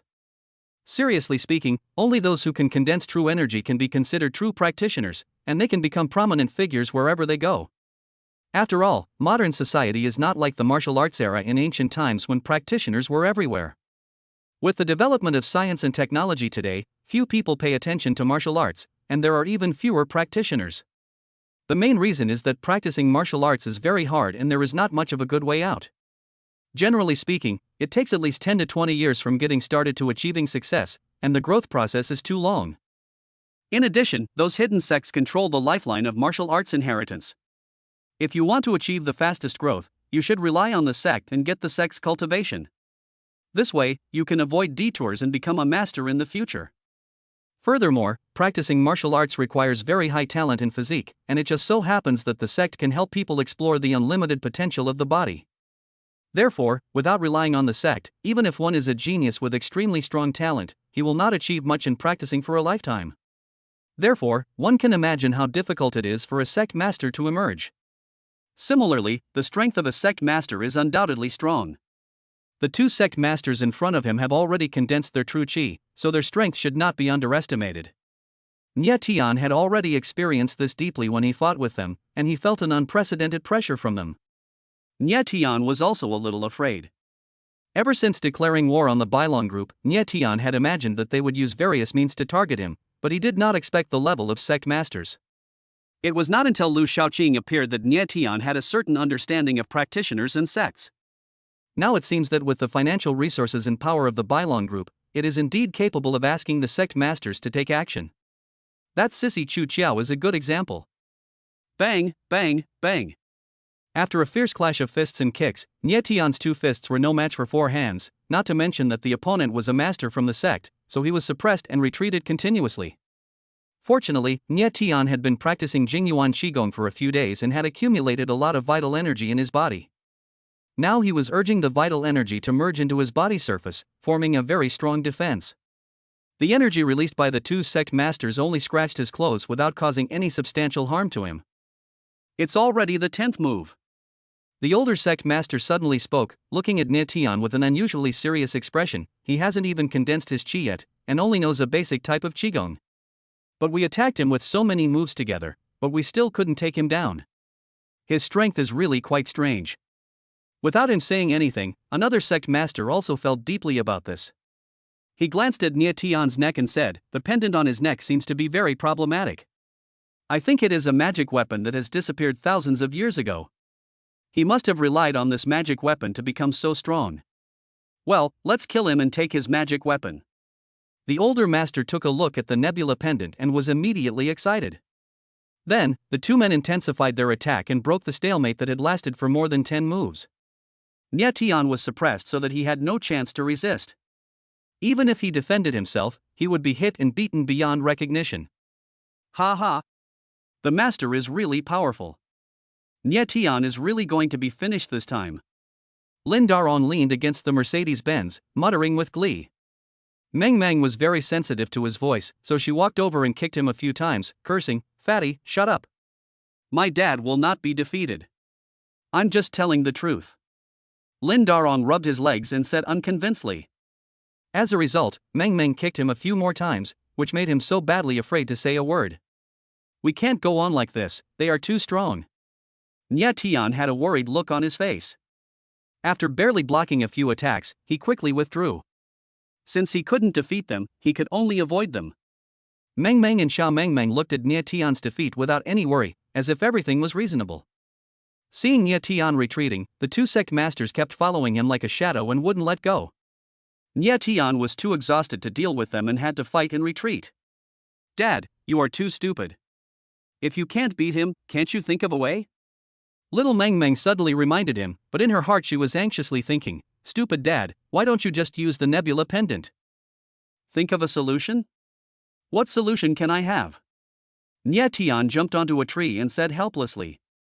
But the next moment, he reacted immediately. It's not that there is no way, he just didn't think of it. However, after Xiao Mengmeng's reminder, and when he used mind reading to understand her inner thoughts, he remembered that he still had this treasure on him. Immediately, Nye Tian used his mind to communicate with the nebula pendant. In fact, he didn't know how to trigger some of the functions of the nebula pendant, so he could only give it a try at the last minute. He shouted in his heart, "Nebula pendant, I'm in trouble. Please give me great strength to overcome the difficulties." However, it was of no use, the nebula pendant showed no reaction at all. "Damn! I'm really screwed this time." Nye Tian's heart tightened, and he had a bad feeling in his heart. Spread. At the same time, the two sect masters came to attack. The two men had already decided to kill Nye Tian and were determined to take away Nye Tian's magic weapon at all costs, so their first move was a deadly one. Nye Tian was simply unable to resist the combined high-intensity attack from the two, and Meng Meng and Xiao Meng Meng saw that their father was in danger and had to take action. They appeared one after another beside the two sect masters like a gust of wind. Meng Meng was the fastest and directly blocked the older master's way. She stood with her hands hanging down and seemed not to be prepared to take action. However, her sharp eyes made both masters feel a vague deterrent. "Children, don't meddle in adults' affairs. Get out of the way," the older master scolded. If Lin Darong had not reminded in advance to be careful with the two children, he would not care whether they were children or not in order to get the magic weapon, and would have beaten the two little Lolas away without hesitation. However, what they didn't know was that they misunderstood Lin Darong's meaning, which resulted in them not knowing how to deal with the two little Lolas. Meng Meng said calmly, "You guys should leave quickly. If my dad gets mad, you will be in big trouble." "That's right. My dad is a big devil. Before he gets angry, you should run as far away as possible. It's best to hide in North America. Maybe then my dad will be too far away to chase you." Xiao Meng Meng echoed. After hearing what the two little girls said, the two sect masters almost laughed out loud. Children are so naive. Even though Nye Tian was obviously suppressed and had no power to fight back, these two little Lolas still said how strong and powerful he was. It sounded totally unreliable, and to them, it was simply a joke. But at this moment, a vast and powerful force suddenly merged into Nye Tian's body. Chapter 33 Horrible Little Loli. The source of this powerful force is the nebula pendant. How could Xingqianzu be absent at such a critical moment? He was just a few seconds late. With the integration of that powerful force, Nye Tian felt that he became extremely powerful in an instant, and even felt that his power was expanding. In fact, this kind of energy is the true energy that Nebula Pendant has accumulated for countless years. The Nebula Pendant is extremely spiritual. When it senses its master's call, it immediately responds and assists Nye Tian in the most appropriate way. In just such a short period of time, the true energy that Nye Tian obtained was equivalent to 30 years of skill. His overall strength suddenly soared more than 10 times. Because the true energy in his body was too full, he had the illusion that if he didn't release it immediately, he would explode and die at any time. The others who were in such close contact with Nye Tian could of course feel his suddenly stronger aura, especially the two sect masters, who were extremely frightened and their faces changed drastically. Generally speaking, the standard for measuring the strength of a sect's masters is the strength of their skills after condensing their true chi. Just like these two sect masters, the older one has 30 years of skills and a solid foundation, while the other one has 15 years of skills and is obviously weaker than the former. Of course, if one is a special martial arts genius, maybe after condensing his true chi and practicing for 10 years, he can gain the skills that others can only achieve in 30 years. Nye Tian suddenly gained 30 years of skills, plus his own strength, which made him obviously stronger than the older masters. Didn't he condense his true chi? How come he suddenly burst out with such strong momentum? It feels like his skills have increased at least 10 times, no worse than mine. The older master said solemnly. Another young master also had a grim expression on his face. I didn't expect him to be such a hidden master. We are now in a dilemma. What should we do? The older master said, you don't have to worry so much. He only has 30 years of skills at most, which is comparable to mine. If we join forces, we can still defeat him. That's right. The young master nodded, then looked indifferent and became fearless. Meng Meng listened to their conversation, curled her lips and said, you think too much. My father's strength is not as simple as you think. I advise you to escape as soon as possible, otherwise even if you join forces, you may suffer a great loss. The two masters pretended not to hear Meng Meng's words. They ignored the obstruction of Meng Meng and Xiao Meng Meng and rushed towards Nie Tian with murderous aura. Nie Tian had already merged with the true Qi, but he suddenly became many times stronger and was a little uncomfortable with it. Sensing the unusual movement behind him, Nie Tianxia subconsciously waved his hand to fight back, releasing an arc-shaped, sharp energy force that was as if real and more than 2 meters long from his fingertips, sweeping towards the two masters. Careful! The older master sensed the strength of that energy and shouted quickly, then dove to the side. The young master was a beat slow to react and was hit on the shoulder by the energy. Puff! With just a slight sound, his left arm was cut off by the chi force. The whole arm fell to the ground, leaving a huge and shocking wound on his left shoulder with blood gushing out. Ah! He let out a heart-wrenching scream in pain, fell to the ground and thrashed desperately, but within a few seconds he fainted from the pain. Oh! The older master was angry and anxious. He sighed irritably and hurried over to press a few acupoints of the young master to help him stop the bleeding and prevent him from dying from excessive bleeding. After a successful attack, Nie Tian did not continue to attack, but just looked at the older master quietly. They were just tools used by the Bailong group. Nie Tian was too lazy to compete with them. Also, he was somewhat afraid of their sect origins. He just wanted to intimidate them. If he killed them rashly, he would definitely offend a sect, and then Nie Tian would have a hard time. Nie Tian, we underestimated you. I admit defeat this time. See you later. The older master picked up his companion and said to Nie Tian, then turned and left. Nie Tian looked at his back and said calmly, some things are very deadly. If you insist on taking them by force, it will inevitably lead to some bloody storms. So I advise you not to lose your life because of greed. Just now, Nie Tian had used mind reading to find out what these two sect masters were thinking. They were determined to kill Nie Tian and snatch the Nebula Pendant. Now that they had failed, they would inevitably be obsessed with the Nebula Pendant, so Nie Tian gave them a warning. The Nebula Pendant is the foundation of Nie Tian's survival, and he will never allow outsiders to get involved. Even though he is wary of those hidden sects, it is just wariness, not fear at all. If they still refuse to give up on the Nebula Pendant or send people to snatch it, Nie Tian wouldn't mind fighting with them. The older master heard Nie Tian's words clearly, which attracted his attention and even formed a certain mark in his heart. This mark would remind him all the time that Nie Tian was not someone to be trifled with. With the departure of the two sect masters, the Bailong group's plan to eliminate Nie Tian ultimately ended in failure. Fatty! Stop right there. Where are you running to? Suddenly, Xiao Mengmeng shouted at the top of her voice. It turned out that Lin Darong was so scared when he saw the sect master who was hired at a high price was defeated that he drove away in the Mercedes-Benz. At the same time, several of Lin Darong's accompanying subordinates walked out of the building. Since their boss had run away, how could they dare to stay here any longer? As for Gu Dongyang, he was so scared that he hid on the second floor and dared not show up. Don't worry, he can't run away. Humph. In front of me, it's useless even if he runs like a rocket. The eldest girl Mengmeng said confidently, then took the little Mengmeng's hand and suddenly rushed towards the Mercedes-Benz. In the blink of an eye, the two little girls appeared in front of the Mercedes-Benz, which had turned around and was speeding forward at full speed. You can chase people, but can you please not pull me? You are going too fast and it will make me dizzy. Xiao Mengmeng said with dissatisfaction with a dark face. Mengmeng said nonchalantly, it's not the first time, so stop complaining, okay? Besides, how can I stop this car without you here? Okay, I'll forgive you this time. You have to be careful next time. Xiao Mengmeng said seriously. The two little girls were talking so calmly, completely ignoring the Mercedes-Benz that would hit them in the next second. On the other hand, when Lin Darong saw the two little girls suddenly appear in front of him like ghosts, his face suddenly changed drastically with fright, and he even doubted whether they were human or ghosts. At the same time, he couldn't imagine how he would withstand Nie Tian's wrath if he injured these two little ancestors. But because the car was going too fast and the two little girls appeared so suddenly, it was obviously too late to brake, and hitting them was inevitable. Lin Darong, who was driving, was so scared that he didn't know what to do and had to step on the brakes in a hurry. Bang! There was a muffled sound and the Mercedes-Benz stopped suddenly. The strong inertia caused Lin Darong to hit his head on the steering wheel. His subordinate, who had been beaten black and blue by the two little Lolas, was also knocked unconscious. But Lin Darong didn't care about the pain and quickly looked up to see the condition of the two little girls.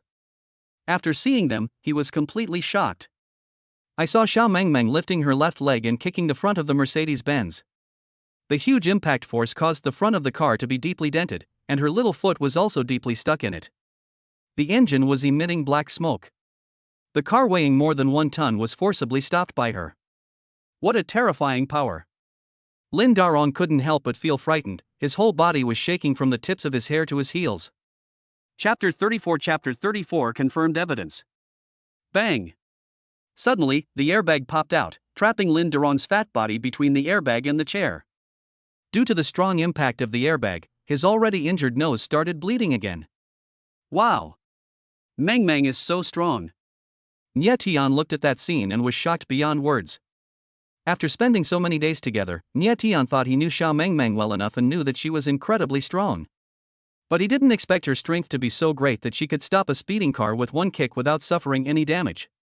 She was simply a Superman. Wow, I'm so tired. Just as everyone was shocked, Xiao Mengmeng suddenly felt weak, put down her left leg, walked weakly to the side and squatted down to rest. Nie Tian hurried over and asked, "What's wrong?" Xiao Mengmeng said pitifully, "I almost used up all my strength trying to stop the car just now. I need to rest for a few days before I can recover." It's good that nothing serious happened. Nie Tian breathed a sigh of relief. He also realized that Xiao Mengmeng's powerful collision with the car was already the limit of what she could do. Although all her strength was almost used up at once, this strength was already extremely strong. If she kicked someone with all her strength, even a master of the sect would be kicked to death. As for Lin Darong, his car was kicked by Xiao Mengmeng and could no longer be driven. He was squeezed by the airbag and did not dare to get out. In his opinion, he would rather suffer more in the car than go out and face Nie Tian, his daughter, and his two companions. However, he was too naive. Mengmeng was the first one to not let him go and yelled at him to get off the car. Then Lin Darong got out of the car very reluctantly, and stood trembling in front of Nie Tian and the others, so frightened that he didn't even dare to breathe. "Come with me," Nie Tian said indifferently. "Oh." Lin Darong agreed timidly, then got into the car with Nie Tian. As for Gu Dongyang, who had been hiding and dared not show up, Nie Tian never thought of touching him from beginning to end, because Nie Tian knew very well that with Gu Dongyang's bad character, he would be scared to death when he saw him, and he would not be able to get anything out of him, so Nie Tian was too lazy to argue with him.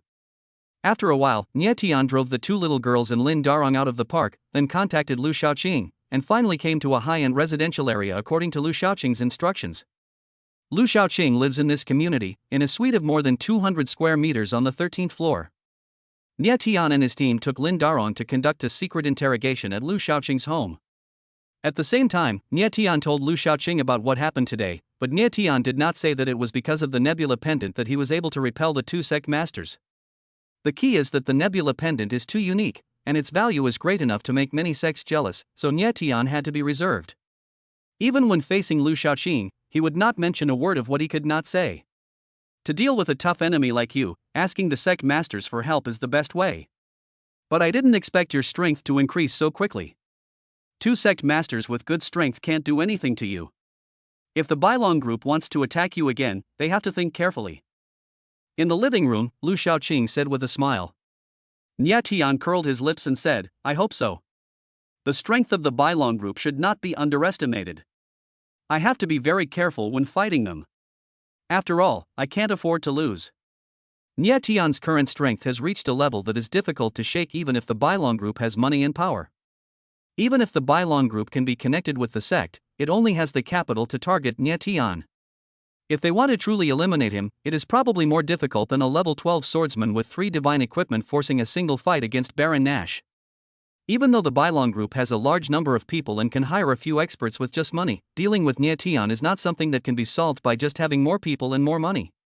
Next, Nia Tian and others began to interrogate Lin Darong. Lin Darong stood there obediently and answered whatever Nia Tian and the others asked. He didn't tell the truth. Nia Tian suddenly said. After asking a few questions, Lin Darong answered them very fluently, but he could not escape Nia Tian's mind-reading ability. He immediately discovered that Lin Darong was saying one thing and thinking another. At this juncture, Lin Darong still had a lucky mentality. It seemed that he was extremely cunning. If Nia Tian couldn't read minds, he might have been fooled by him. Xiao Mengmeng said angrily, "Stinky fatty, you don't want to tell the truth obediently, do you want to be beaten?" As he spoke, he picked up a small walnut and smashed it on Lin Darong's forehead. Bang! The small walnut hit Lin Darong's forehead and broke into pieces instantly. Ouch! Lin Darong grimaced in pain and squatted down with his hands covering his forehead. It seemed like he was hit by Xiao Mengmeng, but he felt like a brick hit him on the forehead, leaving him with skin torn and dizzy. This little loli is too violent. However, no one cared whether Lin Darong was injured or not, and Nia Tian and the others continued to interrogate him. After learning his lesson, Lin Darong didn't dare to play tricks anymore. He answered all the questions asked by Nia Tian and the others honestly without reservation. The interrogation lasted for more than an hour. Because Nia Tian had the ability to read minds, Lin Darong had no chance to lie, so the interrogation went smoothly and even got out some very secret things. More importantly, Nia Tian learned about the internal situation of Bylong Group through Lin Darong. According to Lin Darong, due to the serious illness of Gu Qinglian, the chairman of the board of directors and leader of the Bylong Group, several major shareholders have been fighting openly or covertly for the dominance of the group, which has caused infighting among the group's top management. As a result, the Bylong Group is now plagued by internal and external troubles and is exhausted from coping with them. Therefore, it appears so weak in relation to Nia Tian. But even if the Bylong Group could devote its full attention to dealing with Nia Tian, the result would be no different from now. After all, the gap in hard power between the two sides is too big. After the interrogation, Lin Darong was released. All the questions that could be asked were asked, and a lot of key confidential information was obtained. Lin Darong was also asked to write a detailed confession by hand and sign it personally. Thus, the evidence against certain aspects of the Bylong Group was confirmed. Your skills are very unstable. You need to channel them as soon as possible to avoid any accidents. Lu Shaoqing looked at Nia Tian and said solemnly. The 30 years of power that the Nebula Pendant had instilled into Nia Tian earlier had not been taken back, and filled Nia Tian's body, emitting a violent aura that a master like Lu Shaoqing could see at a glance. In addition, Lu Shaoqing seemed to have noticed some clues about Nia Tian's skills, but did not say it explicitly. Next, Nia Tian took the two little Lolas away and returned home without stopping. Then he activated the Jing Yuan Qigong to relieve the restless energy in his body. It was not until nightfall that he was able to completely stabilize his internal strength, thus becoming a mid-rate master in the true sense. Compared with those sect masters who had practiced for most of their lives, his strength was only stronger. After finishing, Nia Tian stayed in the room to study the Nebula Pendant. He had the Nebula Pendant for several days, but he still hadn't figured out its specific effects, and it was difficult to fully comprehend. He always felt that the Nebula Pendant was mysterious and unpredictable, as profound as the boundless starry sky. Chapter 35 give you a big surprise. Bang, bang, bang. Just as Nia Tian was exploring the mystery with the Nebula Pendant, there was a knock on the door. Nia Tian went over and opened the door, only to see Zheng Yueru standing outside with an anxious look on her face. Zheng Yueru said with some resentment, "You only knew that the cat was in the room, and your two precious daughters ran out, did you know that?" Nia Tian said disapprovingly, "It's okay, they will come back when they have enough fun. It's already dark, you can still let them run away without worrying about it? Oh my god. You and your daughter are really weird." Zheng Yueru was speechless and couldn't understand how Nia Tian could be so careless. At the same time, two little girls who suddenly left home on a whim appeared in a high-end club. To be precise, he sneaked into a spacious room on the 9th floor, where more than a dozen people gathered.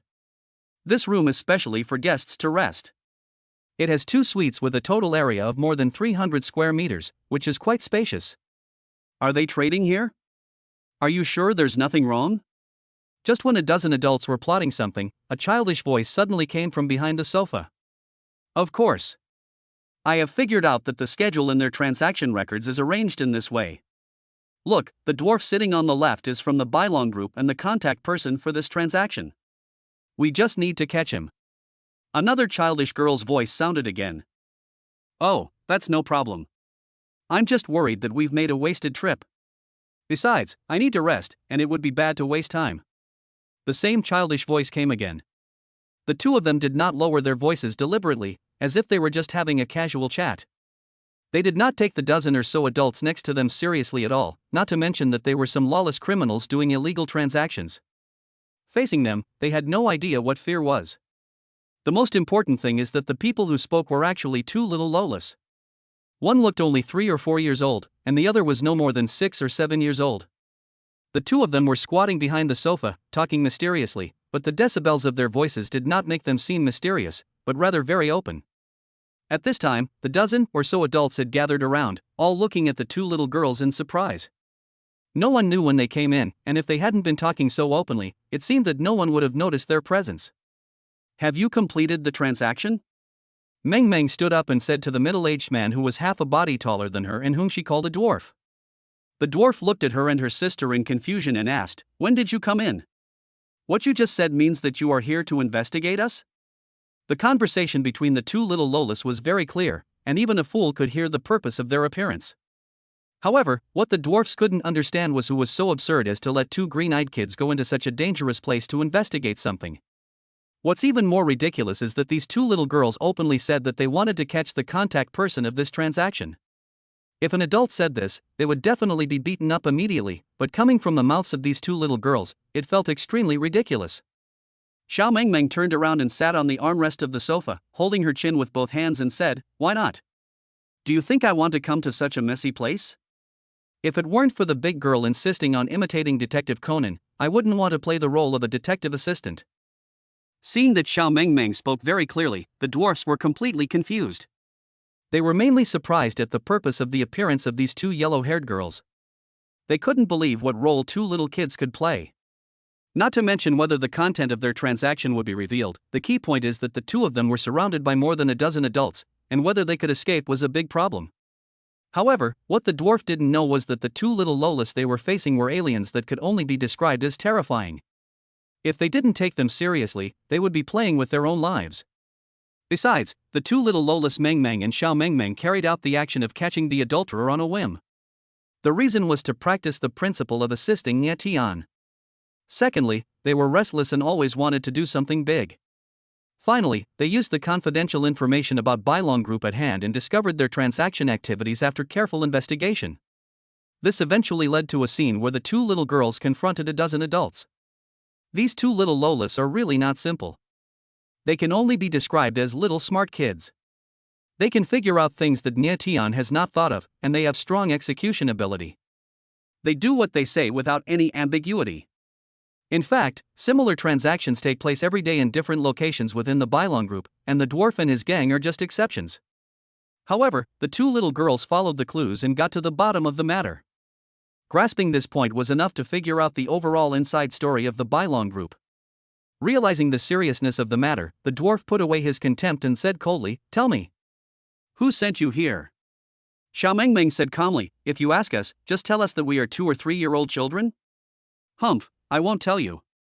Hearing her words, the dwarf couldn't help but frown, realizing that it was really not easy to deal with the little brat once he started to act like a spoiled brat. "I only target people from Bylong Group. You can go. But that big sister has to stay," Meng Meng said to a group of adults, pointing to a young and beautiful woman in black. She was the leader of the other party and must have a lot of information about the transactions with Bylong Group, so Meng Meng let her stay. "Whatever you say goes, it's so embarrassing for us as adults." The woman in black smiled. Even though she knew the two little girls had bad intentions, they looked quite cute and she couldn't bear to show her displeasure with them. Meng Meng said confidently, "You have to listen even if you don't want to. Anyway, no one I want to keep can escape." Well. A dozen people all looked stunned, not knowing whether it was an illusion or the truth. When they heard Meng Meng speak, they really felt that she had the ability to control the overall situation. That's right. You guys have been surrounded by the two of us, so do as the eldest girl says as soon as possible, otherwise if a fight breaks out, you will lose face even more. Ha ha ha. The dwarf suddenly pointed at Xiao Mengmeng and laughed, obviously taking Xiao Mengmeng's words as a pure joke. Two little Lolas surrounding a dozen adults is simply nonsense. Everyone thought so and felt that Xiao Mengmeng's words were quite funny. They even ignored the threat posed to them by what the two of them had said before. Okay, since you are so cute, I will give you face and cooperate with you unconditionally. The woman in black said, and waved her hand to let 6 or 7 subordinates leave. Seeing her do this, the dwarf also asked his men to leave. In a blink of an eye, only 4 people were left in the room: Mengmeng, Xiao Mengmeng, the dwarf and the woman in black. Dwarf, aren't you smiling happily? I'm going to give you a big surprise to make you even happier. Xiao Mengmeng said mysteriously, took out her cell phone and walked up to the dwarf. Chapter 36 I'm sorry. Xiao Mengmeng took out the mobile phone that embodied the crystallization of ultra technology, played a video, and then placed it in front of the dwarf. There was a video recording on the phone, which showed the conversation between the dwarf and his friends during the transaction. Since the phone had a very high pixel, it looked very clear and every word they exchanged could be heard clearly. The reason why Xiao Mengmeng showed the video was to prove to the dwarf that she had evidence of their illegal transactions, so don't hold on to any luck. For the dwarf and the woman in black on the other side, it was indeed a great surprise. They had never expected that the two seemingly young little girls would be so careful. Not only did they sneak in and eavesdrop, they also recorded video as evidence. This move really caught them off guard. I have the evidence of your illegal transactions in my hands. You must cooperate with us. If you don't, I will hand the evidence to the police. Xiao Mengmeng smiled sweetly. However, no matter how sweet her smile was, to the dwarf and the woman in black, she looked like a cunning and scary little devil. The dwarf's expression changed constantly, and he said, "How do you want us to cooperate?" Mengmeng said, "It's very simple, just hand over the previous prohibited transaction records to us." Ha ha. You are so naive. The dwarf suddenly changed his expression and said gloomily, "I didn't compromise even when someone pointed a gun at me before. You two little girls are still thinking about ordering me around. You are overthinking. I think what you should think about now is how to escape, right?" Little Mengmeng turned to look at Mengmeng and said, "Big girl, what if the little dwarf doesn't cooperate?" Mengmeng looked at the woman in black and asked, "Big sister, are you willing to cooperate with us?" The woman in black smiled and shook her head. Perhaps it was because of her womanly nature, the more she looked at the two little girls, the cuter they seemed to her. Even though she knew they had evidence of her crimes in their hands, she did not feel the slightest bit disgusted with them. Xiao Mengmeng pinched her waist and said, "They don't want to, which makes it difficult for me." It's okay. If you feel embarrassed, just use a simpler method to deal with it, isn't it? Mengmeng said confidently. Okay then. Xiao Mengmeng nodded reluctantly, then suddenly grabbed the dwarf's waistband, pushed him to the ground, and stepped on his chest with her foot. What's going on? The dwarf was confused, and couldn't believe that he was easily knocked down by a little girl who was only a few years old without any resistance. After pinning down the dwarf, Xiao Mengmeng said to the woman in black, "Big sister, I never hit women. If you don't want to force me to make an exception, just cooperate with us, okay?" Is that so? Said the woman in black, sitting down on the sofa very neatly. The meaning is very clear, which is to use this method to show that you will never compromise. On the other hand, the dwarf was stepped on by the cute little girl. After struggling for a few times, he felt like he was pressed down by a hydraulic press and could not get free at all. He immediately realized that these two little Lolas were not simple. Little Mengmeng lowered her head and asked, "Little dwarf, is 500 kilograms heavy enough?" The dwarf was confused, "Huh?" Xiao Mengmeng asked again, "What about the 800 kilograms?" The dwarf began to have difficulty breathing. Xiao Mengmeng asked again, "What about 1,500 kilograms?" The dwarf felt like he was about to die. "What about 2,000 kilograms? I've already reached my limit." As Xiao Mengmeng kept asking questions and indirectly increased the force of his pedaling, the dwarf felt that he was getting closer and closer to death. His chest was obviously deeply sunken, and his ribs showed signs of fracture. It seemed that all the air in his lungs was squeezed out, making it impossible for him to breathe. He felt dizzy and his head was swollen, and he was constantly circling around death. Oh my God! The woman in black looked at this scene and was immediately shocked. She could not imagine that a little girl could possess such terrifying power. At the same time, I couldn't imagine if I could bear it if that little foot stepped on my chest. I guess my chest would be flattened by the little lowly. Seeing the dwarf gasping for breath and looking like he was about to die, Xiao Mengmeng realized that she had gone too far and quickly moved her feet away. I think I used too much force. It's not that you used too much force, but that you used too much force. If you don't let go, you're going to crush him to death. Meng Meng said speechlessly. I'm sorry, I'm so sorry. I just want you to have a taste of my power, I don't mean anything else. Actually, you are also very stupid, just tell me if you can't stand it, I'm easy to talk to. Xiao Mengmeng apologized quickly and taught the dwarf a lesson in a serious manner. The dwarf wanted to cry but had no tears. He gasped for air. Little Mengmeng almost stepped on him to death without saying a few words. He wanted to speak but couldn't. And little Mengmeng acted so innocently that he almost wanted to cry. This is too bullying. Mengmeng said in a lecturing tone, be careful. If you step on him to death, we'll have to trouble the police to come and collect the body. Xiao Mengmeng pouted and said, I know. I already said I didn't mean it, can you stop nagging? Okay, you are right. Mengmeng said with a look of disappointment. Then the two little girls squatted in front of the dwarf and asked in unison, are you willing to cooperate with us now? Yes, I will. The dwarf nodded weakly. Next, they entered the tense and exciting interrogation session.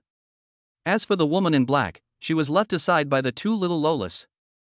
Mengmeng took out her phone to take notes and asked, what's your name? My name is Chen Shiha. How old? 36. Gender. Do I even need to ask this? Am I androgynous? Just tell me when I ask you, and don't refute. Xiao Mengmeng scolded fiercely. Chen Shiha. After an interrogation that made the dwarf tremble with fear, the two little girls finally ended this session with satisfaction. Then he turned his attention to the woman in black. In fact, the two little girls had no intention of targeting her like they did to Chen Shiha. The main purpose of keeping her was to let her record a video confession, the content of which would directly point to the Bailong group. Fearing the terrifying power of the two little Lolas, the woman in black had no choice but to obey and recorded for more than 10 minutes until Mengmeng was satisfied. My two little cuties, I'm very grateful that you let me go. The woman in black said with relief. Xiao Mengmeng said with a smile, you're welcome. We are all in this together, we should at least give each other some face. After listening to Xiao Mengmeng's eloquent talk, the woman in black couldn't help but feel stunned. She found that not only were the two of them smart but also had very sophisticated tones of voice, just like old foxes who had been in the underworld for many years. The mission was successfully completed, and the two little girls left singing a foreign nursery rhyme with a lively rhythm. Bailong group once again suffered a setback at the hands of Mengmeng and Xiao Mengmeng. Next, following the usual procedure, Mengmeng and her friend went to the roadside and called a taxi home. The car arrived in a blink of an eye, but the driver was not the booked driver, but Chu Qiao. Hello, Auntie. Hello, Uncle. The car window was rolled down, and Mengmeng and Xiao Mengmeng saw Chu Qiao's highly recognizable face and ponytail hairstyle, and immediately greeted her enthusiastically. Chu Qiao curled her lips and said unhappily, can you two call me the same way? Chapter 37 Black Hand. Ever since Chu Qiao asked Nie Tian to live with her last time and was ruthlessly rejected by him and left in anger, she has been harboring evil thoughts. She didn't feel comfortable bothering Nie Tian, so she turned her attention to the two little Lolas. The main reason is that Chu Qiao's thoughts are too weird and hard to accept. He himself is also very clear about this, but he just wants to do whatever he wants and doesn't want to correct it. So he planned to get close to the two little Lolas first, and then slowly approach Nie Tian until he impressed him. That's why he kept a close eye on the movements of Nie Tian's family, then used his spiritual sense to lock onto the two little Lolas, and finally chose a suitable time to appear in front of them. His scheming is even more complicated and heavy than that of women. The two little girls got into Chu Qiao's car, and then he drove them out for a midnight snack. According to the high standards and strict requirements of Mengmeng and Xiao Mengmeng, Chu Qiao had to find a star-rated restaurant to treat them. The meal cost nearly 10,000 yuan. Even he, who prided himself on being generous, felt a little painful. What's more, it was just the daily meals of the two little girls. If he didn't have a wealthy family, he would probably go bankrupt in a few years because of what they ate. It was not until late at night that Chu Qiao sent the two little girls home. Little babies, let me ask you a question. Do your father and mother have a good relationship? Chu Qiao asked while driving on the way. Her tone was so coquettish that only children like them could bear it. Xiao Mengmeng said, very good. But not very good with my mom, because my mom always makes dad sleep on the balcony. Chu Qiao couldn't help laughing and said, sleeping on the balcony. Your parents are really strict. Mengmeng thought for a moment and said, my dad and my mom have always had a good relationship. Maybe it's because my mom is more gentle than Mengmeng's mom. Chu Qiao was completely confused and asked in surprise, her mother and your mother? Aren't you both born to the same mother? How many wives did Nie Tian marry? 3. The two little girls answered in unison, and Mengmeng added, but my dad is not married yet, so he doesn't have a wife, but he will marry 3 in the future. Ah? He's not married, where are you from? Did you get it for free when I topped up my phone? Chu Qiao was completely confused. She was dizzy from the two people's roundabout ways and didn't understand anything. After asking several more times, Chu Qiao still couldn't figure out Nie Tian's complicated marriage and love relationships, so she had to stop there. She felt that even if she asked until tomorrow, there would probably be no result. Hey! Who is it? As she was moving forward, Chu Qiao suddenly noticed 2 young men standing in front of her, so she quickly stepped on the brakes and stopped. Then he looked carefully and felt that the 2 young men looked very unfamiliar. The key point was that he felt the unique transcendent aura of practitioners from them. Judging from their aura, they must be practitioners from a certain sect. Chu Qiao was very clear about his connections, and no one would come to him uninvited. Since they were not looking for him, they must be looking for the 2 little Lolas. Mr. Chu Qiao, we have important things to do. Please cooperate with us. Don't worry about anything else for now and just pretend nothing happened, okay? Said one of the tall and strong men. Chu Qiao didn't expect the other party to recognize her. She got out of the car slowly and said, since you know I'm from Yaowang Mountain, you still dare to stop my car. Humph. I don't care why you are here, anyway, don't even think about getting any benefit from me. The tall and strong man said, we naturally dare not offend the masters of Yaowang Mountain, but we also have to see the situation. To be honest, the reason we stopped you is to take away Nie Tian's 2 daughters. I hope you don't stop us, otherwise we don't mind taking care of you first. Chu Qiao took a stance and said coldly, try to move them. Just give it a try. The tall and strong man's expression slowly changed, and he took a few steps forward with his companions. In the car, watching the adults confronting each other, little Mengmeng tilted her head and asked in confusion, guess who they are? Mengmeng answered without hesitation, Dad's enemy. Xiao Mengmeng smiled and said, you are so smart. You can guess this. I don't even need to teach you. It's obviously you who is pretending to know everything. Mengmeng's face was full of black lines. She felt that staying with this sister would lower her IQ. The extremely smart Mengmeng has seen through everything and knows that the Bailong group does not have the ability to target her and Xiao Mengmeng for the time being, so she easily guesses that it is another enemy of Nie Tian. To put it bluntly, they are the accomplices of the 2 sect masters who were injured by Nie Tian in Donghu Park that day. Their purpose of kidnapping the 2 little Lolas was very simple, which was to threaten Nie Tian and achieve some ulterior motives. However, the timing of their attack was too inappropriate. They wanted to snatch people from Chu Qiao. Even though his fighting power was relatively poor, it was not easy to break through his defense. After a disagreement, the 2 sides started fighting. Chu Qiao had not expected that the other party would be so desperate to deal with Nie Tian that he would directly target the 2 little Lolas and even dare to ignore Chu Qiao's identity as a disciple of Yaowang Mountain and attack without any scruples. This made Chu Qiao a little troubled. The main reason is that he can't beat the other 2 people. If Mengmeng and Xiao Mengmeng were kidnapped by them, how would Chu Qiao explain to Nie Tian? Bang! Chu Qiao was beaten back by the 2 opponents and hit hard on the front of the car. Uncle Chu is so stupid.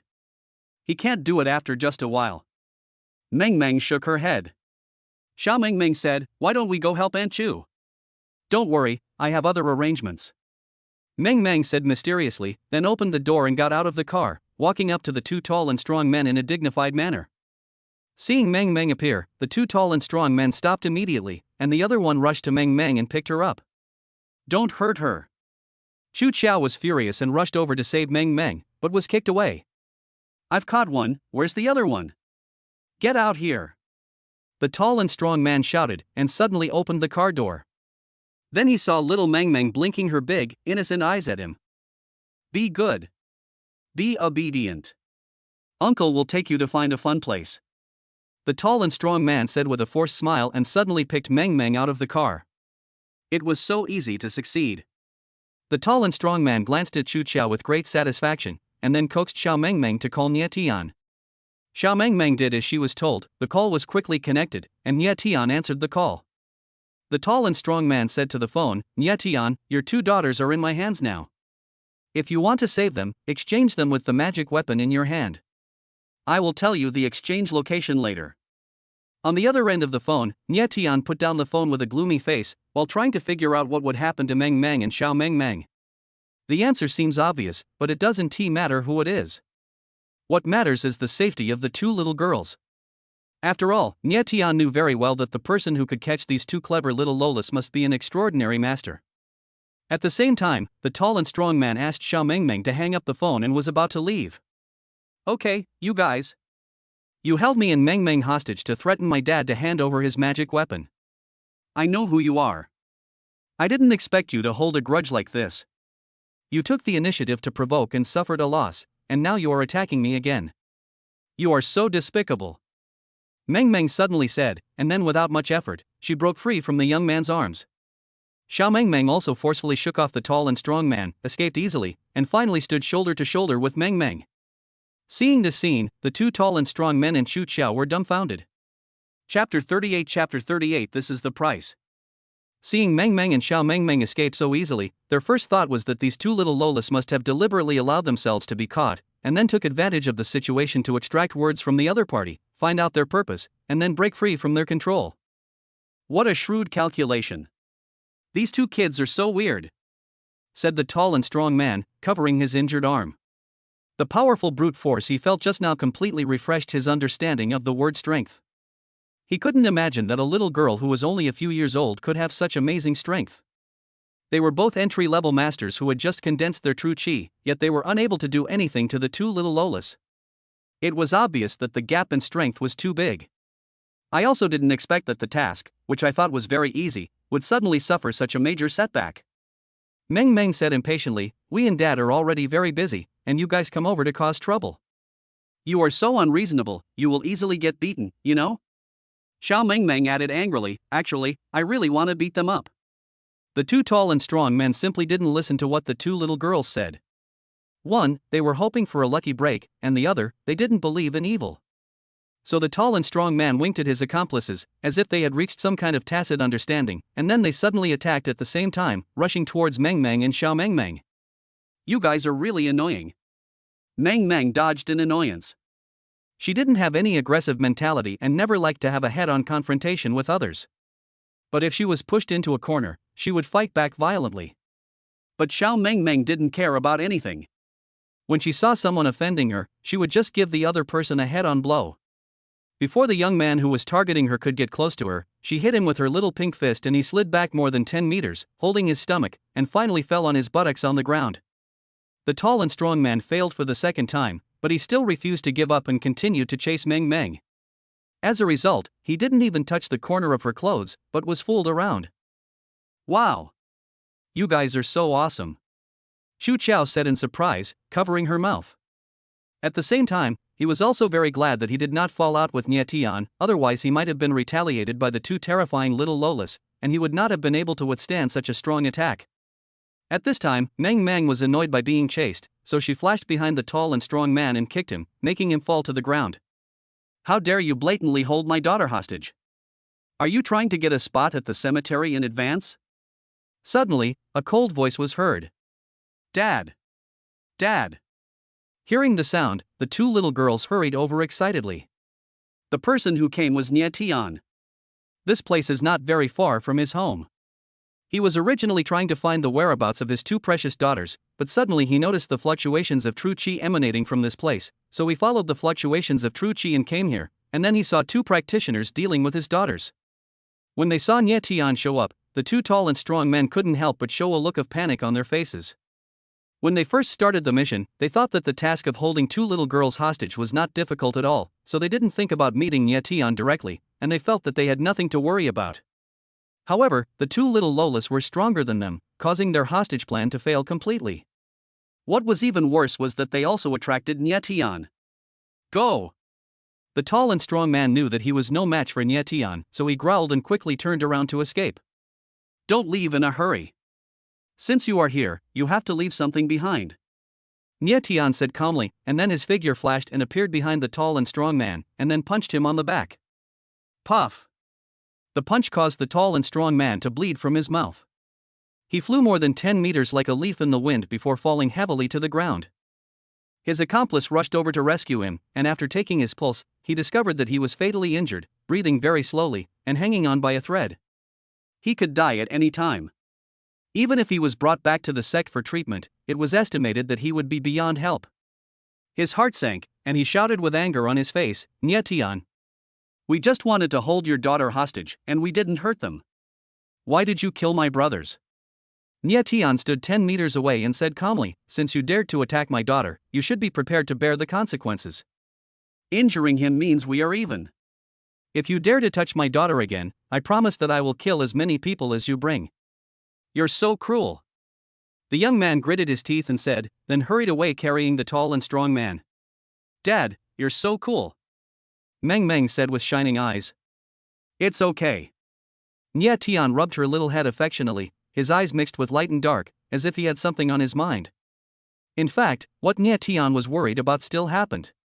A few days ago, he was in Donghu Lake, fighting with 2 sect masters hired by the Bailong group and cut off the arm of one of them. At that time, he was worried that this collision would lay hidden dangers in the future, but he didn't expect that this day would come. The people from that sect could not resist the temptation of the Nebula Pendant after all and began to find ways to force Nye Tian to hand over the Nebula Pendant. This might just be the beginning, and they also angered Nye Tian and made him kill him. As for what will happen in the future, they can only leave it to fate. Nye Tian, it's already very late. I have to go back and get some beauty sleep. See you later. Chu Qiao suddenly said like a thief, got into the car and left quickly. Nye Tian never thought of paying attention to him, and didn't even look at him. In fact, he was deliberately distancing himself from Chu Qiao to avoid getting too close to him and disrupting his life. Not long after, Nye Tian drove his 2 precious daughters back home. Then Meng Meng gave Nye Tian the evidence of Bailong Group's illegal transactions that she had collected before. These pieces of evidence are crucial, and together with the previous ones, they are enough to make Bailong Group suffer a loss, but they are still a long way from bringing down Bailong Group. The next day at noon, as usual, Nye Tian prepared to inspect the company and go through the motions, but before he could leave, Zheng Yueru called. There are 2 things waiting for you to deal with now, and each one is more serious than the other. Please come to the company as soon as possible. Zheng Yueru said anxiously on the other end of the phone. Her anxiety made Nye Tian a little nervous, and he quickly drove to the company with the 2 little girls. Huashan Company. Nye Tian and his group rushed over without stopping, then went straight to the 3rd floor and were called to the general manager's office. Wang Jingyang was not in the office. There were only his secretaries Wu Li and Zheng Yueru, as well as Situ Jing, whom Nye Tian had never expected to appear here. Seeing Nye Tian coming in, Situ Jing took the lead and said, "You guys chat first, I'll find you later." After saying that, he took Xiao Mingming's hand and left the office. Oh. Nye Tian responded without understanding, then walked to the desk and sat down. Zheng Yueru stood aside, frowning and looking worried. She didn't reveal what the important matter was, as if she wanted Nye Tian to witness something in person. Wu Li sat in the main seat, picked up a folder and placed it in front of Nye Tian, saying expressionlessly, "This is the processing information for you, please take a careful look. Don't raise any questions or opinions, because no one will accept them." Chapter 39 Slow Routine. Nye Tian was confused by Wu Li's words, and Zheng Yueru frowned even deeper after hearing them. Nye Tian didn't ask any more questions. He just flipped through the information and took a look. His eyes widened in shock. He had guessed the content of the information, but he never imagined that this was a copy of the physical file that put him on the industry blacklist. After being put on the industry blacklist, any enterprise or institution would permanently refuse to hire Nye Tian, causing him to be unable to gain a foothold in the field he excels in, almost ruining his future with unlimited potential. However, simply being put on the blacklist would not make Nye Tian discouraged. After all, his future life direction was the path of cultivation, and how to make money would not be a problem for him at all. After figuring this out, the first thing Nye Tian thought of was that he was betrayed by Wang Jingyang. Seeing Nie Tian's face turn gloomy, Zheng Yueru grabbed his arm and said, Nie Tian, I never thought that my cousin would treat you like this, but everything happened too suddenly. We were not mentally prepared at all. Don't be sad. Nie Tian took a deep breath and said, this is not sudden, but it was premeditated. A few days ago, when Nie Tian saw Wang Jingyang appear with his secretary Wu Li, he noticed that Wang Jingyang had become a little abnormal, but he did not expect that he would betray Nie Tian in order to please Tianqing Group. This sudden blow really caught Nie Tian off guard. What Nie Tian could not have imagined was that Huashen Company had been transferred to Zheng Yueru's name without anyone noticing, and Wang Jingyang took the 10 million and ran away, leaving behind an empty shell that had no money and no people and was unable to operate. As for the culprit that caused all this, Nie Tian knew with just a thought that it must be the Bailong Group. Nie Tian threw the folder away and said helplessly, the Bailong Group's tactics are really deep. I haven't even prepared anything yet, but they have already defeated me. But it's not a big problem. Losing my job is nothing. The key is to see who will have the last laugh. Since ancient times, love has only led to empty regrets, and only routines can win people's hearts. Faced with all these tricks, Nie Tian had no choice but to take things as they come. Anyway, the Bailong Group could only use this method to deal with him. As for other aspects, there was no need to worry at all. Therefore, Nie Tian did not think his future was worrying. I have finished what I needed to do. Goodbye. Wu Li said as she stood up, packed up a few things and turned to leave. Zheng Yueru asked anxiously, Nie Tian, what should we do now? Nie Tian said calmly, take your time. What else can we do? The company is under your name now. I will find a way to integrate the company into Tianqing Group later. As long as the company resumes operations, everything will be easy. Are you sure it will work? Zheng Yueru was a little worried. At this point, he had to make do with it. He couldn't let the company declare bankruptcy right after he got it taken over. If that happened, Nie Tian would lose everything. In fact, he was not willing to take over the mess left by Wang Jingyang, but he was too lazy to resolve it through legal means with him, so he had to reluctantly become the scapegoat. Next, it was time for Nie Tian and Situ Jing to talk about private matters. Zheng Yueru knew everything about the relationship between Nie Tian and Situ Jing, but because of the complicated father-daughter relationship with Nie Tian, she didn't know how to investigate the issue of the third party. So when she knew that they had something to talk about, Zheng Yueru simply chose to avoid it and turned a blind eye. In Nie Tian's office, Situ Jing went straight to the point and said, Bailong Group has confirmed its plan to acquire us, and the acquisition agreement will be officially signed tomorrow at the latest. I have been trying to stop this these days, but few people stand on my side. Even my father has begun to ignore me. Now no matter who I ask for help, it is powerless to save the situation. So I want to ask you, can you find a way to help me? Hearing her words, Nie Tian didn't feel surprised. In fact, judging from the attitude of Bailong Group towards Tianqing Group, it was not difficult to see that this day would come sooner or later. However, this day came too fast and at the wrong time. Before Nie Tian could bring down Bailong Group suddenly became even stronger due to the acquisition of Tianqing Group. The situation became complicated and involved a wide range of people. Nie Tian felt powerless to bring down this behemoth again. Nie Tian did not answer immediately, but fell into deep thought. Just as he was thinking hard, Lu Shaoqing suddenly rushed over. Your boss has been poached by the Bailong Group, and you still have the mood to sit here and talk about love? You have a really big heart. As soon as he entered the door, Lu Shaoqing joked very straightforwardly. Nie Tian glared at him and said, what else do you want from me? Do you want me to buy a few barrels of fireworks and go to Bailong Group to congratulate Wang Jingyang on his successful job change? Lu Shaoqing said in a serious tone, the idea of sending fireworks is fine, but Wang Jingyang is only suitable for the kind that can be loaded with explosives. This is worthy of his status. Nie Tian couldn't help but laugh and said, I hope he dies a bad death, but the problem is that I don't want to waste my expression on a clown like him, so let's just forget about it. Lu Shaoqing sat down, nodded to Situ Jing, and then said, there have been many major events recently. First, Bailong Group is going to acquire Tianqing Group. Second, Bailong Group has officially implemented the plan to remove obstacles from its peers. And finally, Human has made a big move in recent days. From what I have observed, these three things are basically aimed at you. How is it? Is your life very stressful?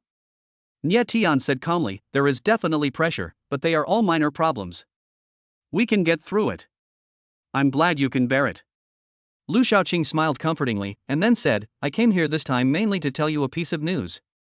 He paused while speaking, obviously trying to keep the audience in suspense. Nya Tian cooperated and asked, What news?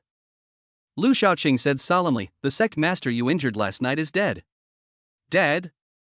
Nya Tian thought it was some big news, but it turned out to be just a trivial matter. He attacked the sect master of unknown origin with the determination to kill him. Now that he is dead, Nya Tian is not surprised. If he was not dead, Nya Tian would find it strange. Nya Tian said disapprovingly, I killed him on purpose, it would be strange if he didn't die. Lu Shaoqing said, Don't treat this matter so frivolously. You should know that the person you killed was the new successor that the White Tiger sect spent a lot of effort to train. If you kill him, you will definitely get into trouble. After his reminder, Nya Tiankai began to take the matter seriously, and then asked with a puzzled look on his face, speaking of something that just happened, how come you know it so clearly? Lu Shaoqing was silent for a moment, then said, Because I am the left protector of the White Tiger sect, of course I can be the first to know about my family's affairs. Chapter 40 I really don't know. Nya Tian's eyes widened in surprise, You are a senior executive of the White Tiger sect. Nya Tian had known Lu Shaoqing for quite some days. He only knew that he was from a certain sect, but he had never asked about his specific origins, and Lu Shaoqing had never revealed it. But what Nya Tian didn't expect was that a flood would actually wash away the Dragon King Temple, and the family members did not recognize each other. Although he was surprised, Nya Tian immediately connected many things together through Lu Shaoqing's identity and came to an important conclusion. Nya Tian said with a sullen face, Since you are a senior executive of the White Tiger sect, you must know that the Bailong group hired your people to assassinate me not long ago. Lu Shaoqing nodded and said, Well, of course I know, but I just didn't say it. Why? Nya Tian asked, ready to strike while the iron was hot and find out some things about Lu Shaoqing. Lu Shaoqing took a deep breath and said, This is a long story. The White Tiger sect is the strongest sect in the Xijing city area and one of the 6 major sects in the east. It has a complex personnel structure that involves all aspects. Lu Shaoqing is the left protector of the White Tiger sect, and relatively speaking, he is also the right protector. The two have their own responsibilities, one is in charge of financial resources, and the other is responsible for training human resources and assigning tasks. The two Dharma protectors are the right-hand men and confidants of the White Tiger sect's leader, and are directly under the sect leader's jurisdiction. Other high-ranking figures such as elders have no right to control them. And because Lu Shaoqing is in charge of financial resources, he often plays the role of a businessman and cooperates with various parties outside. The right protector who manages human resources sits at the center. He only needs to give orders and people will work for him. In other words, the Bailong group hired people from the White Tiger sect to deal with Nya Tian, and the right protector could unilaterally execute the transaction, which had nothing to do with Lu Shaoqing. Therefore, when things happened outside of Lu Shaoqing's power, he could only watch and had no right to intervene. In fact, the relationship between the two protectors was not harmonious, mainly because the right protector was too powerful, second only to the sect leader, and most importantly, he had a bad style and dared to make money by doing anything. According to Lu Shaoqing's speculation, he seriously suspected that the right protector was maintaining a secret transaction with the Bailong group. In fact, this is the primary reason why he targeted Bailong group, and then there are some personal grudges between him and Bailong group. In short, I have more things to do than you, and I face a lot of pressure. You should understand that. Lu Shaoqing said heavily, and briefly told Nya Tian some of the things he wanted to know, which could dispel his doubts. Nya Tian nodded and said, So that's how it is. It looks like it's not easy for you either. Lu Shaoqing smiled bitterly and said, Alas, it's not easy. Beside him, Situ Jing listened to their long speeches, which sounded like something out of a martial arts novel filled with power struggles, intrigues, and grudges. However, Situ Jing's focus was not on this. She had always had a question that she wanted to ask Nya Tian. She was so busy in the past few days that she had no time to look for Nya Tian. Now that they met, she must ask everything she needed to ask. Have you finished your chat? Situ Jing asked. Nya Tian nodded and said, Well, that's it. Do you have anything else to say? Situ Jing glared at him and said, Of course. Mr. Lu, please step aside. Okay, then I'll leave first. Lu Shaoqing stood up and left. After Lu Shaoqing walked out of the office, Situ Jing went over and locked the door, then crossed her arms and faced Nya Tian with a cold face. As soon as he saw Situ Jing's expression, Nya Tian immediately realized that something serious had happened. What Situ Jing was going to ask was definitely not something good. Situ Jing said coldly, "Nye Tian, tell me the truth, how many women do you have?" Nye Tian was stunned. He was suddenly asked this question, and for a moment he really didn't know how to answer her. In fact, ever since the eldest girl Meng Meng appeared, Nye Tian knew that sooner or later, Situ Jing would become suspicious of him through Meng Meng. In other words, Situ Jing didn't know about Zhang Yueru's existence, so later, influenced by various things, she slowly became close to Nye Tian and even established a romantic relationship with him. Now that Situ Jing brought this up, Nye Tian was faced with the crisis he had been avoiding, and it happened so suddenly that it was indeed difficult for Nye Tian to cope with. Nye Tian hesitated for a long time before saying, "In fact, some things are just like Meng Meng's life experience. It's hard to explain clearly. To be honest, I haven't adapted to the series of strange things happening around me. If you ask me this now, I can't give you a definite answer." He was indeed trying his best to deceive people by saying this, but it was undeniable that Nye Tian had indeed encountered a lot of strange things recently. He was just a small employee in a company, but suddenly a daughter appeared out of nowhere, and the beautiful and high-ranking female president became his future wife. Then he came into contact with people from the sect like Lu Shaoqing, and then the eldest girl Meng Meng appeared, confirming that Zhang Yueru was his future wife. A series of strange things were enough to make Nye Tian exhausted.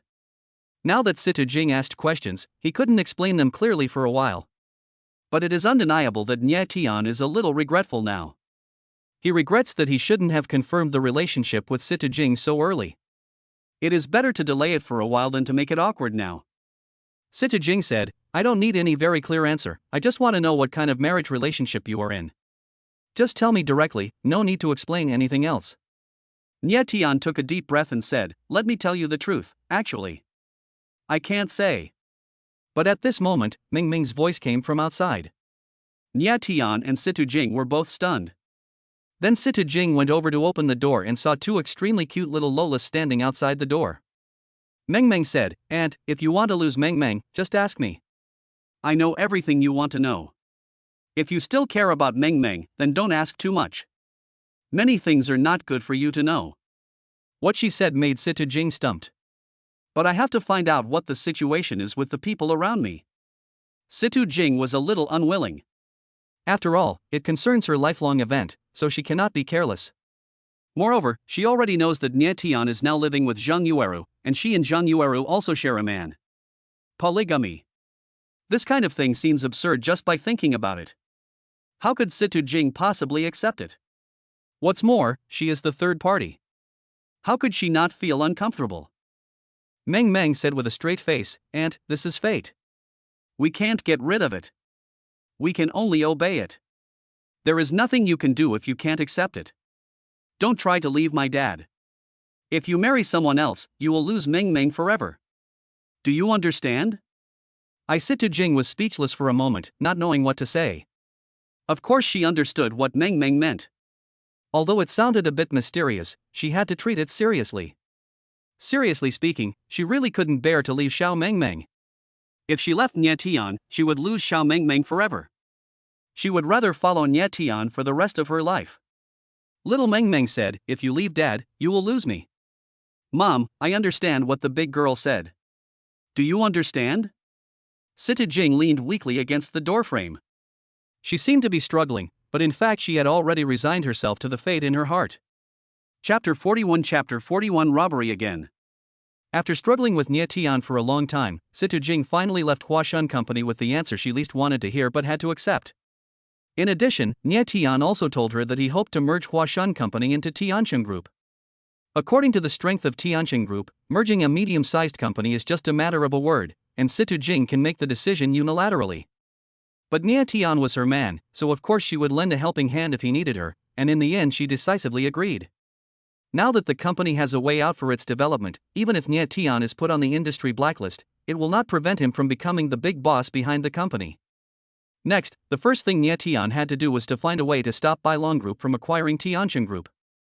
After more than 10 days of confrontation, Tianqing Group was overwhelmed by the suppression of Bailong Group and had no choice but to agree to the acquisition. The acquisition plan currently only needs the signing of an agreement, which is a foregone conclusion. As an outsider, it seems difficult for Nye Tian to reverse the situation. For this purpose, Nye Tian went to find Lu Shaoqing and asked him to help find a solution. At the same time, the two little girls were not idle either. They first assisted Zheng Yueru in reorganizing the company, and then sneaked out without saying a word. The two little Lolas know all the problems that Nie Tian faces. Based on their intelligence and execution ability, they are fully capable of helping Nie Tian do many things. But this sudden action was not just to help Nie Tian, but also to help Situ Jing. Not long after, the two little girls took a taxi to the downstairs of Bailong Group and discussed the next plan face to face. I'll go in and steal their boss's computer, and you'll meet me outside. If you see their boss outside, try to steal his briefcase. Anyway, just grab as many useful things as you can, just don't get caught. This is a photo of their boss, remember what he looks like. Meng Meng spoke hurriedly, took out her exquisitely designed mobile phone, and pulled out a photo of a middle-aged man. Show it to Xiao Meng Meng. Xiao Meng Meng looked carefully and said, another fat guy, so ugly. Okay, I'll remember it. Meng Meng said while wearing a mask, then I'll go in first, please be careful. After saying this, he rushed into the office building of Bailong Group through the side door like a gust of wind. There was a checkpoint at the side door and one had to swipe the card to pass through. However, Meng Meng just flew over it and her body turned into a shadow. Even the high-power camera could not capture her appearance. Bailong Group was founded by Gu Qinglian. As he got older, he retired behind the scenes and became the chairman of the board of directors.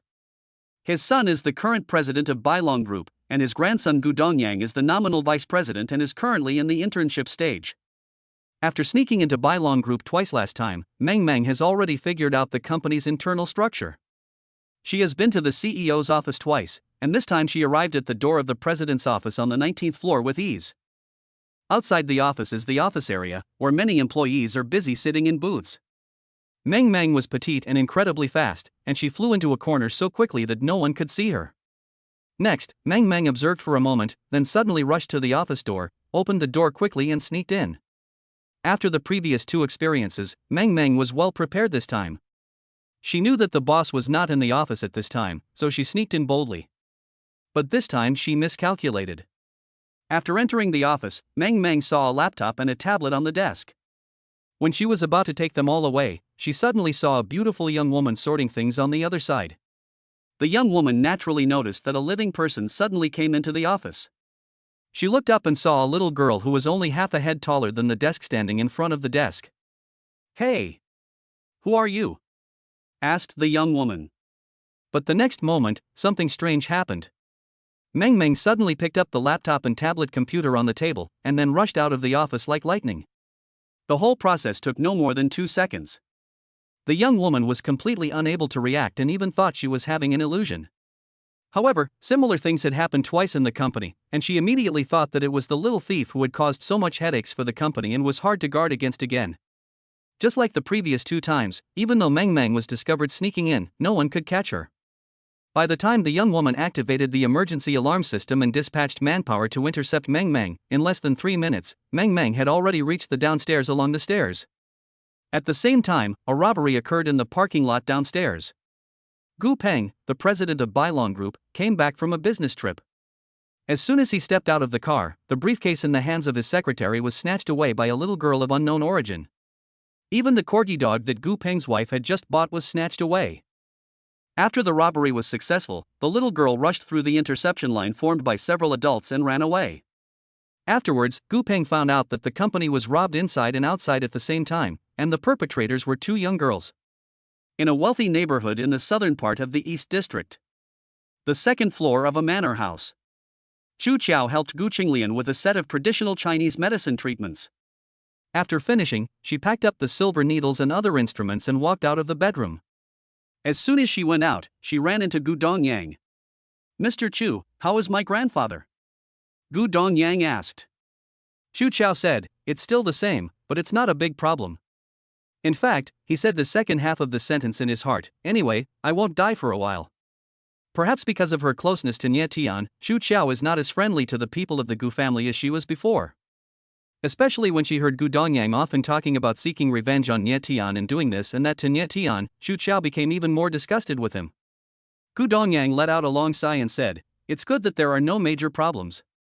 The acquisition of Tianxing Group will be officially completed in the next 2 days, and Grandpa must come forward to preside over it.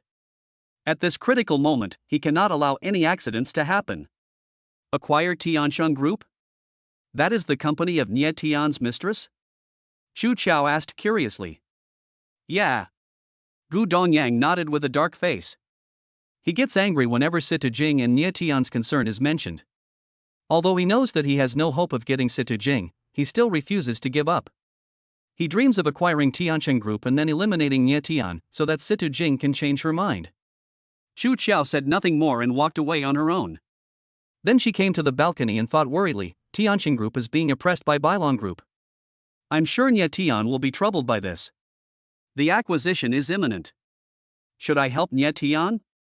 When Xu Chao met Nie Tian for the second time, he mentioned in the conversation that he wanted Xu Chao to help kill Gu Qinglian to disrupt the Bailong Group. This would give Nie Tian the opportunity to strangle the Bailong Group's lifeline and bring it down in one go. The prerequisite was Xu Chao's cooperation, but he refused and chose to fulfill his responsibility as a doctor and did not attack Gu Qinglian. But the situation is not optimistic now. As an outsider, Xu Chao is also very clear that if Bailong Group successfully acquires Tiansheng Group, Nie Tian will be completely crushed and will never have a chance to turn the tables. At 8 o'clock in the evening, it was time for the second of the twice-daily Chinese medicine care treatments. Chapter 42 The Ruthless Xu Chao. In the room, Xu Chao took out silver needles and inserted them into various parts of Gu Qinglian's body, and then helped him do acupoint massage and acupressure. This time, Xu Chao's diagnostic and treatment methods were different. Gu Qinglian could feel that the effect was better than any previous time, so he thought that his symptoms had improved significantly. On the other side, at Nie Tian's home, Lu Shaoqing was also there, helping Nie Tian organize the computers and other things that the two little girls had stolen from the Bailong Group. President Gu Peng's laptop and tablet computer do store a lot of important files. If he sells any one of them to other companies, he can definitely make tens of millions. If he sells them all, Nie Tian will probably become rich overnight. However, Nie Tian disdains to do such things. What he cares most about is the value of these documents to him. After careful sorting and cracking, although many important files were found, they were all normal files and did not contain any prohibited elements, so in Nie Tian's opinion they had no use value at all. Lu Shaoqing curled his lips and said, "There is quite a lot of information, but unfortunately there is no prohibited record. It is useless for us to keep it. It is better to give it to your wife. She will definitely be happy to accept it." That's fine. Nie Tian nodded in agreement. In the hands of laymen, this batch of important information is at best a pile of worthless texts and data, but if it falls into the hands of businessmen like Situ Jing, these materials will definitely play their due role. Nie Tian has already estimated that if he simply sells the information to other companies, he could conservatively get more than 50 million yuan. However, the true value of the information is dozens or even hundreds of times higher than the price of a private sale. It can be said that sending the information into Situ Jing's hands is equivalent to giving her tens of billions of dollars for free. Soon it was the next day. This day is when Tiansheng Group faces the final judgment.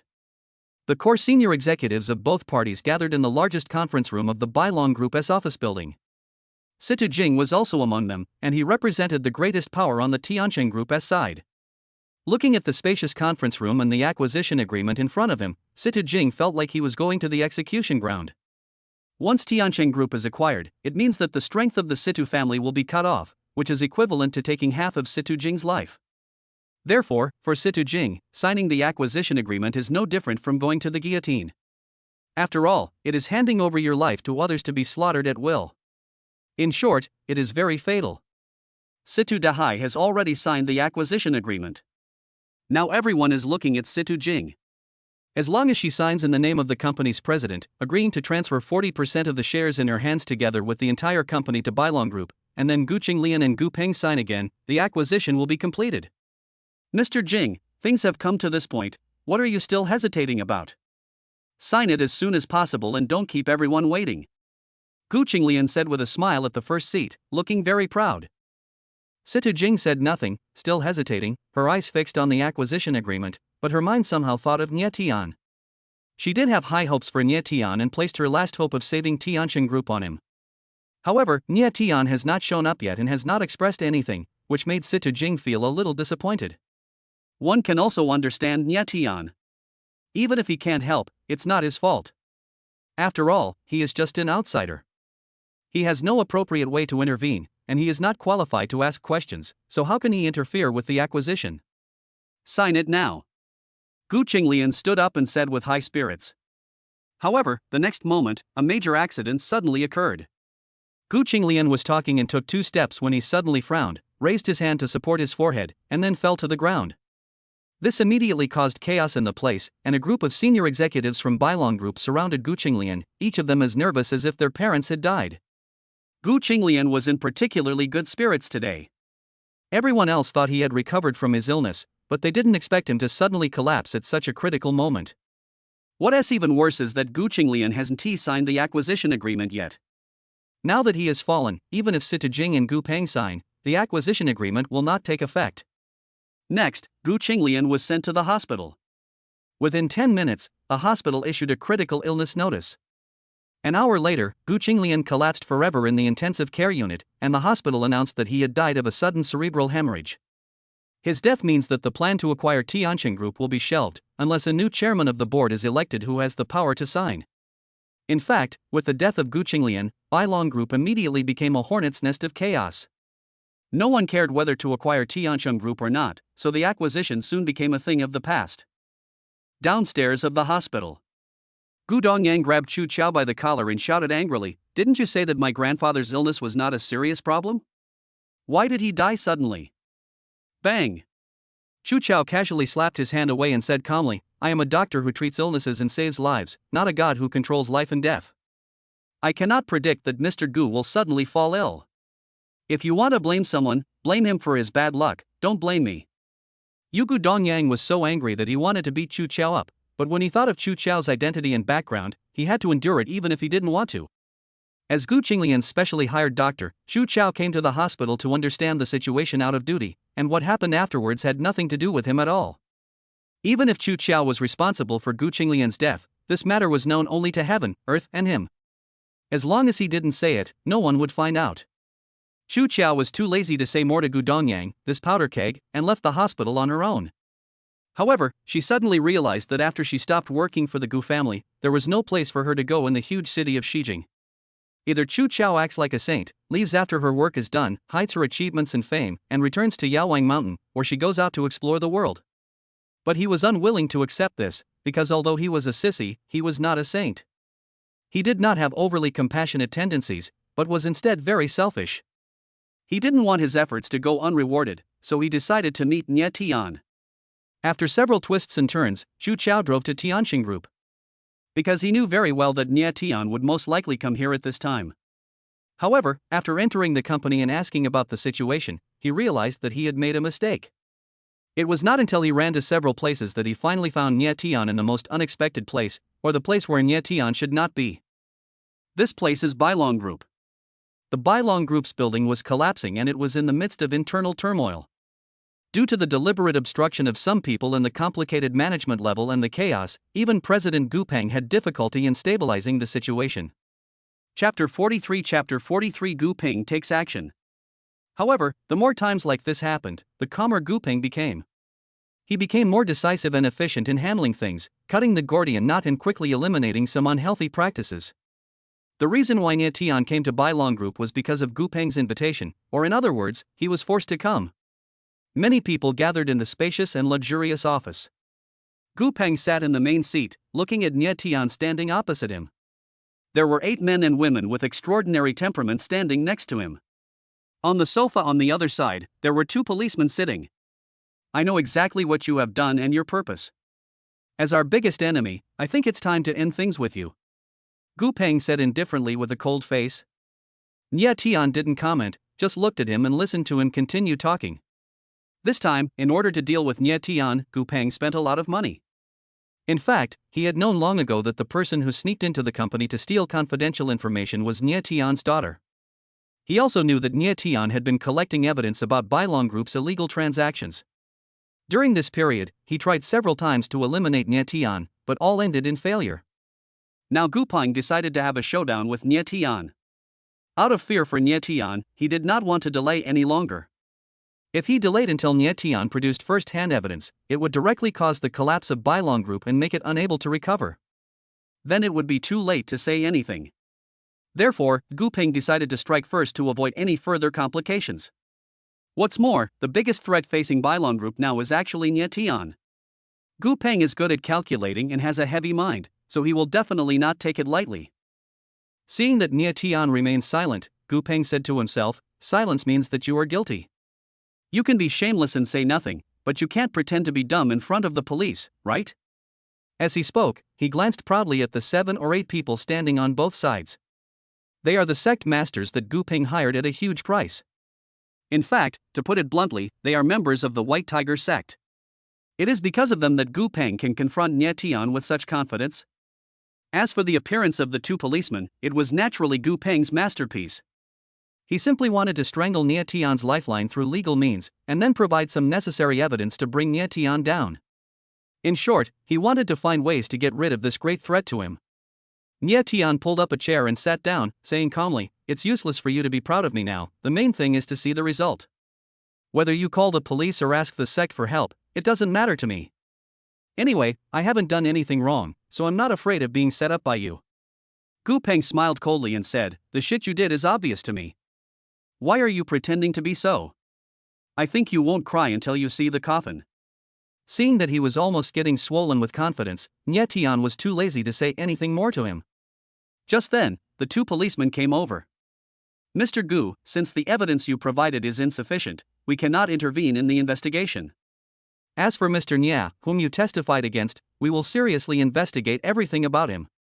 Let's leave it at that for now.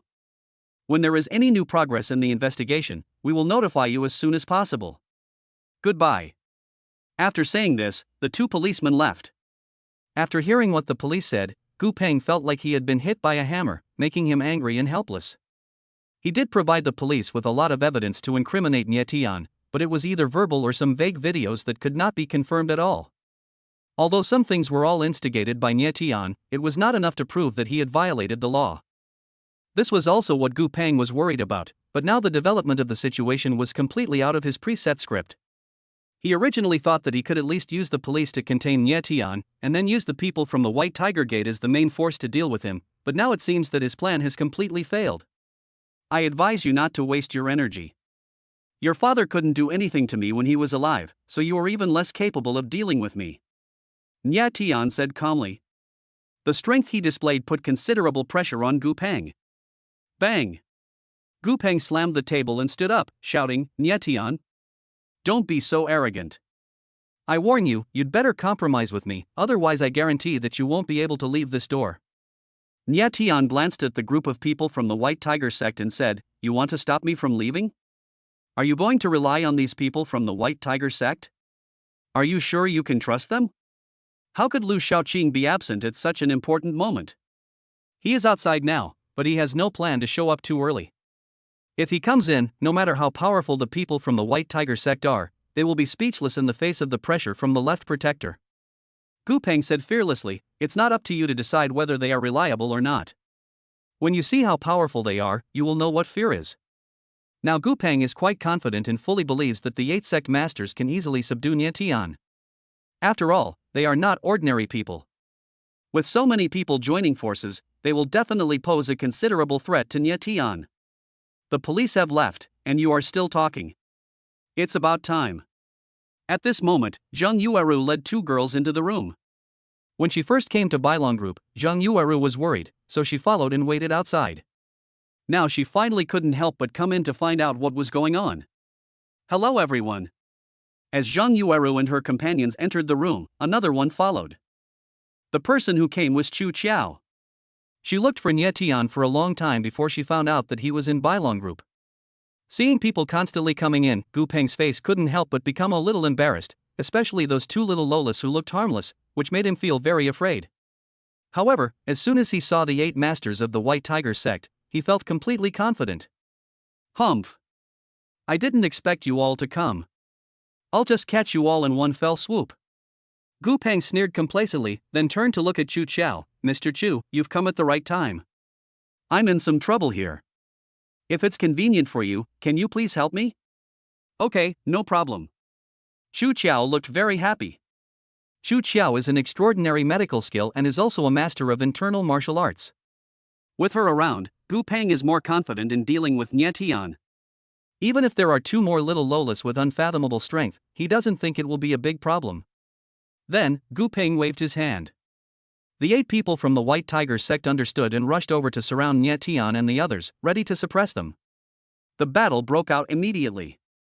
The 8 people first joined forces to attack Nie Tian, ignoring Meng Meng and Xiao Meng Meng. Zhang Yueru had no fighting ability and had to hide aside. With Nie Tian's 30 years of solid skills, plus the essence of Qigong, he is now not only invulnerable to swords and spears, but also very powerful. After a while of fighting, he easily blocked all attacks.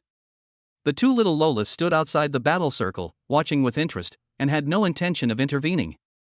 In fact, Nie Tian could deal with these 8 people on his own without their help. However, relying on their large numbers, even if the people from the White Tiger sect could not take down Nie Tian by force, they could at least hold off on him and fight him until the office became a mess, with no immediate result. Mr. Chu. Seeing that they were at a stalemate, Gu Peng quickly winked at Chu Qiao. Chapter 44 I can't help myself. Chu Qiao knew what Gu Peng meant, smiled at him, and then joined the battle without hesitation. Seeing Chu Qiao take action, Gu Peng was even more proud. Nie Tian, I don't believe that 8 or 9 people can't take care of you. However, what happened next surprised him. Gu Peng has always treated Chu Qiao as one of his own. After he appeared, he felt that he had a greater chance of winning. However, Gu Peng never expected that Chu Qiao actually took action, but the target of the attack was not Nie Tian, but the people from the White Tiger sect. Chu Qiao, what are you doing? Didn't you want to help me? Why did you suddenly turn against me? Gu Peng was almost mad with rage. Chu Qiao didn't even look at him, and responded casually, I'll help even if it makes things worse. Upon hearing this, Gu Peng almost vomited blood in anger. With the joining of Chu Qiao, the battle changed significantly. The 8 people from the White Tiger sect were already struggling to deal with Nie Tian, and now with the addition of Chu Qiao, they were immediately firmly restrained and showed signs of being suppressed by Nie Tian. The advantage of numbers was gone. Damn it! I just don't believe it. I have so many people under my command, but I can't deal with Nie Tian. Gu Peng muttered angrily, then picked up the phone and called for help. Bang, bang, bang. Nie Tian attacked swiftly, unleashing a series of punches that forced his 3 opponents to retreat repeatedly. Finally, they were knocked back several meters by 2 sudden attacks and hit the wall. These people from the White Tiger Gate were immediately injured and their fighting effectiveness was greatly reduced. Chu Qiao also made them exhausted in dealing with him. Although he seemed not very strong, his internal strength was very strong. He had at least 20 years of experience, but he was only 25 years old. It was obvious that Chu Qiao was a martial arts genius who did not practice martial arts well. After the battle lasted for a few minutes, the White Tiger Gate gradually fell into a disadvantage. Nie Tian, I haven't seen you for a few days and you've become even stronger. Chu Qiao approached Nie Tian and said with a smile.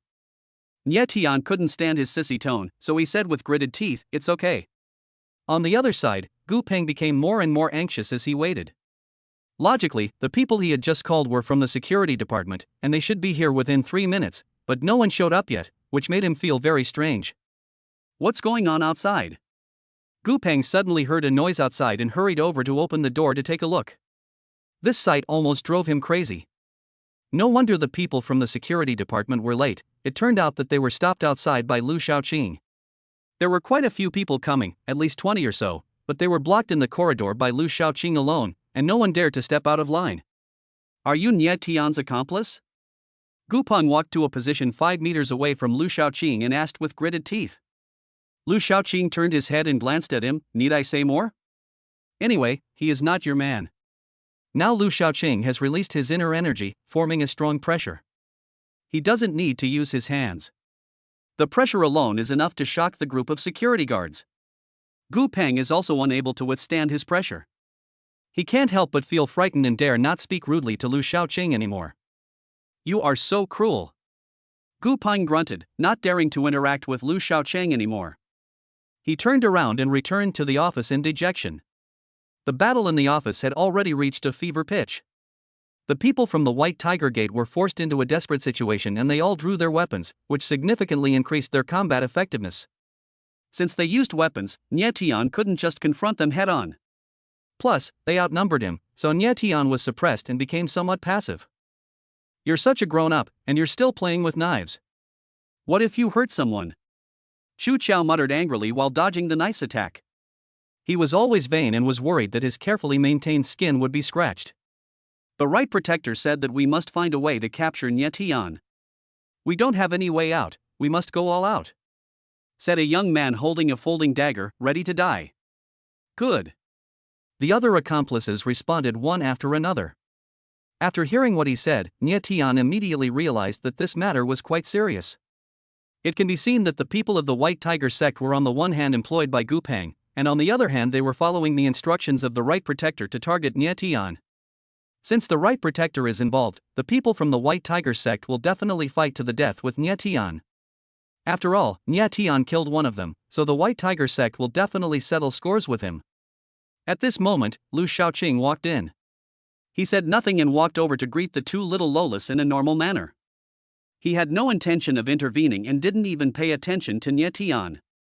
However, when the people from the White Tiger Gate saw him appear, their expressions became somewhat subtle, as if they felt a great deal of pressure from him. Stop fighting, go. Suddenly the middle-aged man shouted, bowed to Lu Shaoqing, and then left with his men. In the blink of an eye, all the people from the White Tiger Gate withdrew. Seeing this scene, Gu Peng was dumbfounded and shouted angrily, "What do you mean? You took the money but didn't do the job. I'm going to file a complaint against you. This Nye Tian is not easy to deal with. We need to think long and hard.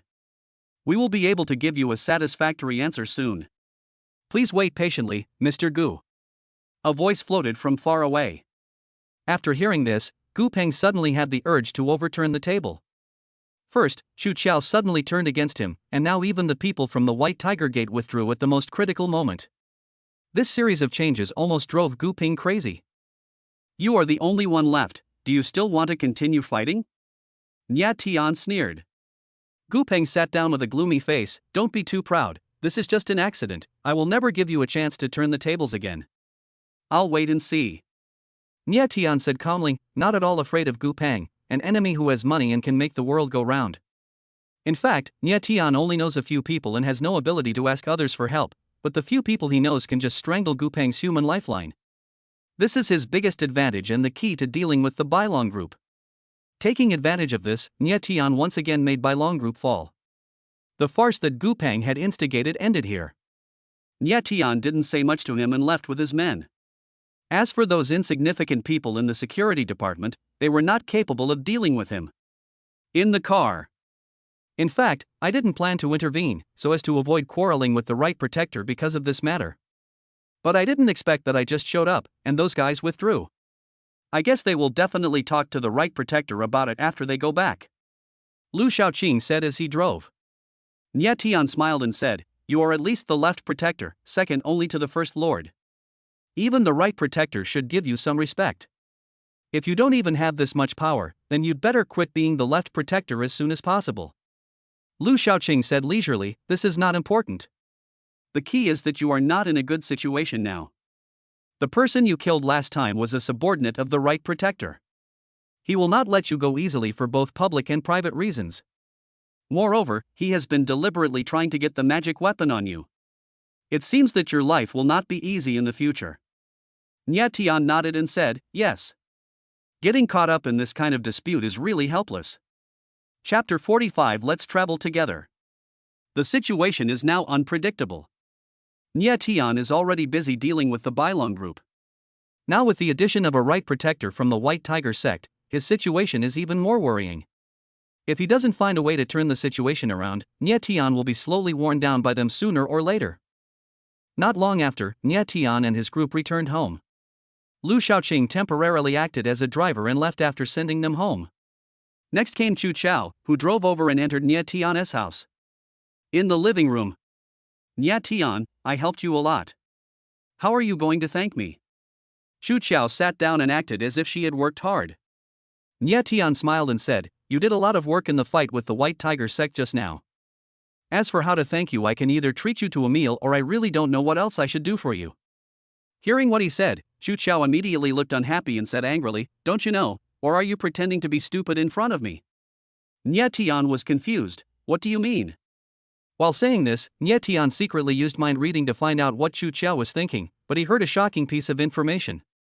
Not long ago, Meng Meng went to Bailong Group to steal information and then accidentally brought Chu Chao home. That was the second time Nie Tian met Chu Chao. At that time, Lu Shaoqing suggested that Chu Chao help kill Gu Qinglian so that Bailong Group would be in chaos. But because Nie Tian did not agree to Chu Chao's request, Chu Chao refused to help and finally left in anger. What Nie Tian didn't expect was that after so many days had passed and when everyone had given up all hope for Chu Chao, he still suddenly took action without anyone noticing. With the ability to read minds, Nie Tian could naturally find out Chu Chao's true intentions. Now that he had heard this breaking news from his heart, in addition to being shocked, he was also quite grateful to Chu Chao.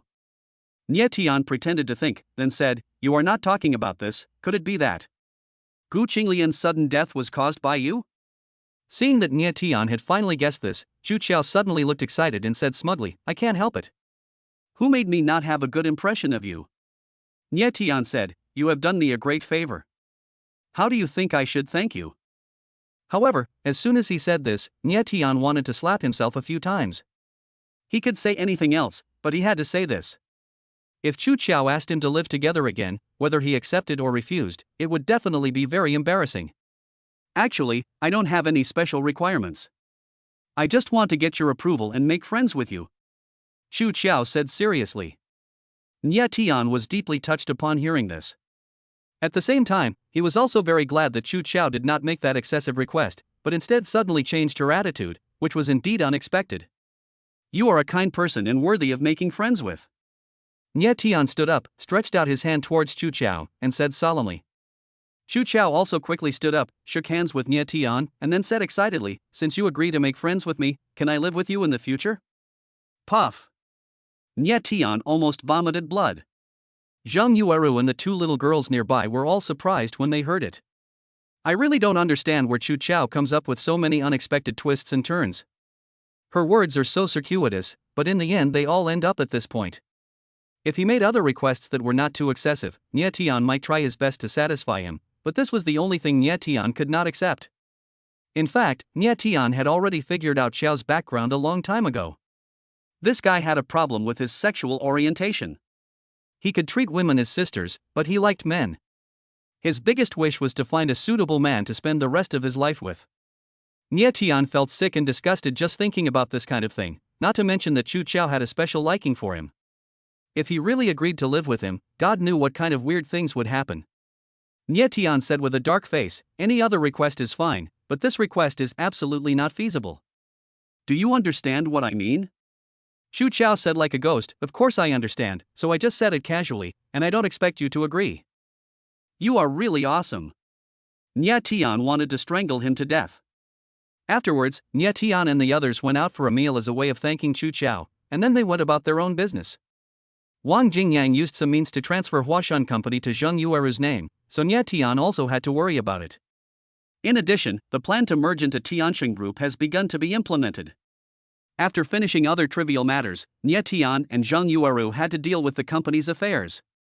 Time passed in busyness, day by day, and in the blink of an eye, a week had passed.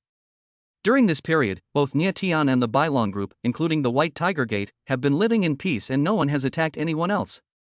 However, the calmer the situation was, the more uneasy Nie Tian felt.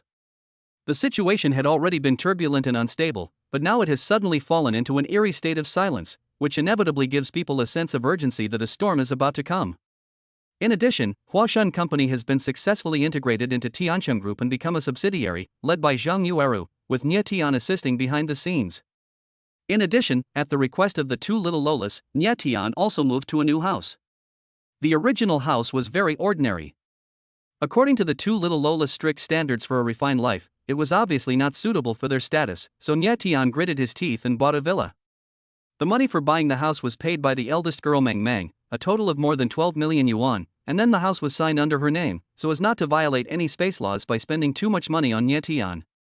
Buying a house is just a small matter, but what Nie Tian never expected was that the new house he bought was actually in the same community as Situ Jing. In the evening, Nie Tian came back from doing some errands. As soon as he entered the community, he was stopped by Situ Jing. Then he went to a cafe outside, accompanied by two little Lolas. On the second floor of the cafe, Situ Jing was helping Meng Meng braid her hair while she said, "The report on Gu Qinglian's death is out. There are 3 different results, but the general meanings are the same. He's been dead for so many days, what else is there to identify? Nya Tian said casually. Situ Jing said, Gu Qinglian is not an ordinary person. The cause of his death will definitely be thoroughly investigated. It is said that he did not die simply from a sudden cerebral hemorrhage, but died from a ruptured cerebral blood vessel. This way of death is very strange, and some people suspect that it was caused by a brain hemorrhage. Suspicion is just suspicion. Who can tell for sure about such things? Nye Tian said disapprovingly, but in fact he was worried for Chu Chao. If Chu Chao does something dishonest and gets caught, she will be in real trouble. Mom, we're going to travel to the northeast in a few days, do you want to come with us? Xiao Mengmeng suddenly said. Nye Tian looked stunned. When did I say I was going on a trip? Chapter 46 The Second Nebula Pendant. The girl's words were incomprehensible. Nye Tian didn't understand why her way of thinking was so willful. She was not like him at all. She just said whatever she wanted to say and was extremely willful. Besides, he was so busy that he didn't even have time to pull up his pants, so how could Nye Tian have the time to accompany her on a trip? Meng Meng said with some evidence, Dad really didn't say he was going on a trip. Didn't Meng Meng say it for you? Nye Tian said speechlessly, I understand that you guys want to go out and play, but don't insist that it was my decision, okay? It's as if I'm lying. Xiao Mengmeng said, Dad, you have to go on this trip, otherwise you won't get the nebula pendant. That nebula pendant? Nye Tian was stunned for a moment, then suddenly realized a key point. The current nebula pendant was brought by Xiao Mengmeng from another space, which was another treasure that Nye Tian once got by chance. According to Nye Tian's life experience, he has not obtained the nebula pendant of this space through his own ability. In short, there are two Nye Tians in the two spaces, and there are also two nebula pendants. Then after Nye Tian obtained the nebula pendant, his destiny completely changed. However, all this changed because of the appearance of Xiao Mengmeng and Xing Yanzui. The nebula pendant from another space is in Nye Tian's hand, so the other nebula pendant must be somewhere waiting for him to collect it. After hearing this, Nye Tian completely understood and felt equally excited. He no longer cared how busy he was and wanted to find the nebula pendant as soon as possible. I understand. So when do you decide to set off? Nye Tian asked with interest.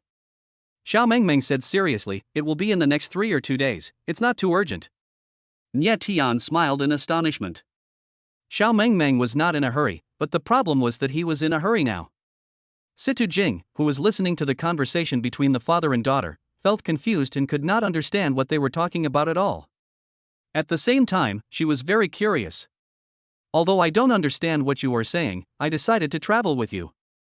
Situ Jing said. Okay. Xiao Mengmeng agreed first. The eldest girl Mengmeng said, okay, I'll ask Mom to book a big room later. When Situ Jing heard Mengmeng mention Zhang Yueru, her expression became a little subtle. After thinking for a while, she quickly changed her words and said, I have a lot of important things to deal with recently. Why don't you just forget it and go? Whatever you say. Nye Tian shrugged indifferently. In fact, he knew very well that Situ Jing was deliberately avoiding Zhang Yueru.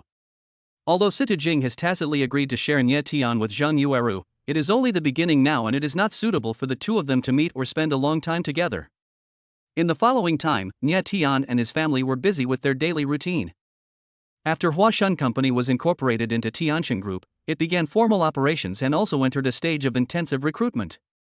It is easy to deal with the grassroots employees, but there are too many vacancies in the management level. In addition to a few assistant managers appointed by Tianxin Group, some senior executives from various departments have to be recruited. Today is the interview time. Most of the interviewees are industry elites, and each of them wants to challenge a high position. After a rigorous interview and selection process, only 5 people were selected out of more than 20 applicants, which was enough to fill the vacancies in senior positions in a timely manner. In the office, Nye Tian was busy. At this time, a beautiful woman in a white business suit and with a plump and graceful figure walked in with a cup of coffee. Her name is Wei, she is 26 years old, and she has just joined the job as the marketing director today. In fact, her work experience is not enough for her to take the position of director, but the extraordinary talent she has shown has impressed Nye Tian and Zhang Yueru. She is obviously a rare genius, so they made an exception and hired her. Boss Nye, sorry to bother you. And Wei walked to the desk with the coffee, placed it in front of Nie Tian, and then sat down gracefully. Nie Tian smiled and said, "Aren't you officially going to work tomorrow? Why are you here now?" And Wei said, "It's because I have to go to work tomorrow, so I have to make full preparations. I'm taking the liberty to come and bother you, but I actually want to ask you for some management experience and learn about the general situation of the company." As she spoke, and Wei's every move inadvertently revealed a charming and elegant temperament that was truly eye-catching. Coupled with her naturally beautiful eyebrows and face, she was enough to make too many men fall for her. However, Nie Tian did not have any special reaction. After all, he already had two stunning beauties in his arms. Although Wei was beautiful and had a charming charm in her bones, it was not enough to make Nie Tian moved. "Okay, I'll just briefly explain it to you so you don't get flustered at work." Nie Tian smiled kindly, and then patiently instructed Wei. Not long after, Wei left with satisfaction. But what was strange was that when Wei came to the first floor and saw Meng Meng and Xiaomeng, two little Lolas from afar, she inexplicably avoided them, as if she was very shy about them. The next day, Nie Tian and his family officially embarked on their journey. In fact, Zheng Yueru had already made plans for this trip to northeast China, because her hometown is in northeast China and she grew up in the south. Not long ago, her family asked her to go back to worship their ancestors, which made her trip possible. In fact, it was because Nie Tian accompanied her back to northeast China to worship their ancestors that he accidentally obtained the nebula pendant. However, due to the sudden intervention of the Xiao Mengmeng sisters, his fate was completely changed. Meng Meng and Xiao Mengmeng knew all of this very well, because Nie Tian in another space had already told them what to do, and then they guided the current Nie Tian step by step. To put it bluntly, everything happened inevitably. The family set off by plane and arrived in Kitahama City in the northeastern Fulin province in the afternoon. After a rest, we decided to go to the old grave in the suburbs to pay homage to our ancestors the next day. The terrain of the northeast is mainly mountainous. Countless people have been buried in the mountains throughout history, including many hermits who have practiced in seclusion. After a series of careful preparations, Nie Tian and his team set off the next morning. A family was waiting for a car on the road outside the hotel. At this time, a silver Buick business car slowly pulled over. "This Buick is not the one I ordered." Nie Tian looked at the Buick business car and said in surprise. Just when the whole family was puzzled, the window of the Buick rolled down, revealing Lu Shaoqing's face. "Hey! You didn't expect it would be me." Lu Shaoqing grinned. "Why did you follow me?" Nie Tian was stunned for a moment, and quickly called Zheng Yueru and the little Loli to get in the car. Nie Tian sat in the passenger seat, his expression becoming unusually solemn. When he saw Lu Shaoqing appear, he realized that something had happened, otherwise Lu Shaoqing would not have been idle and followed him to the northeast without saying a word. Chapter 47 Experts come out. What's wrong? Seeing that Nie Tian's face suddenly became a little strange, Zheng Yueru's heart began to hang in the air, and she asked hurriedly. Nie Tian took a deep breath and said, "Something might happen next, so it makes me a little upset." Hearing him say this, Zheng Yueru seemed to realize something. She glanced at Lu Shaoqing and had many doubts in her mind, but did not ask any more questions. In fact, there was no need to ask, Zheng Yueru already had the answer in her heart, but she didn't want to cause trouble for Nie Tian anymore, so she kept her doubts in her heart. According to the itinerary, Lu Shaoqing drove Nie Tian's family to the ancestral tomb in the suburbs of East City. Along the way, Nie Tian had a brief chat with Lu Shaoqing. There hasn't been any big moves from the right protector recently, but the more this happens, the more uneasy I feel. The main reason is that he is too scheming and has many evil intentions. Now that he is keeping his troops in place, who knows what big thing he might be planning. Lu Shaoqing said while driving. Nie Tian curled his lips and said, "Most people in the underworld are like this. No matter how much defense you take, you can't prevent the unpredictable human heart. This right protector is obviously not a simple person. He didn't do anything to me openly, but he must have done all kinds of things behind my back. You're right, he is indeed very capable. He has been arranging people to monitor your every move during this period of time. This time when you came to the northeast, he also sent people to follow you, and they are masters." Lu Shaoqing sneered. Nie Tian frowned and asked in surprise, "Master? How good?" Lu Shaoqing smiled and said, "The strongest one is no less than 1.8 meters tall, with unfathomable power. He is the confidant that the right protector has always valued. It was because of his action that I flew over to find you overnight. Speaking of which, I was really dizzy when I was on the plane. Are you airsick?" Nie Tian looked at Lu Shaoqing in astonishment, then got back to the point and said, according to what you said, the purpose of the right protector sending out the top experts is to get rid of me in one go? Maybe. Lu Shaoqing said uncertainly, looking worried on the surface. Just as Nie Tian said, the right protector is not a simple person. He is smart and has many capable and expert subordinates. If we compare their hard power, Lu Shaoqing is much weaker than him. According to Lu Shaoqing, the right protector has been keeping his troops inactive recently and has only sent people to monitor Nie Tian in secret, and has not made any major moves. It was not until Nie Tian and his family arrived in the northeast that Lu Shaoqing also noticed the movements of the right protector, so he rushed there as soon as possible. Although he knew that the right protector would not take action against Nie Tian in the short term, he was still worried that something unexpected might happen. Lu Shaoqing said solemnly, the intention of the right protector is very clear. He is deliberately trying to find out what kind of magic weapon you have and how powerful it is. I think he will not attack you again before he finds out your strengths and weaknesses. But you were still worried that something unexpected might happen, so you followed me here. Nie Tian replied. Lu Shaoqing nodded, that's right. If he just wanted to monitor you, the right protector could just send a few people, but he actually sent a master here, which means he must have a special strategy against you. Nie Tian was not surprised to hear Lu Shaoqing say this, but he always felt inexplicably uneasy in his heart, as if he vaguely sensed that something big was about to happen. More than an hour later, the car crossed half of Kitahama City and arrived at a private cemetery in the mountains. This is the location of the ancestral tomb of Zheng Yueru's mother's family, and all deceased family members are buried here. In addition to Nie Tian and his group, some other members of the Zheng family came to worship their ancestors. Zheng Yueru came unilaterally on behalf of her parents, and most of the others were young people. Afterwards, the family began to worship their ancestors according to the ritual. Boom! Suddenly, a muffled sound came from not far away. The sound was so loud that the ground shook a few times. Everyone was scared and thought it was an earthquake. After offering sacrifices to their ancestors, they left quickly, leaving only Nie Tian and his group. According to Nie Tian's predetermined life course, when he was offering sacrifices to his ancestors, he happened to encounter a mountain collapse. On his way back, he passed by the collapsed area. Out of curiosity, Nie Tian got out of the car to check it out, and then he made an amazing discovery. This time he came prepared. Nie Tian was not panicked at all, nor was he worried about any earthquake. He drove directly to the collapsed site. The collapsed area is located on the side of the col beside the road. Looking from a distance, you can see that it has collapsed into a square.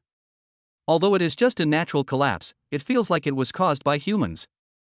With a purpose in mind, Nie Tian and his group walked to the bottom of the valley without hesitation and arrived at the collapsed area. The collapsed area is about 10 meters in radius. After a close observation, it is not difficult to find that the collapse here is very thorough, revealing some simple statues and ancient daily necessities. All signs indicate that the collapsed area is an ancient cave. Perhaps due to the rainy weather in the previous period, the cave collapsed under the heavy weight, allowing those long dusty ancient objects to see the light of day again. This is where people live, but who would live in the deep mountains and forests? Nie Tian observed for a while and said in surprise. Lu Shaoqing said, who can be sure of this kind of thing? Out of curiosity, Nie Tian walked directly into the cave to check it out. From time to time, he pushed aside the rubble and observed some antiques in the cave. He found some crude tea sets and simple stoves, but didn't find anything else special. After observation, Nie Tian preliminarily determined that this was the residence of ancient people. Perhaps it was an hermit living here, or perhaps it was a refugee fleeing the war. He couldn't tell the details. Although this is where the ancients lived, there's nothing valuable here. Pack up those teacups and other things and leave as soon as possible. Lu Shaoqing walked over and said.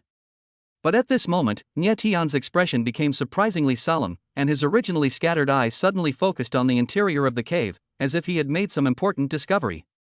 Seeing his strange expression, Lu Shaoqing also became curious. He glanced at Nie Tian inadvertently, and suddenly his eyes widened. He said in surprise, Nie Tian, the thing on your neck is glowing. Yeah, I know. Nie Tian nodded. Nie Tian knew about the strange phenomenon of the nebula pendant at the first time, otherwise he would not have suddenly become so focused. It was because of the changes in the nebula pendant that Nie Tian made new discoveries. As the nebula pendant changed, Nie Tian clearly felt that there was another kind of energy feeding back to the nebula pendant. There seemed to be some mysterious connection between the two, and Nie Tian had keenly captured the source of that energy through the nebula pendant. This energy is very similar to the aura of the nebula pendant. Could it be another nebula pendant? Nie Tianxia thought subconsciously, and walked towards the source of the energy step by step. Noticing Nie Tian's surprised expression and his sudden inexplicable behavior, Lu Shaoqing was curious and hurriedly followed him. Chapter 48 Great Energy. After a while, Nie Tian walked to the inside of the cave. The inside of the cave was already part of the mountain. Due to the collapse, it was filled with rubble and weeds, and it didn't look like anything unusual. However, Nie Tian sensed the source of that energy through the nebula pendant. In his opinion, this was not a pile of rocks, but a way to obtain some unknown energy. Did you find anything? Lu Shaoqing asked out of curiosity. Nie Tian said, "Come, help me move this pile of rubble away." "Why are you moving stones?" Lu Shaoqing was stunned in surprise, totally unable to understand what Nie Tian was doing. In addition, although Lu Shaoqing has profound skills and strong spiritual awareness, he seems to be unable to sense the existence of that energy. This means that the existence of that energy can only be sensed through the nebula pendant. Nie Tian kept the secret and said, "Just help me, and you will know later." "This is easy. Just move aside first." Lu Shaoqing had no choice but to do as he was told. But when the two of them were about to work together to move the stones, the pile of stones suddenly collapsed, revealing a stone door that was about 2 meters high and more than 1 meter wide, leading to the interior of the mountain. The stone door was half open, with carvings of flowers, birds, insects, and animals on it. It looked simple, heavy, and very old. The other side of the stone door was pitch black, and there was no other movement except for a few spotted snakes that were startled by the sudden light. At this point, it seems that regardless of whether Nie Tian and his team move the pile of rocks or not, the pile will collapse automatically. I didn't expect that there is another world inside the collapsed cave. It's quite interesting, Nie Tian said with interest as he looked at the stone gate. Lu Shaoqing was also surprised and asked, "Let's go in and take a look?" "Of course." Nie Tian responded happily, then took the lead to walk into the half-open stone door and enter the cave inside the mountain, and Lu Shaoqing followed. Zhang Yueru and the two little Lolas had no intention of joining in the fun. One was a little afraid of unknown things, and the other two thought the cave was too dirty inside and outside. They would rather stay outside in the sun than go to places that disgusted them to explore new things. Nie Tian and Lu Shaoqing walked into the cave one after another, using the flashlights on their mobile phones to illuminate the cave. They immediately discovered that there was a tomb chamber inside the stone door. The tomb chamber is about 10 square meters in size and more than 2 meters high. In the center is a crude uncovered sarcophagus. The surrounding area is empty and there is nothing else. "Careful!" Nie Tian suddenly shouted and subconsciously reached out to stop Lu Shaoqing. As soon as he finished speaking, a powerful energy suddenly emanated from the sarcophagus, filling the entire tomb in an instant, and also hitting Nie Tian and Lu Shaoqing hard. Bang! Nie Tian and Lu Shaoqing were immediately knocked backwards by the powerful energy, crashing into the stone door and falling outside. Because Nie Tian was walking in front, he suffered the most direct impact of that powerful energy. Then he bumped into Lu Shaoqing, who then knocked down the stone door.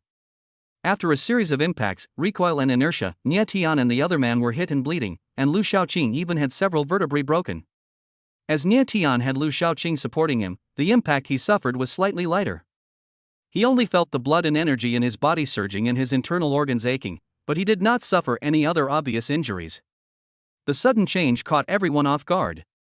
When Zhang Yueru and the two little Lolas saw this scene, they rushed over to check on the condition of Nie Tian and the other two. "Dad! Dad! Nie Tian, are you okay?" Zhang Yueru and the other two quickly helped Nie Tian up. Cough, cough, cough. Lu Shaoqing coughed violently a few times while lying on the ground, and then said weakly, "What a bunch of heartless guys. You only have Nie Tian in your eyes, why don't you take care of me?" As soon as he said this, Zhang Yueru and the others felt embarrassed, but they couldn't blame Lu Shaoqing for blaming them, because it was their fault for leaving the other person there. Then Zhang Yueru quickly helped Lu Shaoqing up and apologized, "I'm sorry. We were so anxious that we lost our composure. Please don't mind it. I'm almost dying of pain, how can I have time to compete with you guys?" Lu Shaoqing said with a grin. It looked like he was in great pain. After all, his spine was broken, so it would be strange if it didn't hurt. Nie Tian stood up, calmed down the turbulent blood in his body, and said, "I'm fine, don't worry about me for now." As he spoke, he looked down at the nebula pendant. The nebula pendant had undergone new changes. At first, it emitted white light, but now it was floating and began to absorb the powerful energy coming from the tomb. When Meng Meng and Xiao Meng Meng saw the changes in the nebula pendant, they didn't say anything more, stepped back for a distance, and watched quietly. That pendant should be Nia Tian's magic weapon.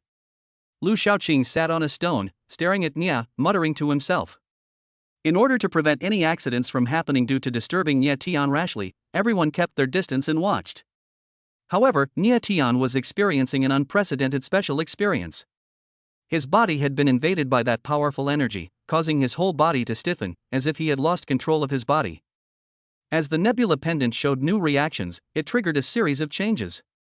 After the nebula pendant became suspended, it began to absorb that thick energy. While absorbing it, it also transferred part of the energy into Nia Tian's body. In a short period of time, that part of energy filled Nia Tian's body, so much so that he and the nebula pendant were suspended in the air more than 1 meter high. What happened to Nia Tian? What on earth did you encounter just now? Zheng Yueru couldn't resist her curiosity, so she walked up to Lu Shaoqing and asked. Lu Shaoqing let out a long sigh and said, "When Nia Tian and I passed through that door just now, we may have accidentally touched the seal inside the cave and were attacked by some kind of energy, so we were injured. As for Nia Tian's current condition, I can't tell you for sure. But he has a magic weapon to protect him, so he should be fine." Lu Shaoqing's words were so mysterious that Zheng Yueru only understood half of them. She said with a puzzled look on her face, "I really don't understand what you are talking about. Anyway, it's good that nothing happened." On Nia Tian's side, as the energy continued to be absorbed into his body, it gradually reached the limit of what his body could endure, and even began to dissipate. Because the energy was too strong, his body emitted a faint white light, and he looked like a god who was about to awaken extraordinary energy. Fortunately, the nebula pendant helped him adjust. After infusing him with some energy, the nebula pendant unilaterally absorbed that powerful energy, and then the situation remained in a stalemate. Several young men were lurking behind the weeds on the other side of the valley. That Nia Tian seems to be absorbing some energy. At this rate, once he completely absorbs that energy, his power will definitely increase greatly. We must stop him as soon as possible, otherwise there will be endless trouble. The square-faced man in the lead said. But the Guardian has strictly ordered us not to attack Nia Tianxia for the time being. It seems to be against the rules if we act rashly. Another young man said. It doesn't matter if I can't do it. Nia Tian has already gained more than 30 years of skills. If I wait until his skills improve, I probably won't be his opponent. So we have to take action now and can't delay any longer. The square-faced man said this solemnly, and then, regardless of his accomplice's dissuasion, he quickly rushed towards Nia Tian. Chapter 49. Chapter 49. Children have great energy. What is Nia Tian doing? Zheng Yueru asked out of curiosity as she watched Nia Tian floating in the air magically without the help of any objects. Lu Shaoqing was also a little confused, and said after careful consideration, "I can't explain the details, but I can probably sense that Nia Tian is absorbing some kind of energy." Energy? Is it so magical?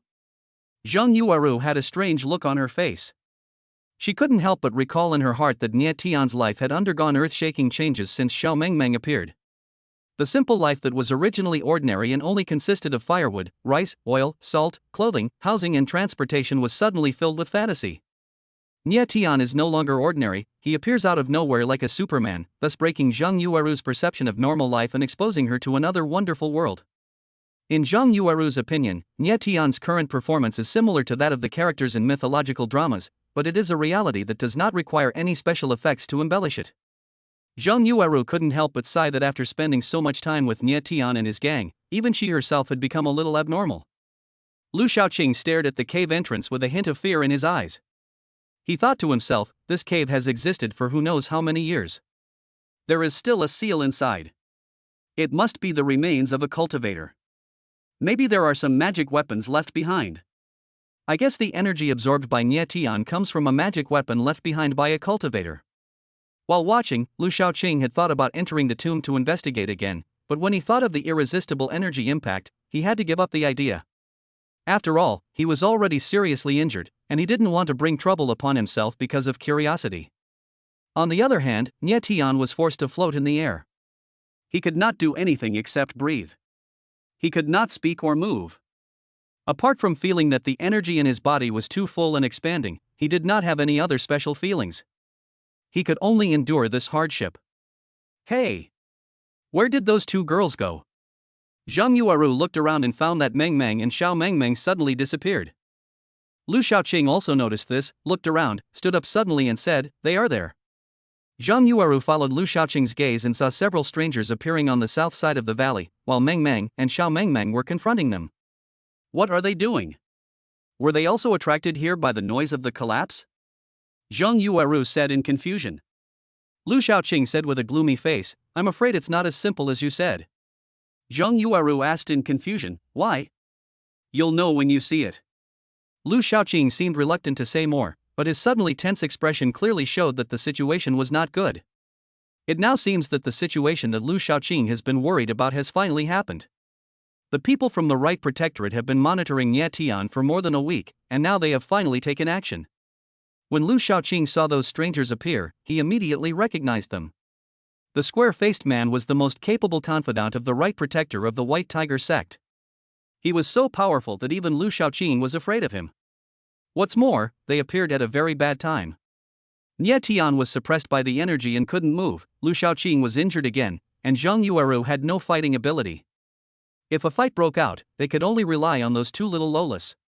Lu Shaoqing watched from afar, his expression changing constantly, his heart filled with anxiety. Nye Tian's two daughters are indeed freaks, their fighting power is amazing, I am not sure I can defeat them within 50 moves. But after all, they are still young and have limited abilities, I am afraid they are not Lu Hao's opponents. On the south side of the valley, two little girls looked at the square-faced man and others without any fear. "This is not a place for you to come, leave now," Xiao Meng Meng said fiercely. Meng Meng agreed, "If you have any questions, talk to me later. Please don't disturb my dad." The square-faced man, or Lu Hao as Lu Shaoqing called him, smiled with interest and said, "You two are Nye Tian's daughters? I heard that although you are young, your strength is stronger than that of adults. How about you two show off a few moves to open my eyes? If you can make me happy, maybe I will stop bothering your father. How about that?" Lu Hao is about 1.85 meters tall, which is quite intimidating. He is in his 30s, with a short flat head. With his strong body, he is obviously a veteran in the underworld, the kind of tough guy who is not easy to mess with. In fact, Lu Hao does have a solid foundation, and he is a well-known cultivation genius in the White Tiger sect. Although he is only in his 30s, his strength is undoubtedly strong. It is said that he is second only to the two guardians, and he is also deeply favored by the sect master. But if we compare hard power, Lu Hao's skills may be lower than those of senior practitioners like Lu Shaoqing, but his actual fighting power is incomparably strong because he has never lost. No matter it was a duel within the sect or a life-and-death fight while on a mission outside, Lu Hao had gone through hundreds of battles, big and small, and never exceeded 100. He even got into a sparring match with the left protector on a whim and ended up in a draw. It is enough to see how powerful Lu Hao is. Moreover, Lu Shaoqing is afraid of him. It is estimated that Nye Tian, who has 30 years of experience, would not be his opponent. As for the other two young men, they were disciples of the White Tiger sect. They were of average strength and followed Lu Hao in the role of assistants. "Humph. We are not children of 1 or 2 years old, so stop lying to us," Xiao Meng Meng said while pinching her waist, revealing her sophisticated side. Lu Hao laughed sarcastically and said, "He may not be very old, but he is quite smart. He can't be coaxed." Just as they were confronting each other, Lu Shaoqing came over. "Hey! Hello, left protector." Seeing Lu Shaoqing coming, Lu Hao and others hurriedly greeted him in a proper manner. "Lu Hao, you." Lu Shaoqing hesitated to speak, firstly because the wound on his back suddenly hurt, and secondly because he didn't know how to tell Lu Hao. According to Lu Shaoqing's understanding of Lu Hao is a very loyal person who only obeys the left protector. Even though Lu Shaoqing has a higher status than him, it is almost impossible for him to order him or persuade him to retreat. Especially at this critical moment, Lu Hao's appearance is definitely a fatal threat. If Lu Shaoqing was not injured, even if he said no, the worst that could happen was that he would fight with Lu Hao and force him away. But the reality was not optimistic. Although he knew that Nye Tian was in mortal danger, Lu Shaoqing did not know how to deal with it for a while. Seeing Lu Shaoqing's hesitation, Lu Hao smiled calmly and said, "Left Guardian, I know what you want to say. But there's no need to say it. You should know that I won't listen to you. Besides, you're injured again, so I advise you not to meddle in other people's business. Otherwise, if you make trouble in front of the sect master, it will be difficult for you to explain. Lu Shaoqing took a deep breath, forced himself to calm down, and said, I am helping Nie Tian out of personal affection, and the sect master cannot ask about it. If you insist on taking action, then even if I bleed for Nie Tian, I will not let you succeed. Oh my! You guys are so annoying. It's just a fight. Why are you talking so much? Xiao Mengmeng said impatiently. When Xiao Mengmeng knew that the big guy in front of her was going to deal with her dad, she couldn't help but beat him up. After she finished speaking, she attacked Lu Hao without hesitation. Ha! You are not young, but you have a hot temper. Lu Hao said in surprise, then casually blocked Xiao Mengmeng's little foot attack. Little Meng Meng said angrily, children have great power, don't look down on others. Chapter 50 Earth Bomb Nuclear Bomb. Little Meng Meng is young, but very reckless.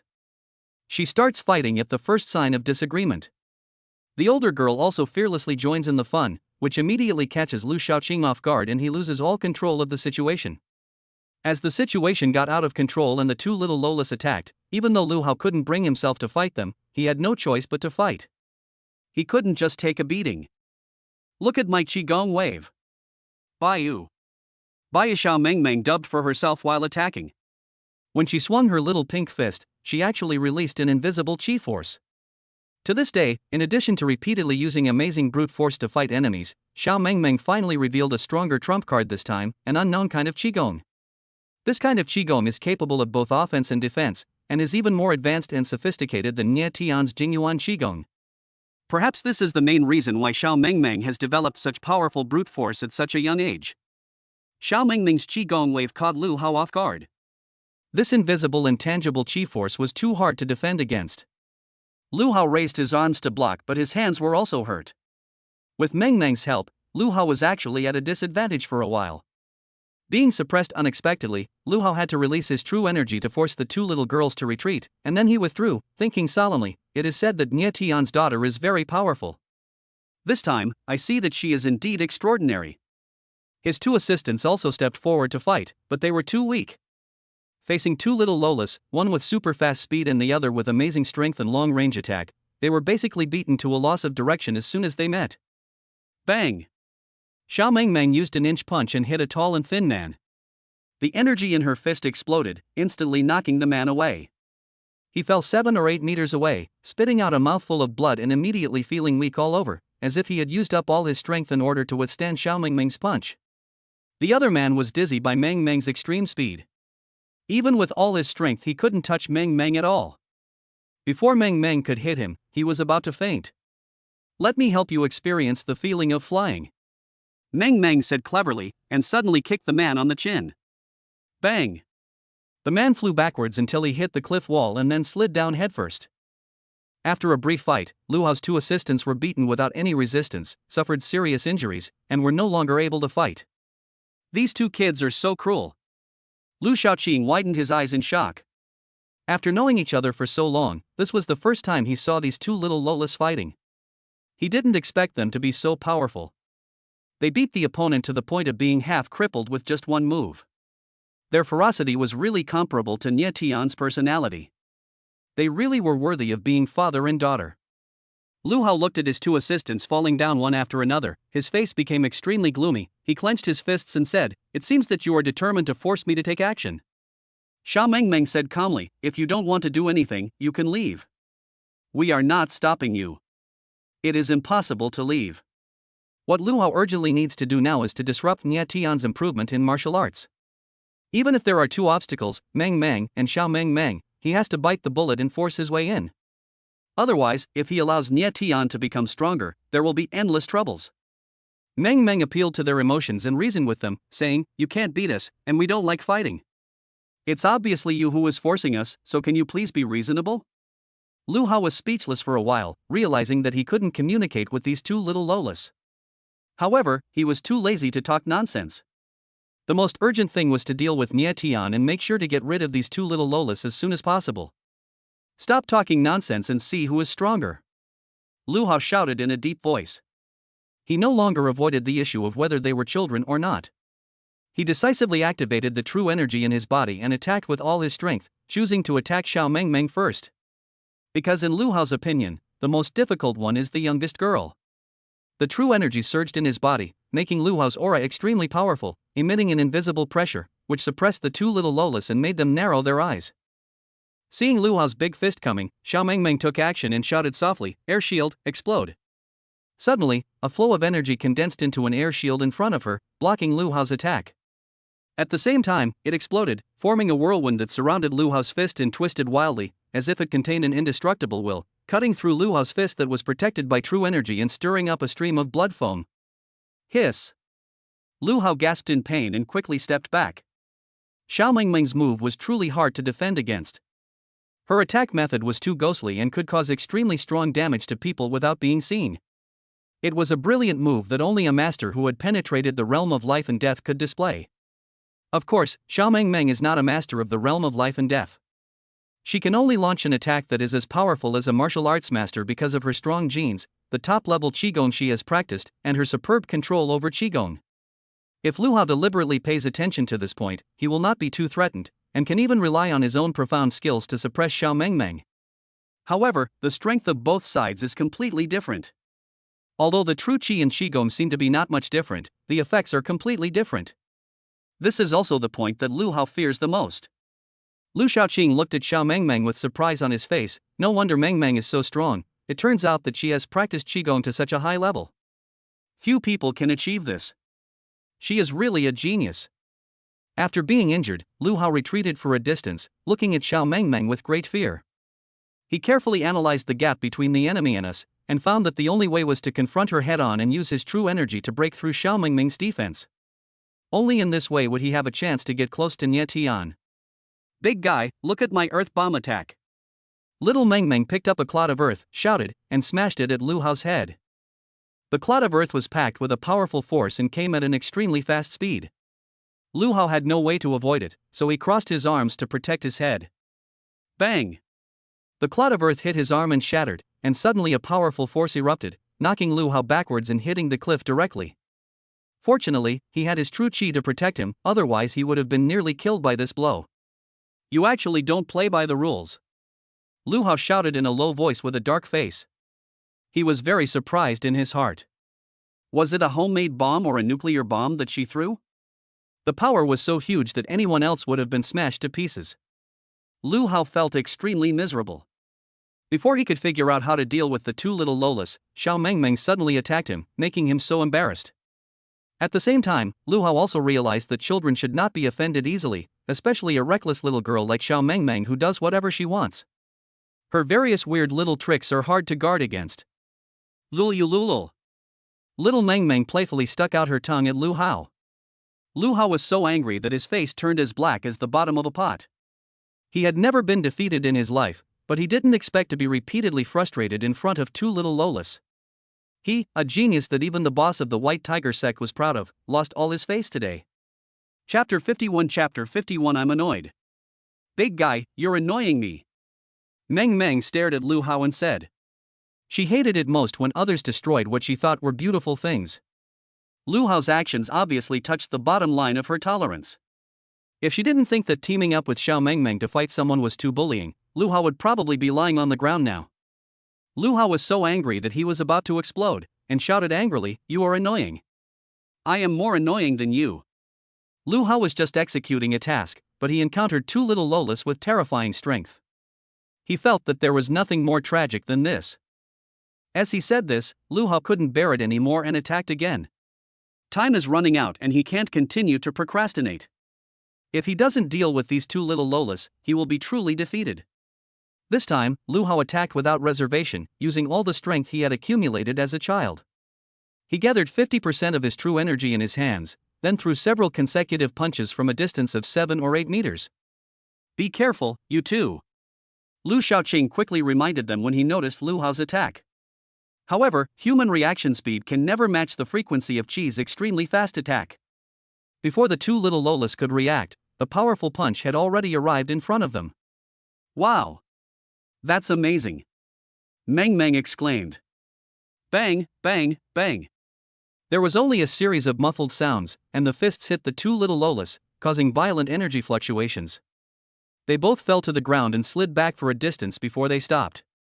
Seeing this, Zheng Yueru rushed over recklessly, pulled them up on the left and right, and asked, "Are you two okay?" Xiao Mengmeng patted her butt and said, "It's nothing serious, it just hurts a little." "Me too." Mengmeng agreed. Not far away, Lu Hao looked at his masterpiece with a proud smile on his face. After so many moves, he finally knocked down the two little Lolas with amazing strength. At the same time, Nie Tian, who was suspended in the air and unable to move, also noticed the battle next to him. Although he could not see it with his eyes, he could clearly perceive the specific battle situation.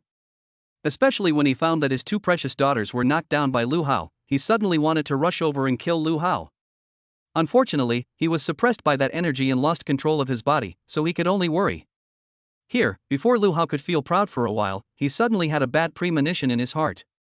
Lu Hao turned to look at Nie Tian, his brows furrowed. He felt a strong murderous intent from Nie Tian, a pressure that made him tremble with fear, and brought him an unprecedented sense of crisis. This means that Nie Tian has already intended to kill him. "Big guy. You pissed me off." Xiao Mengmeng suddenly shouted, and regardless of Zheng Yueru's attempt to stop her, she rushed to Lu Hao like a mad kitten and started fighting without saying a word. "You actually hit the children. We are not your children. What right do you have to hit us? You have no shame." Mengmeng followed closely and scolded them righteously. It seemed like she didn't even need to do anything, she could make Lu Hao feel ashamed just by talking. But facing this situation, Lu Hao no longer cared about his face. Winning was the most important thing.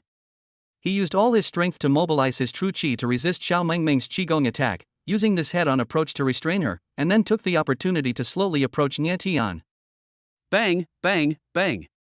Lu Hao attacked several times in succession, barely breaking Xiao Mengmeng's qigong wave, and then waited for an opportunity to rush forward for a distance. "Big guy, do you know what a light-speed flying dragon is?" Mengmeng flashed in front of Lu Hao and said this inexplicably. Lu Hao was stunned when he heard this. He felt that the little girl's words carried a danger that could not be ignored, which made his already anxious heart even more tense. Just when Lu Hao was confused, Mengmeng took action decisively. She raised her hands above her head and waved them towards Lu Hao, saying softly, "Dragon Shadow Devour. Call." Suddenly, a 3-meter-long dragon-shaped shadow emerged from behind Mengmeng, circled quickly in the air for several times, and then opened its big mouth to bite Lu Hao's head.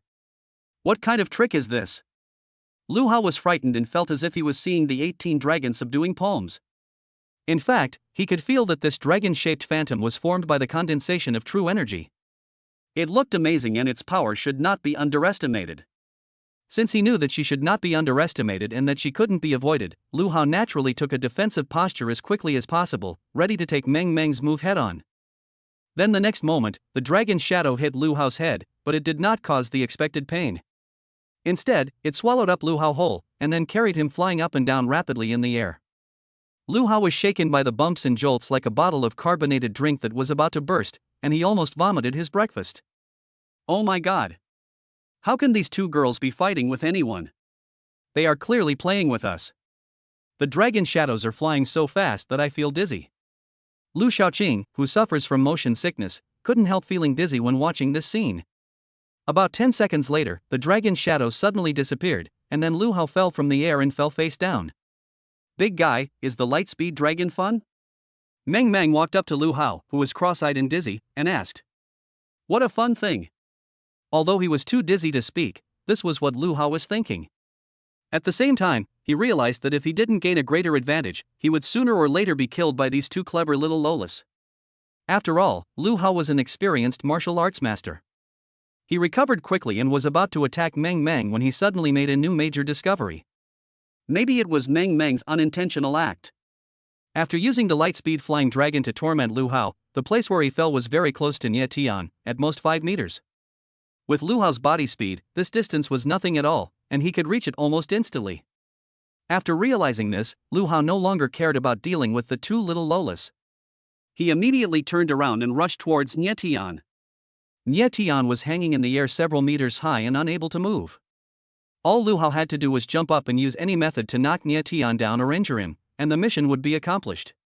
At the same time, Lu Xiaoqing also discovered this key point. His face changed immediately, and he rushed towards Lu Hao regardless of his injuries. Get lost! Lu Hao glanced at Lu Shaoqing casually, kicked him back, and then continued to target Nie Tian.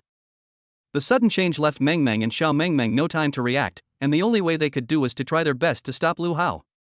However, just as Lu Hao rushed over with his face covered and jumped up to attack Nie Tian, an accident happened again. Nie Tian, who had been floating in the air for a long time, suddenly fell down and hit Lu Hao on the head. This time, Lu Hao's sneak attack failed and he was knocked to the ground with his face making close contact with the ground. I'm finally free again. Nie Tian breathed a sigh of relief, then felt someone under his butt.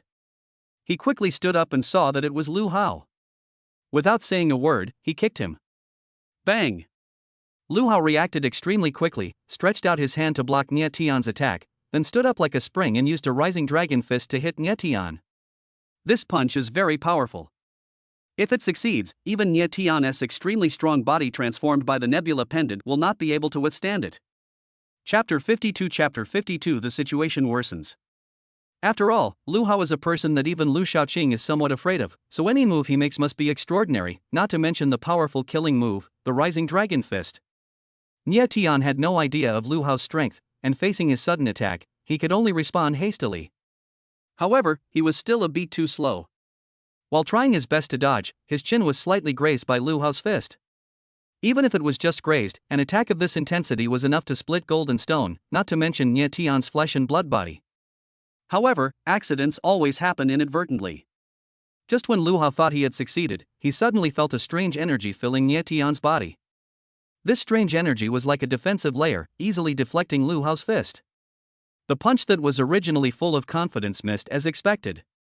Even Nie Tian was caught off guard by such a sudden change. In fact, this is the energy from the tomb. After Nie Tian absorbed a part of it, before he could integrate it, he was attacked by Lu Hao. He didn't expect that this energy would have such a miraculous effect. It seems that I was still too slow. Lu Hao looked at Nie Tian with a serious face, feeling annoyed. Nie Tian stared at Lu Hao coldly and said murderously, "Are you the master from the White Tiger sect? Since you are here, then stay.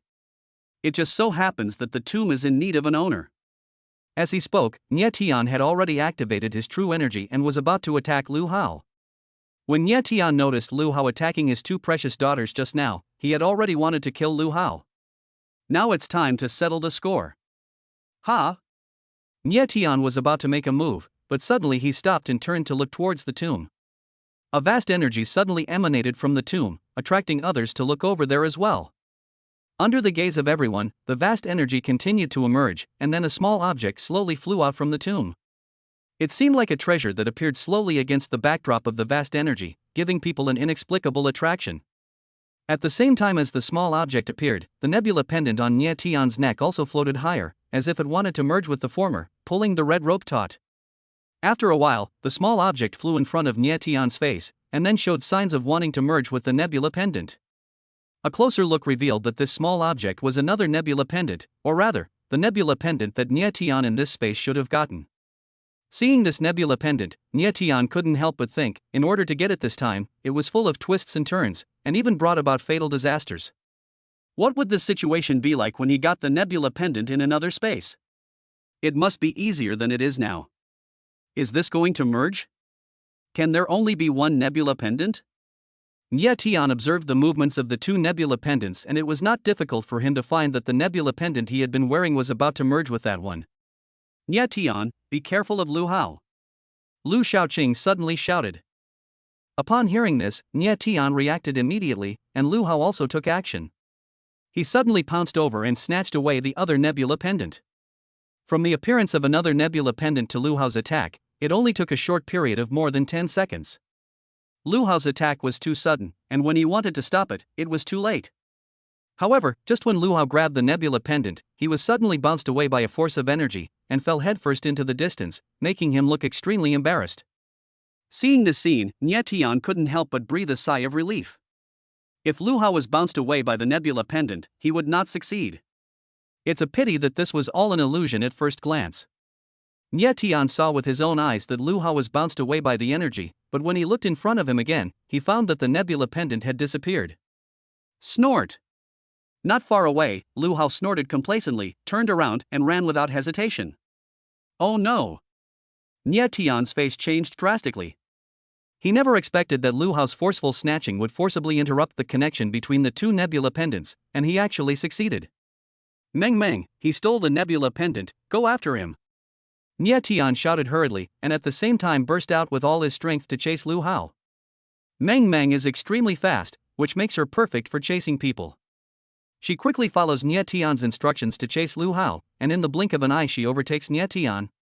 Her lightning speed leaves everyone far behind. As a first-class master, Lu Hao was not slow either. Although the difference between him and Meng Meng was like the difference between a bicycle and a Ferrari, he had already demonstrated extraordinary speed. He rushed out of the valley that was more than 10 meters deep without breathing heavily, and then ran towards a forest. Lu Hao tried to get rid of Nie Tian and the others. Only in this way could he leave safely. In the blink of an eye, Lu Hao crossed the winding mountain road and plunged into the woods, then he breathed a sigh of relief. He was very confident that with his extraordinary cultivation and attainments, Nie Tian and his men would not be able to catch up with him even if they ran themselves to pieces. However, some beautiful things only exist in fantasy. Just as he was about to take a walk in the woods and leave from the back mountain, he found that a pretty little girl about 6 or 7 years old appeared in front of him. The little girl sat on a tree branch, swinging her slender legs and looking at Lu Hao with a smile. Lu Hao was stunned for a moment, then raised his hand to rub his eyes. When he confirmed that it was not an illusion, he suddenly widened his eyes in horror. Are you a ghost? How can you be so fast? The little girl answered seriously, I'm not a ghost, but I'm fast, What a ghost! Lu Hao muttered, and without bothering to continue entangled with the little loli, he ran away immediately. This time he changed his route and ran eastwards, not knowing where he was going, but as long as he could get rid of the little Lolita who was running so fast. Not long after, Lu Hao ran out of the woods and came to an open space covered with rocks. A dozen meters ahead was a dangerous cliff and abyss several hundred meters deep. Lu Hao turned around and looked behind him, muttering, is it possible to get rid of her this time? No, just a little bit more. You need to be faster to get rid of me. Suddenly, a crisp voice came from the side, which frightened Lu Hao. Lu Hao was immediately terrified. He turned around and saw Meng Meng sitting on a rock with a harmless smile on her impeccable pretty face. However, in Lu Hao's view, her smile was the smile of a devil. Other people's smiles were daggers hidden behind their backs, while her smile was life-threatening. At this moment, Lu Hao finally realized that there was no chance for him to get rid of this little loli, unless she could fly into the sky or escape underground, but obviously she couldn't. Since she couldn't, there was no way to escape. What was worse was that he might not be able to defeat her, so the only thing he could do was to sit and wait for death. However, Lu Hao was unwilling to give up. He had gone through so much hardship to snatch Nie Tian's magic weapon, so there was no way he would give up just like that. After some consideration, Lu Hao made a bold decision. You don't want to run away anymore? If you don't want to run, come back with me. Meng Meng jumped off the stone and walked slowly to Lu Hao. Chapter 53 Chaos Hegemony Body Technique. Meng Meng's words sounded like the god of death urging Lu Hao to obey. Even though he didn't want to obey, he had no choice. The key is that Meng Meng's speed is really frighteningly fast. Lu Hao had already experienced it when they first started fighting. Now, even if he fights alone, Lu Hao is not sure he can defeat her in a short time. If he delays until Nie Tian and the others arrive, Lu Hao will have no way out.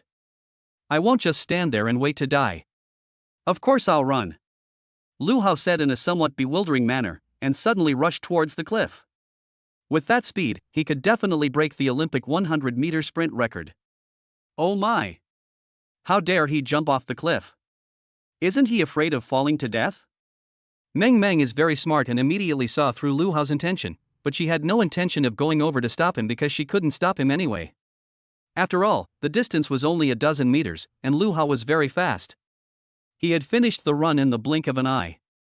Even if Meng Meng could teleport, she couldn't stop him in time. She could only watch Lu Hao jump down. Then Meng Meng walked to the edge of the cliff, looked down, and saw only a river at the bottom of the cliff, but no sign of Lu Hao. After a while, Nie Tian and others arrived. Big girl, where is that big guy? Xiao Meng Meng asked as soon as they met. Meng Meng pointed at the cliff and said, he jumped from here.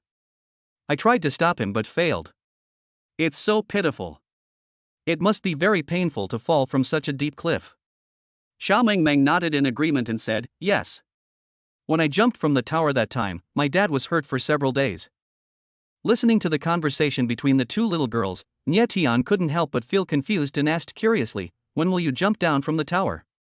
However, he stopped talking suddenly before he could finish his words because he realized that the father Xiao Mengmeng was talking about was not him. Little Mengmeng tilted her head and looked at Nie Tian and said, we are just kids talking, it's none of your business, and I didn't say anything about you. Nie Tian felt a little embarrassed by what she said, and grinned and said, I know. On the other side, Lu Shaoqing walked to the edge of the cliff, observed for a while, and then his expression became a little solemn. What's going on? Nie Tian walked over and asked. Lu Shaoqing looked at the cliff and said, I didn't sense Lu Hao's breath from the bottom of the cliff. It seems that he was washed away by the river. It's about several hundred meters deep here.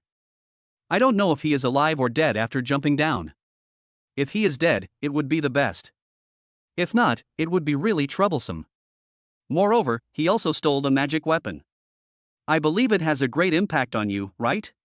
Nie Tian nodded, it is indeed not small.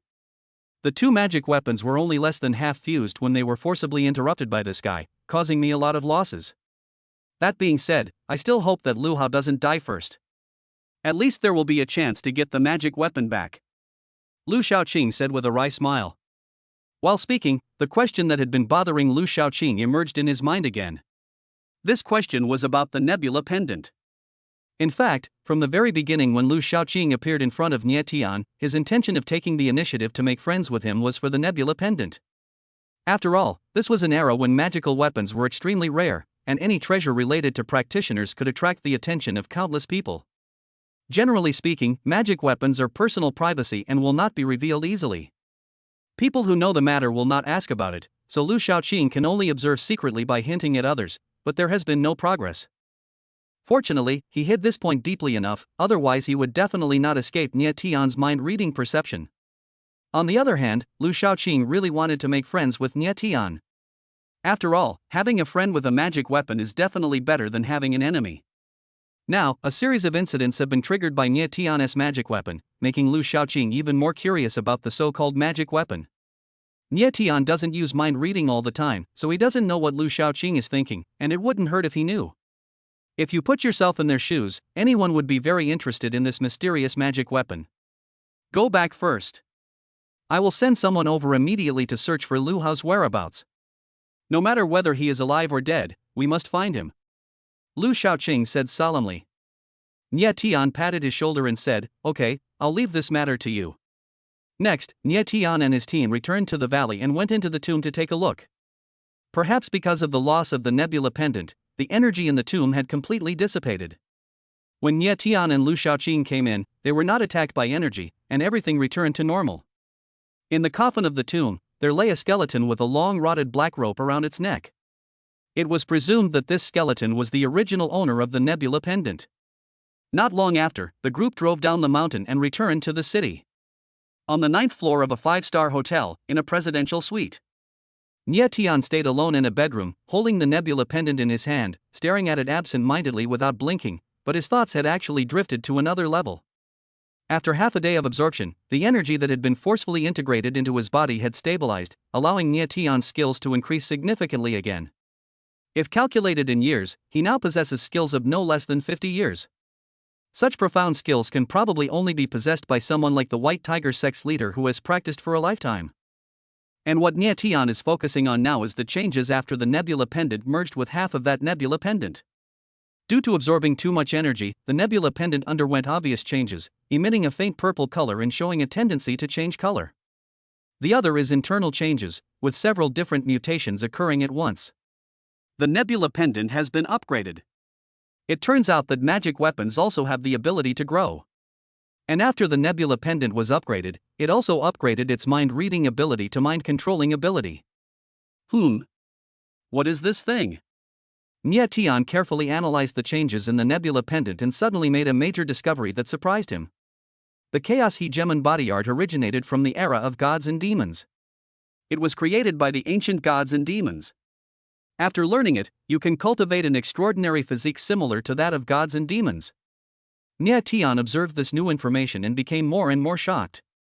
He never thought that the fusion of the two nebula pendants would actually uncover something deeper contained in the nebula pendants, a practice method used by ancient gods and demons. In addition, after this fusion, Nia Tian also discovered that as long as the nebula pendant absorbed enough energy and met the required standards, it would provide him with some important information, such as the Chaos Body Art, which was the product of the nebula pendant's advancement. The Chaos Body Art is divided into 7 levels. Practicing one level can double my current strength. If I can practice to the 7th level, won't I really become the big devil that Meng Meng talks about? Nia Tian was pleasantly surprised. Then he began to try to practice the Chaos Body technique. Fortunately, he had experience in practicing Jingyuan Qigong, so he was not confused and quickly got to the point. Chapter 54. This wave of losses is huge. As the saying goes, it is better to try once than to see 100 times. After Nia Tian read the Chaos Body Art and sorted out the principles of practice, he officially began to practice, and only then did he discover the mystery of this ancient magic skill. Generally speaking, conventional martial arts methods focus on internal strength, transforming and strengthening the human body from the inside out, but the Chaos Body strengthening technique is completely opposite. It is a unique practice method that works from the outside in. The first level focuses on cultivating the skin and flesh, while absorbing the spiritual energy of heaven and earth into true energy, similar to some external skills for training the physical fitness. Not long after practicing, Nia Tian could clearly feel the subtle changes that the Chaos Body Art brought to his body. This feeling was very strange and comfortable. While practicing, it seemed as if every pore in his body was breathing, and his whole body and mind felt supernaturally relaxed. It felt like he was not practicing, but enjoying himself. In the evening, Zhang Yueru came and knocked on the door. "Hey, it stinks." The moment the door was opened, Meng Meng was the first to cover her nose, followed by Zhang Yueru and Xiao Meng Meng. All three of them had disgusted expressions. "Oh my god. It stinks. Dad, did you poop in the house?" Meng Meng covered her nose and shouted in a muffled voice. At this time, Nia Tian was still practicing, immersed in the wonderful comfort brought by the Chaos Body Art. Suddenly, he heard the voices of Meng Meng and the others, and immediately interrupted his practice because he was disturbed. Nia Tian opened his eyes and looked at Zhang Yueru and the others with a puzzled look. Just as he was about to speak, he suddenly smelled a strong stench, which almost made him vomit out of nausea. At the same time, he felt sticky and uncomfortable, as if he was covered in mud. "What's going on?" Nia Tian looked down and found that his body was covered with black substance, which had soaked through his outer clothes and dyed the moon-white t-shirt black. Nia Tian couldn't help but widen his eyes. "What the hell? How could this happen? What the hell are you still doing there? Go take a shower." Zhang Yueru yelled with a dark face. Oh. Nia Tianxia responded subconsciously, jumped off the bed, and then rushed into the bathroom under the disgusted gazes of Zhang Yueru and the two little Lolas. Bang! Zhang Yueru closed the door, patted her chest to catch her breath, and said, "Oh my god. What the hell is Nia Tian doing? He made the house stink so badly that it's uninhabitable. Let's move to another room later." Fortunately, it was in a hotel. Even if the house smelled bad, the worst that could happen was to change rooms. But if it was at home, Zhang Yueru could hardly imagine how the newly bought house would be ruined by Nia Tian. In the bathroom, Nia Tian turned the water to the maximum and rinsed his body vigorously. "This is the first time I practiced the Chaos Body Art. The technique will expel impurities from the body, but I didn't expect it would be this kind of expulsion method. It caught me off guard," Nia Tian thought while taking a shower.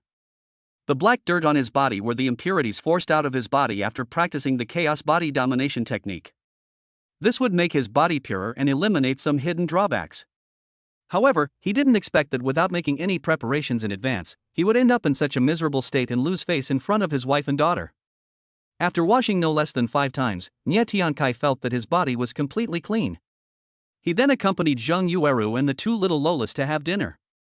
However, he felt so sick because of his sudden behavior that he couldn't eat. Finally, the family had to change rooms to rest. The next day came in the blink of an eye. According to the planned itinerary, Nia Tian and his companions would return to Jingjing City the next day after paying homage to their ancestors. However, the appearance of Lu Hao triggered a series of changes, which affected Nia Tian and his team's itinerary. Now that Lu Hao has snatched the nebula pendant and jumped off the cliff, Nia Tian has no intention of leaving until he is found. If he doesn't leave, the two little Lolas will naturally not leave either.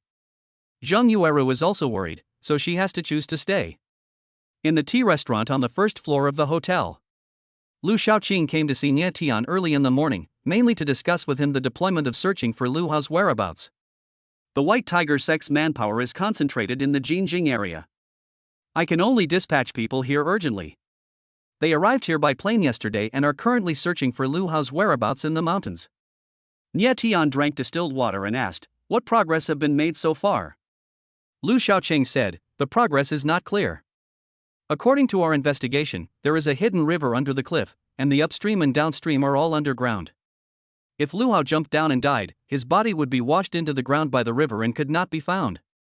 If he is not dead, with his strength, even if he was injured, he would be able to escape." "That's right."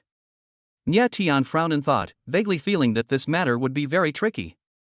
After all, Lu Hao was not an ordinary person and could not be judged by common sense.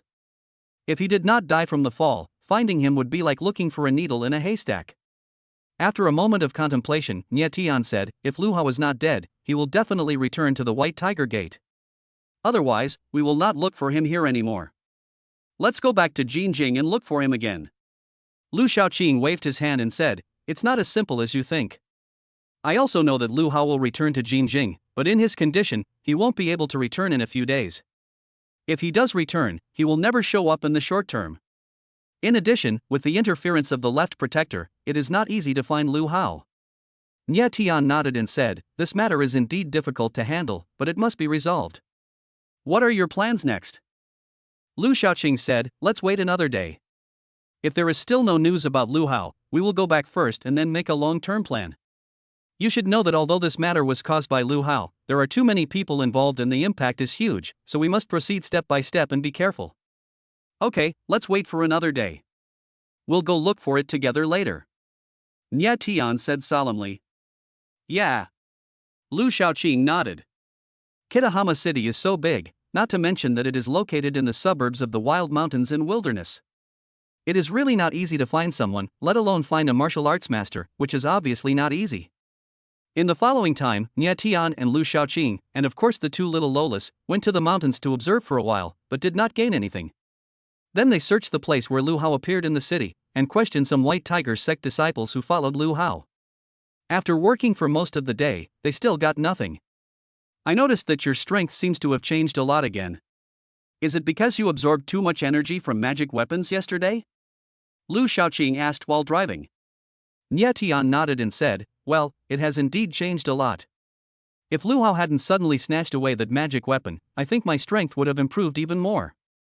When it comes to this, Nie Tian hates Lu Hao so much that his teeth itch." This fusion was obviously a great opportunity for Nebula Falls to advance and provide Nie Tian with more resources for cultivation. However, it was ruined by Lu Hao. Although Nie Tian later obtained the Chaos Body Art and refined the absorbed energy, which greatly improved his skills, what he lost was the gain from the complete fusion of the two Nebula pendants. Perhaps something more valuable than the Chaos Body Art would appear. But due to Lu Hao's destruction, everything turned into a fantasy. All in all, Nie Tian suffered a huge loss from this operation. Chapter 55 Lack of Temptation. The next day soon arrived, and according to the agreed procedure, Nie Tian and his party flew back to Jinjing City. Before coming back, that is, yesterday, Lu Shaoqing had already deployed manpower in Jinjing City to search for Lu Hao's whereabouts, but there was no sign of him, as if he had evaporated into thin air. If you can't find it, you can only look for it slowly and wait patiently. As long as Lu Hao is not dead, he will appear one day. At around 9 o'clock in the morning, Nie Tian came to work at the company as usual. After Huashan Company was merged into Tianxin Group, it still retained the right to operate independently and could outsource business on its own, while also taking on some internal business through Tianxin Group. After holding on to the strong thigh of Tianxin Group, Huashan Company naturally turned around, with money rolling in and being very busy. As the big boss behind the scenes, Nie Tian had to throw himself into it and did not even have much time to deal with the affairs of Bailong Group. In the afternoon, Wei, the marketing director, drove the company's Audi A4 and prepared to go out for business. Just as she was leaving the parking lot, she was suddenly stopped by a man in his 30s. The man looked average, wearing a formal suit, holding a bouquet of roses, and smiling a bit exaggeratedly, giving people the feeling of a bad gentleman. His name is Li Hao. He is the chief executive officer assigned by Tiancheng Group. He is also the key link between Huashan Company and Tiancheng Group. His position is extremely important and is not under the jurisdiction of Huashan Company. Even Ye Tian has to give him some face. In addition, he is a married man. At this time, he stopped in Wei's car with roses. And Wei has no relationship with him. His intention is self-evident. Seeing Li Hao's intention, and Wei's face became a little unnatural.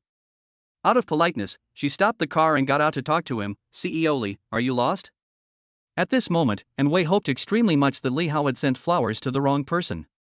She was young and promising, with a lot of assets, and she didn't want to encounter any misfortune because of this old man. But speaking of it, and Wei and Li Hao had some contact. In fact, it was during these few days at work that Li Hao approached her from time to time, asking about her well-being under the pretext of asking about business matters, which made people feel particularly considerate. However, and Wei had seen through everything. She could guess what Li Hao was planning with just a tiny bit of her hair. Li Hao adjusted his tie and said with a smile, Wei, after knowing each other for so many days, you should be able to feel my deep affection for you. To be honest, I was fascinated by you the first time I saw you. Considering my infatuation with you, can you please do me a favor and have dinner with me?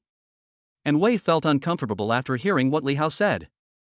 Apart from other things, just the fact that he called out Wei in a pretentious way fully demonstrated how good he was at pretending. How could Wei have a good impression of a man like him who clearly wanted to have sex with someone but pretended to be a gentleman? What's more, he is an old man with ugly appearance and quite old. Looking at Li Hao, and Wei couldn't help but think of Nie Tian. She felt that only a man like Nie Tian was the best choice as a partner. As for Li Hao, he should save his energy and go back to harm his shrew. And Wei tried to maintain her usual elegance and said, I'm sorry, I just had dinner and now I'm in a hurry to go out to meet a client. Can we talk about dinner another day? No problem. Li Hao nodded in agreement without hesitation, then handed the rose to Wei and said, you don't have to eat, but you have to give me some face and accept the flowers. Sorry, I don't want to accept gifts without doing anything. You should take it back and use it at home to purify the air. And Wei said patiently, only to find that Li Hao was a difficult person with a high status, so she couldn't refuse him forcefully. However, and Wei didn't want to go against her own wishes, so she could only reject him in a moderate way. Li Hao said in a wrong tone, Wei, you make me feel very embarrassed. And Wei said, but your behavior of forcing me to give flowers also makes me feel very embarrassed. If there is anything, we can take our time, but please don't be so impatient, okay? At this point, Wei could only resort to a delaying tactic and not worry about the future, but deal with the present problem first. Seeing Wei's firm attitude, Li Hao didn't want to force her, so he had to take back the roses awkwardly. When he was about to speak, he found that Wei had returned to the car and deliberately avoided him and rushed out. You want to pretend to be reserved in the workplace? Newcomers are just naive. Just wait, one day I will get you into my bed. Li Hao muttered with a gloomy face as he watched Wei drive away. At this moment, Zhang Yueru drove to the parking lot. She had just taken her two little aunts to a star restaurant for dinner. Now she was busy racing against time and was unwilling to waste some time on the two little girls. As soon as she got off the car, Zhang Yueru saw Li Hao standing a few meters away with a bouquet of roses. She almost thought that this guy was crazy and came to give her flowers, but it was obviously not the case. The two of them did not have such an ambiguous relationship. CEO Li, good afternoon. Zhang Yueru greeted Li Hao politely, then led the two little girls away. Mr. Zhang, please stay. Li Hao suddenly shouted. Zhang Yueru stopped and looked at him in confusion. What's the matter? Li Hao handed the rose to Zhang Yueru and said with a flattering smile, the most beautiful words are given to the most beautiful people. It's just a small gift. I hope President Zhang won't despise it. Please accept it. Upon hearing what Li Hao said, Zhang Yueru had the urge to kick him a few times. Li Hao really thinks he is smart and treats others as fools. When Zhang Yueru just drove over, she saw Li Hao holding flowers and talking to the marketing director from a distance, and then she saw that the other person rejected him. It turned out that this guy was quite playful. He turned around and wanted to give her flowers. They were bright red roses that symbolized love. How could Zhang Yueru accept this? It was already a great favor to Li Hao that she didn't get angry immediately. Flower seeds without roots cannot survive, so you should keep them for your own enjoyment. Meng Meng noticed that her mother's face looked a little embarrassed, so she immediately stepped forward to help her out. Li Hao said shamelessly. Mr. Zhang, please don't misunderstand me. I have no other intentions. I just want to use this flower to prove the friendship between you and me. Zhang Yueru sneered and said, but there's no need to send roses, right? However, it is easy to say.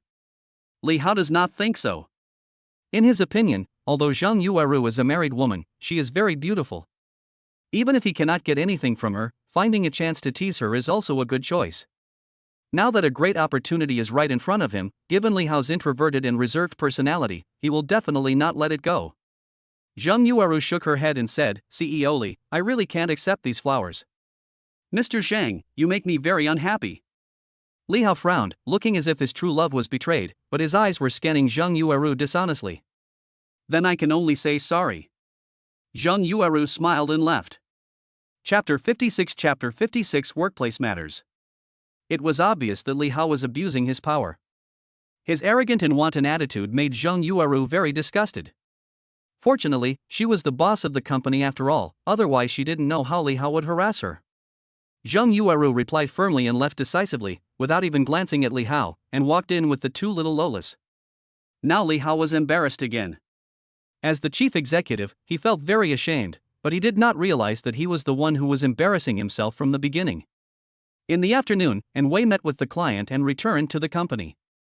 She went to Nie Tian to report immediately. Nie Tian's office is on the same floor as Zhang Yueru's, but Wei deliberately avoided the sight of Zhang Yueru and the two little Lolas and successfully entered Nie Tian's office. However, after entering the office, Wei saw Lu Shaoqing was also there, and her face immediately became a little dazed, but she adjusted herself immediately and spoke to Nie Tian very naturally. When Lu Shaoqing saw Wei, he smiled politely, while Nie Tian began to process the documents submitted by Wei. However, Wei felt that she had behaved naturally enough, but she was not able to escape Nie Tian's mind-reading ability. No, now it should be called mind-controlling ability. Although he found out what Wei was thinking, Nie Tian didn't think it was anything special, so he didn't reveal it. After a while, Nie Tian dealt with the documents submitted by Wei, and Wei left the office. However, less than 2 minutes later, she came in with 2 cups of coffee and gave one to Nie Tian and one to Lu Shaoqing, appearing very considerate. Enjoy your meal, both of you. I'll have to go get busy now. Wei said, opening the door and leaving. Nie Tian looked at Lu Shaoqing in surprise and said, don't you know Wei? Are you talking about the beautiful lady just now? I don't know her. Lu Shaoqing said while drinking coffee and shaking his head. Hearing him say this, Nie Tian was even more surprised, and said with a meaningful smile, but I found that Wei seemed to know you. Lu Shaoqing frowned in confusion. What do you mean? Nie Tian said, when Wei saw you just now, she was surprised that you suddenly appeared. If she didn't know you, why would she think so? Lu Shaoqing said in surprise, how do you know what that beautiful woman is thinking? Can you read her mind? Nie Tian paused and said, you can think so. But this is not the point. The point is the relationship between Wei and you. I have nothing to do with her. This was the first time I saw her. Lu Shaoqing explained. Nie Tian could use mind control to find out the truth of his words, so he believed them without a doubt. He then thought that Wei's acquaintance with Lu Shaoqing was only one-sided. After all, Lu Shaoqing had been in the underworld for so many years, and many people knew him. This time, Lu Shaoqing came here mainly to tell Nie Tian about the progress of the search for Lu Hao's whereabouts and the situation at Bailong Group. Lu Hao has not been seen alive or dead, and his whereabouts are still unknown. The spies that Lu Shaoqing has arranged in various areas are failing every day. As for the Bailong Group, ever since Gu Qinglian's death, it has been embroiled in an internal struggle for power. All major shareholders want to take the position of chairman of the board of directors. Even Gu Peng cannot control this situation. In fact, after Gu Qinglian's sudden death, I felt that it was a great opportunity to bring down the Bailong Group.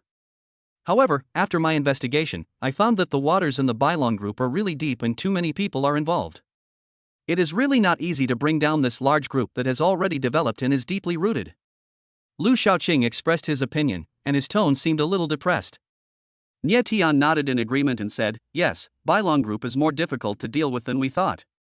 Gu Qinglian's death only put their plan to acquire other companies, including Tiancheng Group, on hold, but not completely terminated. So we have to find a way to curb Bailong Group's ambitions, otherwise, when they succeed, we will be powerless to turn the situation around. Regarding the current situation, Nie Tian's opinion is no less than Lu Shaoqing's. It seems that Nye Tian has not focused on investigating Bailong Group during this period, but the momentum of the evolving situation and related clues are enough for Nye Tian to speculate a lot of things. Let's take our time with this matter. There's no point in rushing, Lu Xiaoqing said helplessly. Nye Tian said, of course we can't be impatient. What's more, you people from the White Tiger sect are also involved with the Bailong Group. We are restricted from all sides now. It would be better for us to take the initiative when Gu Qinglian is still alive. Lu Xiaoqing said, the people who cooperated with Bailong Group are the right protector. The purpose of the cooperation is to guard against you and me. It has no impact on our actions to collect relevant evidence. You don't have to worry about it. Nye Tian didn't want to worry too much. Right now, he was overwhelmed by all the messy things going on. The first is the Bailong Group, the second is the White Tiger Gate, and the third is Lu Hao who stole the magic weapon and his whereabouts are unknown. In addition, Nye Tian is already busy and exhausted with the affairs of his own company. He no longer has any extra energy to think about anything else. After chatting for a long time, Lu Xiaoqing left. Nye Tian sat in his office, carefully analyzing the company's situation. The busiest departments right now are the marketing and sales departments. We don't have enough senior management, and the position of deputy manager of the marketing department is vacant. We need to find someone to fill it. But who should we find? On the other side, all the staff in the marketing department were busy at work. At this time, Li Hao came here wandering around, looking like an idler from head to toe. Li Hao seemed to be a leader on inspection. He walked around in a cocky manner and finally came to Wenwei's office. Wei, good afternoon. Li Hao opened the door, stretched his head out and smiled flatteringly. And Wei had long been annoyed by Li Hao, but due to her status, she could only endure it. No matter how uncomfortable she felt, she had to put on a forced smile and said, hello, CEO Li. I'm very busy right now. If there's nothing important, could you please leave first? Don't rush to send me away. Li Hao came over shamelessly, supporting himself on the table with his hands, looking down at Wei, and said, I know you are very busy, but you should at least give yourself some time to relax, right? And Wei laughed dryly, thank you for your concern. Then Li Hao took out a golden bank card, shook it in front of Wei and said, you can use this card as you like. As the one I love, I don't want you to treat yourself badly. Hearing him speak so bluntly, Wei couldn't help but get goosebumps all over her body. At the same time, she also truly experienced what it meant to be a high-ranking official with the power to crush people. Li Hao is absolutely unique in the company. He is the spokesperson of Tiansheng Group and is in charge of administration. He is not under the jurisdiction of anyone here. However, his position is very high. Seriously speaking, it is higher than Nye Tian. As a planner in a small department, Wei could not resist facing such a high-ranking figure, and could only endure it even if she was rudely oppressed. Besides, Wei had already seen that the more Li Hao rejected her, the more he would stick to her like a dogskin plaster. If she rejected him now, God knew what other methods he would use to continue to pester her. Looking at the golden bank card, Wei was in a dilemma. She couldn't accept it, nor could she refuse it. She could only say with a bitter face, CEO Li, I have already said that I have a crush on someone, and I appreciate your concern, but I can't afford your kindness, so please stop. Chapter 57 You're a scumbag. How can you not afford it? I can afford it if I say so. Li Hao said domineeringly, and then threw the bank card accurately into Wenwei's plump cleavage. This move was definitely a blatant teasing, and Wenwei was so frightened that she turned pale and hurriedly took out her bank card and threw it aside. Ha ha ha. It's more romantic to play like this. Please at least give me some face and cooperate. Li Hao said with an evil grin on his face. As he spoke, he moved closer to Wenwei, suddenly put his arms around her slender waist, and then tried to kiss her forcefully. That's enough. Wenwei suddenly broke free from Li Hao's arms and stepped back a few steps. Her pretty face turned pale with anger, and it was obvious that she was really angry. But even though she was angry, Wenwei tried her best to control her fluctuating emotions, considering her hard-earned position. She did not get angry with Li Hao. She was like a wounded kitten, choosing to accept her fate because of her helpless reasons. Although she chose to endure the humiliation, Wenwei did not stand there stupidly while being teased by Li Hao. She hurried to the door, ready to leave the office. Li Hao certainly would not dare to do anything reckless in front of so many people. As a result, Li Hao seemed to have already noticed Wenwei's intention. He immediately rushed over to stop her, and took the opportunity to hug her tightly, smiling obscenely, trying his best to take advantage of her.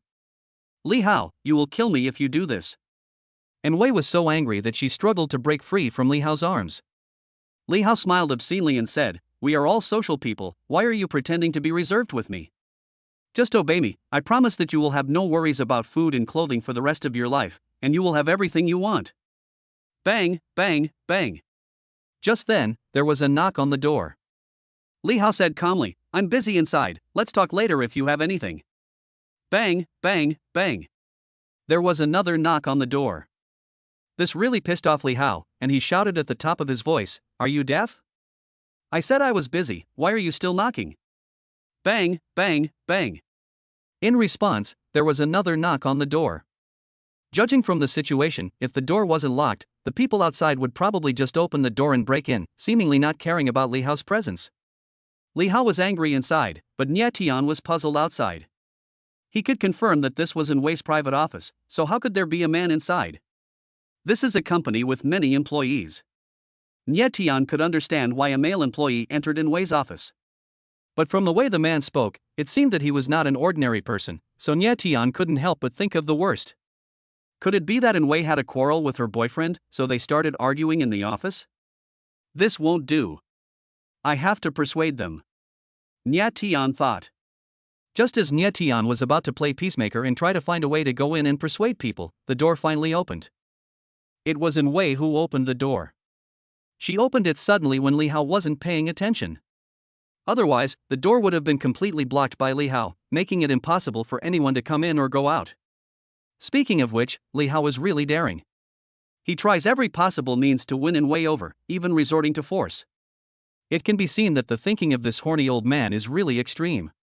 As soon as the door opened, Li Hao was about to close it, but Nie Tian outside was faster, stronger, taller, younger, and more handsome than him. With so many advantages, he was able to push the door open easily, and then forced his way in with a look of confusion on his face.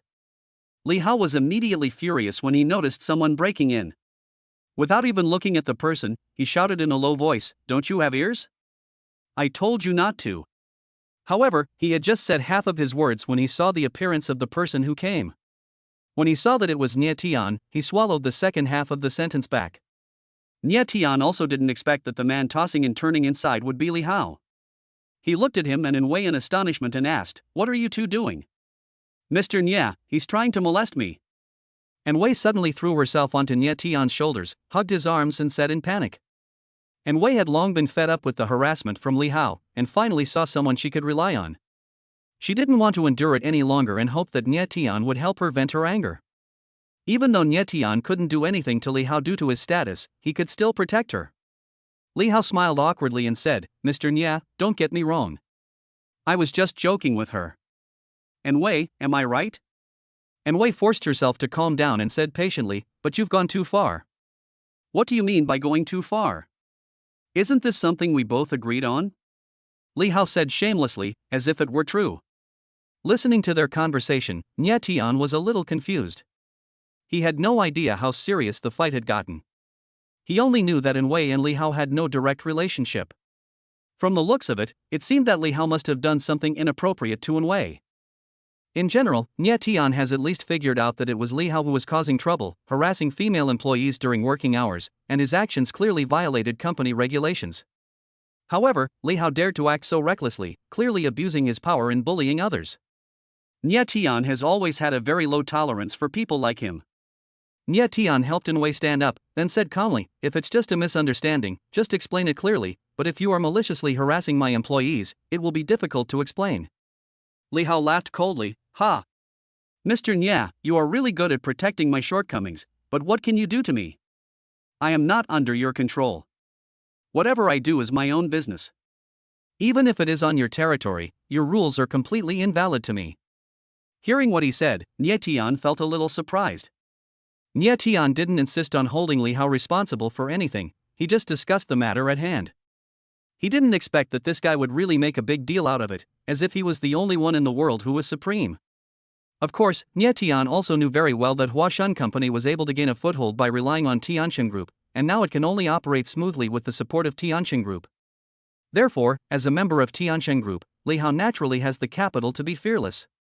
But even if he has the capital to be proud, and is so arrogant to this extent, then the meaning of his existence is no longer important to Nie Tian. Besides, given the relationship between Nie Tian and Situ Jing, getting rid of Li Hao would only take a word. In fact, seriously speaking, Nie Tian's attitude towards Li Hao is truly fearless. Nie Tian sneered and said, "We have no right to restrain you, so you dare to do whatever you want? Harassing my employees and even sending flowers to my wife? You have an unhealthy mindset. Since the company's rules cannot restrain you, I have no choice but to use private means to deal with you." Zhang Yueru immediately told Nie Tian about the ridiculous thing about being sent flowers by Li Hao. At that time, Nie Tian just thought it was a harmless little act done by Li Hao on impulse, but he didn't expect that he had taken things to such an excessive extent. How could Nie Tian allow a villain like him to continue to do evil and harm the company? Deal with me? What gives you the right?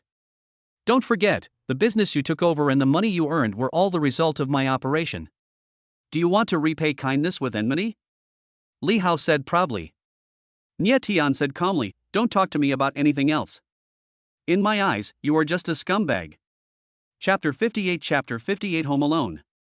Nie Tian's words were like a fuse, which immediately ignited the anger in Li Hao's heart and made his already evil nature even more violent. Li Hao's face turned green as he shouted, "Nie Tian, you're targeting me just because of money. Don't you understand such a simple truth? I'm telling you, if you offend me, neither you nor your company will have a good ending." Hearing Li Hao's words so powerfully, Nie Tian felt like he was hearing a dog barking. It seems that Li Hao must not know the relationship between Nie Tian and Situ Jing, otherwise he would not be so arrogant. If he knew, he would probably be afraid of Nie Tian. Nie Tian still said calmly, "Are you done?" Li Hao glared at me and said, "Don't act mysterious to me. My meaning is very simple. As long as you bow your head and apologize to me, I will pretend that nothing happened. If you don't do it, you will definitely not have a good result." Nie Tian smiled faintly and nodded, "Well, I've taken note of your words, so now you can go away." Li Hao's face darkened, and he gritted his teeth and said, "What did you say?" According to Li Hao's script, no matter how tough Nie Tian's attitude is, he will always be suppressed by him and can't raise his head. But now he is more powerful than him, which makes Li Hao feel a little flustered. He is worried that he will fail to bully Nie Tian and hit a wall instead, and he will be the one to suffer in the end. However, everything has already happened, and even if Li Hao has new concerns, it is too late.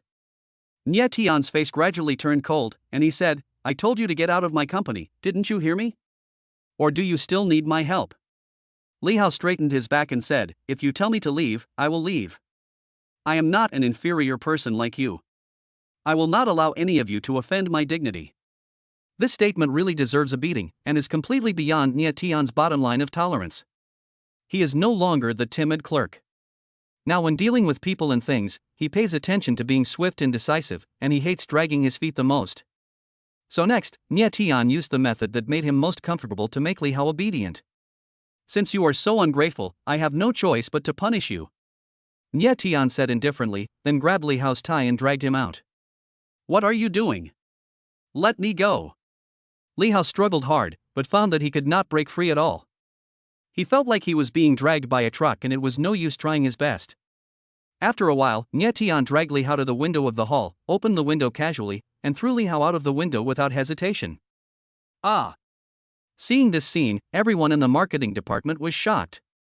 Most people knew exactly what kind of person Li Hao was, and they all thought that Nie Tian treated him with respect, but they didn't expect that he treated Li Hao so rudely, starting fighting over a disagreement and even throwing him out of the window. Fortunately, this is the second floor, only about 3 or 4 meters high. Even if Li Hao is thrown out, he won't fall too hard, at most he will just get some broken skin. After Li Hao was thrown down, he fell on the ground with his face covered in dirt, and his forehead was scratched and bleeding. He felt humiliated and embarrassed and could only run away in disgrace. Nie Tian treated Li Hao like garbage and didn't even look at him. He turned around and went to Enwei's office. After all, he came to the marketing department just for Enwei. Enwei followed him into the door, her eyes shining as she said, "Boss Nie, thank you very much for your help. If you hadn't come forward in time, I really don't know how I would have gotten rid of him." Nie Tian sat down and said, "You're welcome. As my employee, I should protect you." Enwei also pulled a chair and sat face to face with Nie Tian, staring at Nie Tian as if she was reluctant to move away.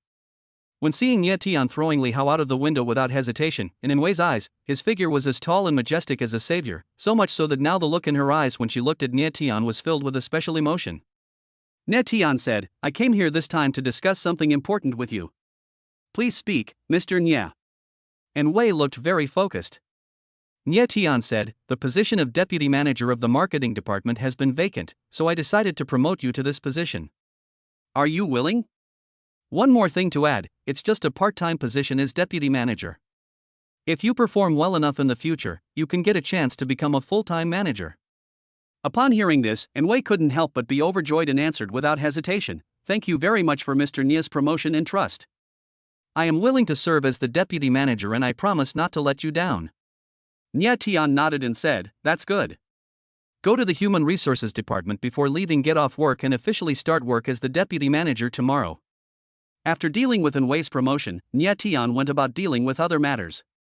At the same time, Zhang Yueru asked the company's driver to send the two little girls back home. Everyone in the company was busy and Zhang Yueru had no time to look after them. They also didn't want to stay in the noisy company doing nothing, so they decided to go home and play. The newly purchased villa meets the living requirements of the two little girls.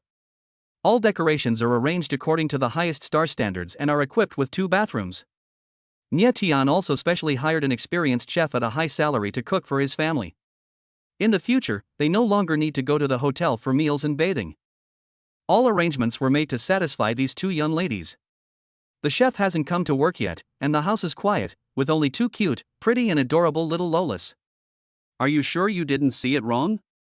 Little Meng Meng sat on the armrest of the sofa and asked Meng Meng with her little head tilted. Meng Meng sat obediently, nodded and said, "Of course.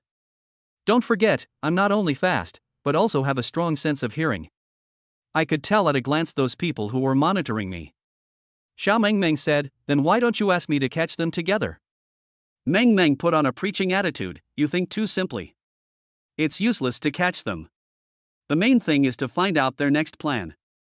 The conversation between the 2 little girls was about some things they discovered in the company today. Nye Tian was so busy that he could only kick his heels with his back feet. He had no time to observe some special situations, but the 2 little Lolas could keenly sense the different changes. In fact, they were just a few monitors sent by someone unknown. They seemed to be monitoring Nye Tian's every move, but they were discovered by Meng Meng, so the 2 sisters discussed how to deal with those people. Meng Meng has a college degree and her thinking is stronger than that of an adult. She has a clear way of thinking about things and came up with a response strategy immediately. She did not intend to alarm Nye Tian and just wanted to do things quietly and let him know the result when the time comes. "So what do you decide to do?" Xiao Meng Meng asked. Meng Meng held her chin up and thought for a while before saying, "It's very simple. They are spying on Dad, so we can spy on them in return. This way we will definitely be able to find out what they are trying to do." Xiao Meng Meng nodded suddenly, "I see. But what about the person hiding upstairs? Should we pretend that we didn't see him?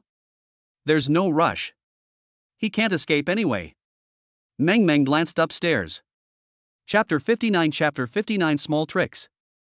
Currently, Nye Tian is in a chaotic situation, and there are many people who want to deal with him. Now all the small moves made by the enemy against him are just some arrangements that cannot stand scrutiny. What's more, they have all been discovered by the 2 little Lolas, so the arrangements may have lost their meaning. As for the person hiding upstairs, the 2 little Lolas found him when they came in. He was fiddling with something at the time, so they didn't grab him directly. Their intention was simple. Only by waiting until he finished what he was doing could they know his purpose of sneaking in, so as to avoid catching him in advance and not being able to get anything out of him after interrogating him. After a short wait, it was time to meet him. The 2 little Lolas came to the 2nd floor one after another and walked straight into Nye Tian's bedroom. Xiao Meng Meng walked over first and opened the closet door, and then saw a short and thin man wearing a loose t-shirt hiding in the closet. The moment he saw the 2 little Lolas appear, the short and thin man suddenly had the urge to bang his head against the wall and felt extremely sad in his heart. Although he had never fought against these 2 legendary powerful little Lolas, he had heard rumors about them many times, so he had long been afraid of them. Now he was trapped in the closet by them, and it was impossible for him to escape. It seemed that the only thing waiting for him was to give in. Little Meng Meng looked up at him and said, "You knocked off my dad's tie and stepped on it. It's very troublesome to wash it, you know? Hey! Sorry to bother you. The short and thin man grinned bitterly, then stepped out of the closet carefully, wondering whether he should try to escape by jumping out of the window. However, Xiao Mengmeng's next move made the short and thin man feel what despair was. Xiao Mengmeng picked up the tie that he had stepped on and was about to tie it on his hand. He was unwilling to be caught like this, so he had to bite the bullet and run away. The short and thin man rushed towards the window at an extraordinary speed. The room was not very big, and the short and thin man rushed to the window in 2 or 3 steps. When he was about to jump out of the window to escape, he suddenly found the older little girl standing under the window with a smile on her face. He was so scared that his feet slipped and he fell to the ground. Xiao Mengmeng came over, put her hands on her knees and looked at him and said, "We just went through this, you can't escape, you'd better behave yourself now, or I will use my feet to tell you what pain is. Don't push me." The short and thin man was so angry that he suddenly jumped up and punched Meng Meng, trying to force her back and then escape. But he thought too much. What was waiting for him was just as Xiao Mengmeng said. He saw a small foot kicking his calf. Bang! Although Xiao Mengmeng's kick didn't seem to have much force, it caused the short and thin man to fly up with his face up, and then fall heavily to the ground. "Does it hurt?" Xiao Mengmeng asked, blinking her bright eyes. The short and thin man felt as if his whole body was broken into pieces, and his left leg was in excruciating pain, as if every inch of its muscles was twitching. The pain was so severe that he opened his mouth but could not make a sound. Meng Meng looked at Xiao Mengmeng and said, "You used too much force again. If you kick him and hurt him, should we treat him or not? You have to know that we are just children. We should know how to treat others well." Little Meng Meng covered her ears and said, "Oh. You are so nagging, you act like my mother." It took a long time for the short and thin man to recover, but he had already suffered a psychological trauma from the kick from Xiao Mengmeng. He didn't have the courage to escape anymore and could only obediently let the 2 little Lolas control him. Meng Meng was indeed kind-hearted. Not only did she not use any special means to bully him, she also gave him a chair. However, the chair was not for him to sit on. Instead, he was asked to squat on the chair with 1 foot. There were some thumbtacks scattered on the ground around him. Then Meng Meng and Xiao Mengmeng made a bet on how long he could last. The ground was covered with thumbtacks, and if you fell on them you would get hurt. The short and thin man's feet were sore from squatting on the chair, but he had to keep going even though he cried. Fortunately, he was also a martial artist and had a strong physique, so squatting on 1 leg for 10 minutes was not a problem. But the problem was that if it was 20 minutes or even longer, there was no reason for him to persist until that time. "It's been 12 minutes. Xiao Mengmeng said after looking at her phone. Meng Meng said, "He has a good physique, he should be able to hold on for 20 minutes. Xiao Mengmeng didn't quite believe it. "I think it will only take 15 minutes at most." Watching the 2 little Lolas talking to each other, the short and thin man wanted to hang himself. He thought he would be interrogated and he could just find a few excuses to fool them, but he didn't expect these 2 little girls would come up with such a trick to tease him. It was even more painful than beating him up. But now that things have come to this, the short and thin man can neither fight nor escape, so he can only grit his teeth and persevere. If anyone is forced into a desperate situation, he has to persevere. He is now explaining the meaning of this sentence. He has exceeded his limit and persisted for 15 minutes. If he squats any longer, he would rather be stabbed by thumbtacks. "It's been 18 minutes, you lose." Meng Meng smiled happily. Xiao Mengmeng sat on a small bench and said angrily, "If I lose, I lose. It's not like I haven't lost before." Meng Meng ignored her and turned to look at the short and thin man and asked, "Are your feet sore?" The short and thin man nodded bitterly. It was not just sore, his entire right leg was twitching and cramping. It would be difficult to recover without a few days of rest. Meng Meng said, "Since your feet are sore, why don't you come down and relax? Do you still need me to teach you this little thing?" Hearing Meng Meng say this, the short and thin man suddenly felt a lot of curses in his mind. He realized that as an adult, he could not communicate with these clever children at all. Their minds were too unpredictable. However, Meng Meng's meaning had already told him very clearly that he could come down. But his legs were cramped from squatting, and his left leg was half broken after being kicked by Xiao Mengmeng. It was very difficult for the short and thin man to step over the thumbtacks on the ground and get down from the chair. After hesitating for a moment, the short and thin man gritted his teeth and jumped hard. The distance he jumped was no more than 3 centimeters, and then he fell headfirst. Ah! The short and thin man fell headfirst to the ground, and suddenly a dozen thumbtacks pierced his body, causing him to scream in pain. "Hey! It's bleeding. That's scary, Xiao Meng said with a grin. Meng shook her head and said, "You are so stupid." The short and thin man wanted to cry but had no tears. Next, it was the most critical moment of interrogation. Just like before, Meng gave the short and thin man a chair, but this time she didn't ask him to squat, but asked him to sit. She also gave him a pack of tissues and asked him to wipe the blood on his body. She also warned him not to dirty anywhere other than his body. Chapter 60 A sudden accident. The interrogation went smoothly.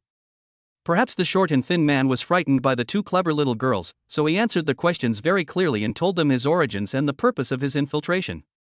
In fact, the short and thin man and the monitor from the company are from the same background. They are both members of the Right Protector of the White Tiger sect, but they are not assigned by the Right Protector. Instead, they are employed by the Bailong group. The purpose of his sneaking in was to install a pinhole camera in Nie Tian's bedroom and then monitor Nie Tian's movements through the camera. The purpose of installing a camera in the bedroom was certainly not to watch live broadcasts, but to observe Nie Tian's practice method, so as to find out what kind of practitioner he is. What exactly the magic weapon on Nie Tian looks like and what effects it has always been a joint investigation by the White Tiger sect and the Bailong group. If one can see Nie Tian practicing internal skills, one will definitely be able to see some clues. This is also a small part of their plan against Nie Tian. The ultimate goal is to closely monitor all of Nie Tian's actions, so that even if they cannot eliminate him at present, at least they can prevent trouble before it happens. After the interrogation, the two little girls let the short and thin man go, and waited until Nie Xia came back from work, and then told him everything. These little actions do not pose any threat to Nie Tian, but they can sound the alarm in his heart. If he does not come up with some coping strategies, his future life will definitely be messed up. At night, Nie Tian practiced as usual, while Zhang Yueru played with two little girls outside. At this moment, someone who was somewhat unexpected to Zhang Yueru suddenly visited. This person was Situ Jing. They all lived in the same residential complex, and it only took Situ Jing a few minutes to walk here. She was wearing sportswear, a headgear, and a towel. It looked like she had gone out for a run before coming here. Nie Tian never directly said to what extent the relationship between Nie Tian and Situ Jing had developed. However, Zhang Yueru already knew their specific relationship through the two little Lolas, so she couldn't help feeling a little awkward when they met unexpectedly. "Mom, you like sports so much, no wonder you have such a good figure." Little Meng threw herself into Situ Jing's arms and said coquettishly. This pounce almost knocked Situ Jing down, but fortunately Xiao Meng did not use too much force and she was able to keep her balance. Zhang Yueru smiled shyly and said, "Are you here to see the child? Or to look for Nie Tian?" In fact, these are the only two reasons why Situ Jing came here.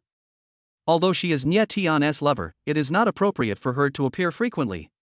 Situ Jing said, "I came to see Nie Tian. I have something urgent to tell him." "Oh, please come in." Zhang Yueru invited her in.